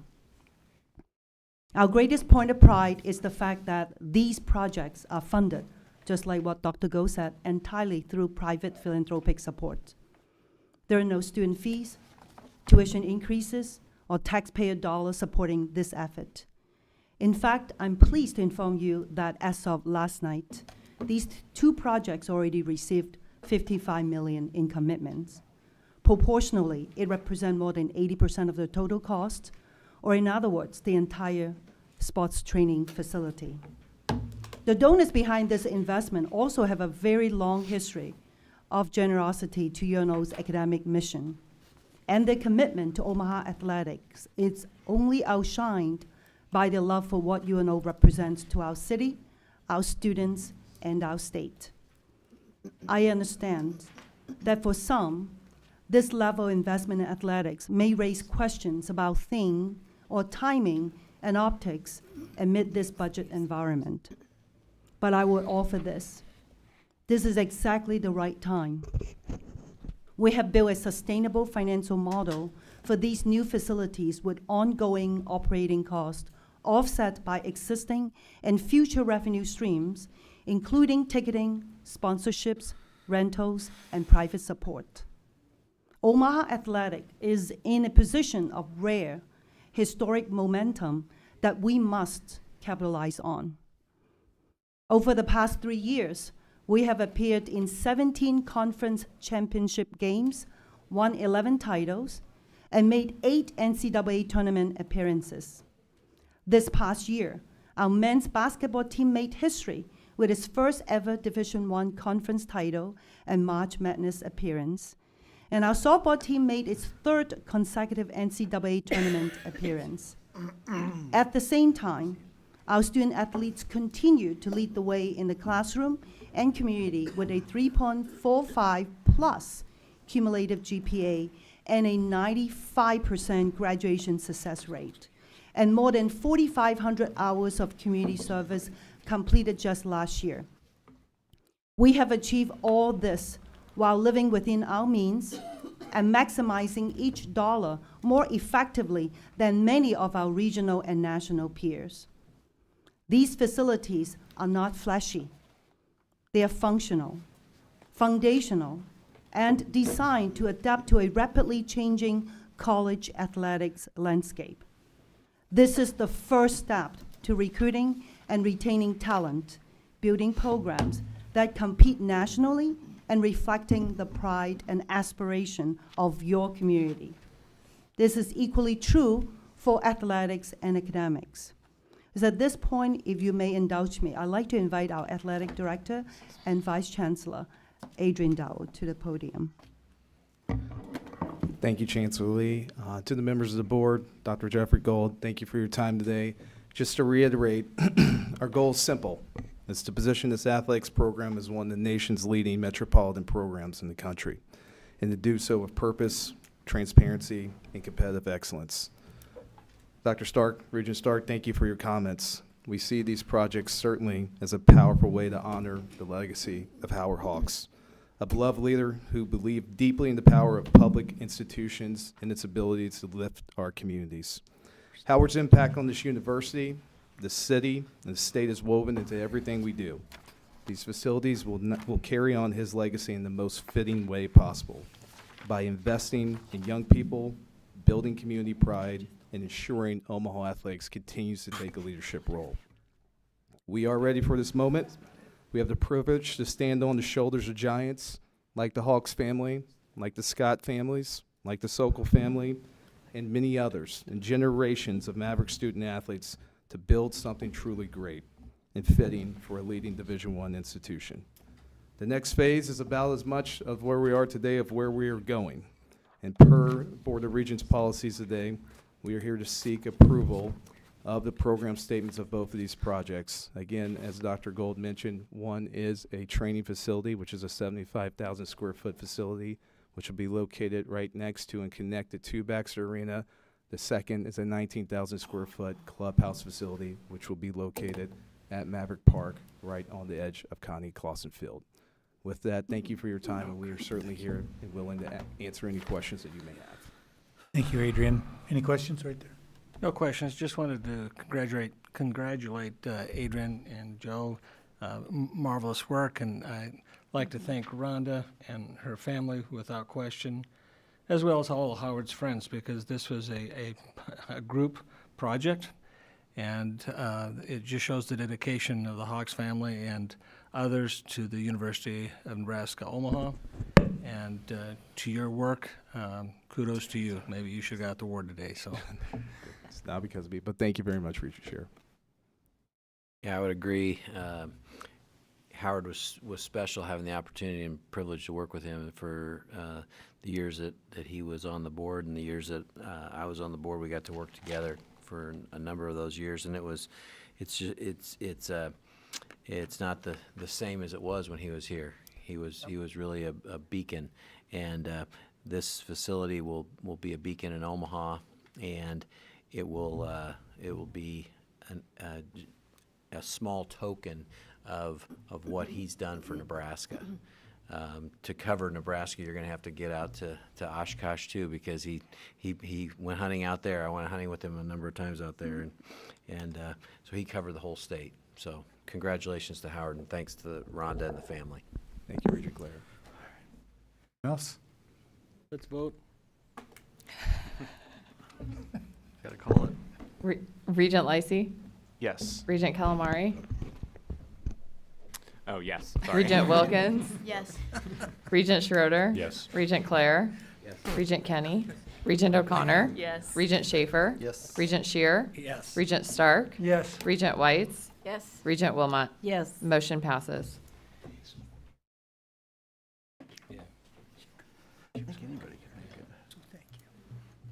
Yeah, it's up to you now. Motion to approve that one. Okay. Regent Kenny, item 11C1 seeks approval of certain changes, chapters 1 to 3 of policies, University of Nebraska Board of Regents. These changes have been reviewed previously at committees and circulated for feedback among the board, as well as interested internal parties. The item has been reviewed and recommended by the Academic Affairs Committee, Academic Affairs, Business and Finance Committee, and Executive Committee. I recommend this for your approval. Is there a motion to approve 11C1? I would like to make a motion to table the item until February, if we may. I have quite a few questions, and probably no one has the patience for the discussion. Is there a second? Second. Want to vote on that? Any discussion? Voting on a motion to table item 11C1. Regent Calamari? That was really kind of fun. Regent Wilkins?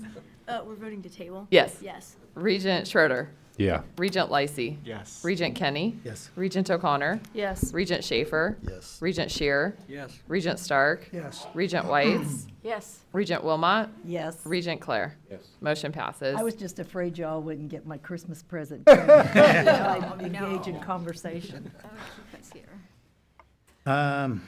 Item C, 11C2 seeks approval of certain changes to Section 1.3 of the bylaws of the Board of Regents of the University of Nebraska and Section 1.2 of the standing rules of the Board of Regents of the University of Nebraska. These changes have been reviewed by committee and published for information October 3rd, 2025 at the board meeting.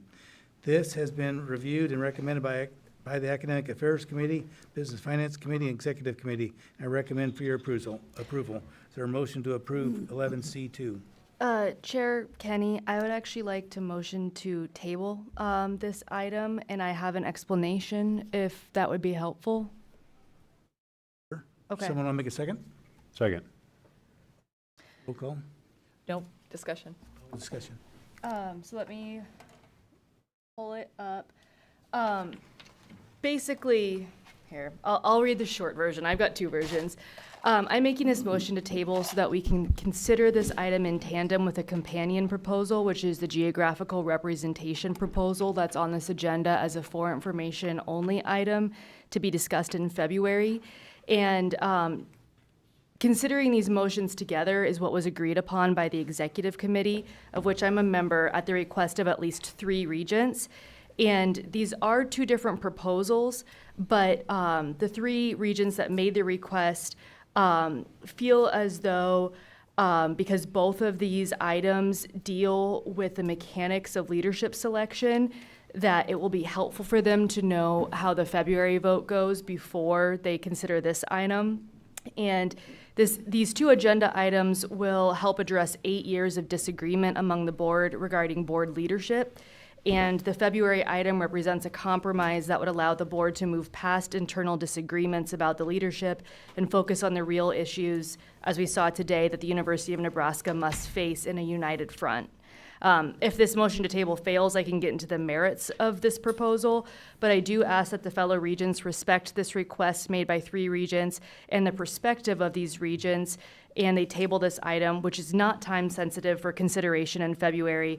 Both proposals affect the mechanics of leadership selection, and the outcome of the February vote will impact several regents' vote on this item. Any discussion? Second. Good. Seconded. No discussion? All in favor? Call roll. Oh, roll. Regent Wilkins. Yes. Regent Schroeder. Yes. Regent Lysy. Yes. Regent Calamari. Yes. Regent O'Connor. Yes. Regent Schaefer. No. Regent Shear. No. Regent Stark. Yes. Regent Whites. Yes. Regent Wilmot. No. Regent Claire. Is this Motion to table. table? 2 items. The 2 items No, to just the- change the term of the chair. One item. It's Determine- change the by term. law and standing rule. So the It would just table it till February. Regent Kenny. No. Motion to table fails. Do we have a motion for this? Yeah, there's a motion And and a second on the Any table. discussion? No, we didn't have a motion in second. Oh, I yes. jumped ahead as a point of order. Sorry, President Gold. Okay, we need a motion for that, for whichever one, 11C2. So moved. Is there a Second. second? Any discussion? Yes, we have, there's been a number of questions about, when I started my first term, I was told that the leadership of the board, chair and vice chair, would rotate regularly, and that each person was going to be honored in a way that made us representative of our district and gave a face to our district. And we have a list, I believe you've seen it, of the past chairs and vice chairs the last almost 12 years. And there are regents who are now, I'm for one, have run twice, plan to run again. But there has not been a female chair. There has not been an Omaha area chair. And we feel as though that representation eliminates almost a third, if not more than that, of the state. And that kind of leadership is important to let everyone know that everyone across all the districts have opportunities to lead this board and to bring new ideas and new leadership to our executive committee, to the board itself. And so we've been talking for a while about how could we accomplish that. And one way was to, if we want to do 2-year terms for the chair and the vice chair, that means there would only be 2 possibilities. For someone who serves 6 terms, that leaves out a lot of regents' opportunity for leadership. And because the chair appoints all the committees, it always affects the leadership of our committees and who's on the executive committee. So we believe this needs conversation. We need to talk about what it means to be representatives of our districts. And are we giving up on the idea that should be geographically rotated so that people in western Nebraska, middle Nebraska, and eastern Nebraska all have their opportunities to chair this board and provide leadership for the university. So that's our proposal to add to the idea of a 2-year rotation of a chair and a vice chair.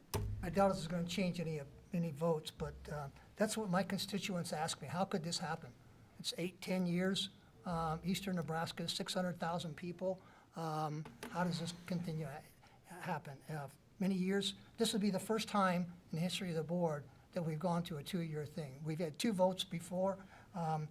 There's a lot of discussion I think needs to take place. That's why we're suggesting it be tabled.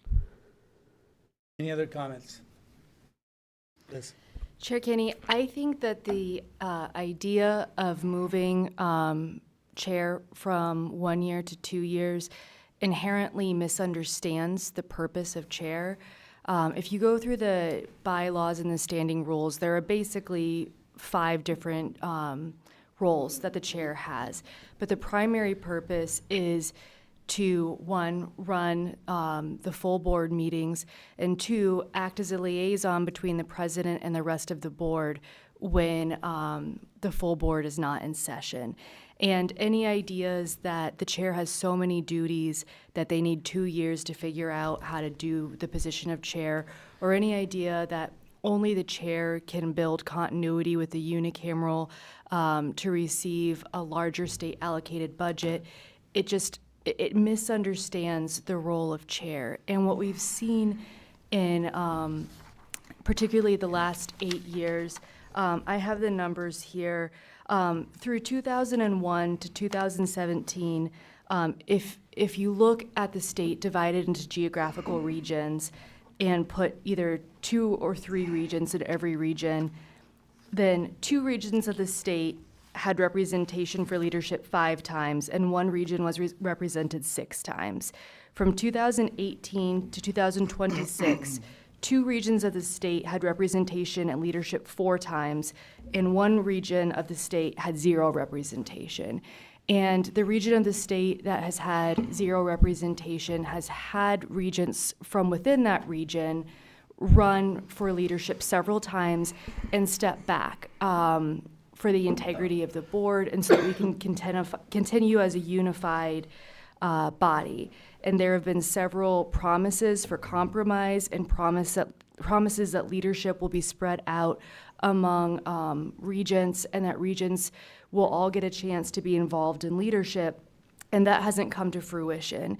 And my fear is that it's a fundamental misunderstanding of the role of chair and an overreach of chair to continue putting this much power in the position.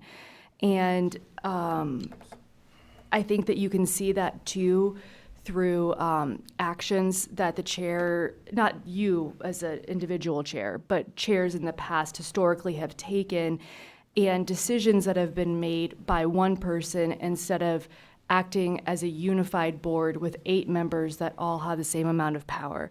And now I know I'm rambling and we're at 5:30, so I'm going to stop, but I'm available for more comments afterwards if anyone has more comments that they would like from me. And I'm a strong no vote on this, not just because it cuts in half the opportunity for leadership for members of the board, but just a fundamental philosophy that we should be operating as a Board of Regents. We're not a congressional body. We're not a private corporation. We are a Board of Regents, and we are supposed to be working to represent all of Nebraska, not just our own region. And I would just add that there were a number of ideas that were brought up, and this isn't the only way to create that kind of rotational. We could talk about limiting the number of times any individual regent could serve in a leadership role in one term. There are different ways to do it, but we really want to see more of that happen. So there's so much talent around this table, and a lot of it sits on the sideline a lot of the time. I'm speaking for myself. I'll call the question. Question's been called.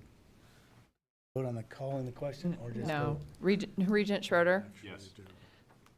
You do? The motion to call the question needs a second and a Okay. vote. Second. I Okay. guess we're voting. Uh, So the motion at this point is To call the ex- question. But to accept Or the we wording could just that's withdraw the submitted. call the question, and we could just go through roll call. Let's do that. Yeah. That's Withdrawn? fine, I withdraw. Okay. But we are talking about the language that was submitted. Yes. At this point, what is on the table is the change to the bylaw and the standing rule that have to deal with the term of the chair and vice chair. We can go forward. Okay. Regent Schroeder? Yes. Regent Lysy? No. Regent Calamari? No. Regent Wilkins? Regent Schaefer? Yes. Regent Shear? Yes. Regent Stark? No. Regent Whites? No. Regent Wilmot? Yes. Regent Claire? Yes. Regent Kenny? Yes. Regent O'Connor? No. Motion passes. Regent Kinney, there are also numerous reports for the board's review. More than pleased to take any questions on any of them and request your acceptance. Any questions on any of the reports? I accept the reports on behalf of the board. I also would like to throw out quick too, as informally, as we take care of the lady that takes care of us at the football suite, that we usually put Candy, put a tip together for her for how many seats you have or whatever. I took care of her myself, so You've done it, so anyone else that, I know some of you didn't come, but I took care of her very well. Tell me what we're. I don't remember what. I gave her 100. Yeah, can we close the meeting? Yep, and then well, talk about before we adjourn, can I make one final comment, and I'll make it Yes. very quick? Is that okay? Sure. Okay. Before we adjourn today, I'd like to take a second to acknowledge the amount of lives that were changed today, from faculty to staff to students. I want to say that the students do not have to go through these changes alone, nor should you. There are remarkable services on and off campus, and I want students to be able to find peace and happiness in these decisions that were made today. If I or anyone on my team at UNO can help, please reach out to me. You don't have to go through this alone, and students are in this boat together, and I am here for you. Thank you. Anyone else? See no further business, there's no objection. We stand adjourned at 5:30. Thank you.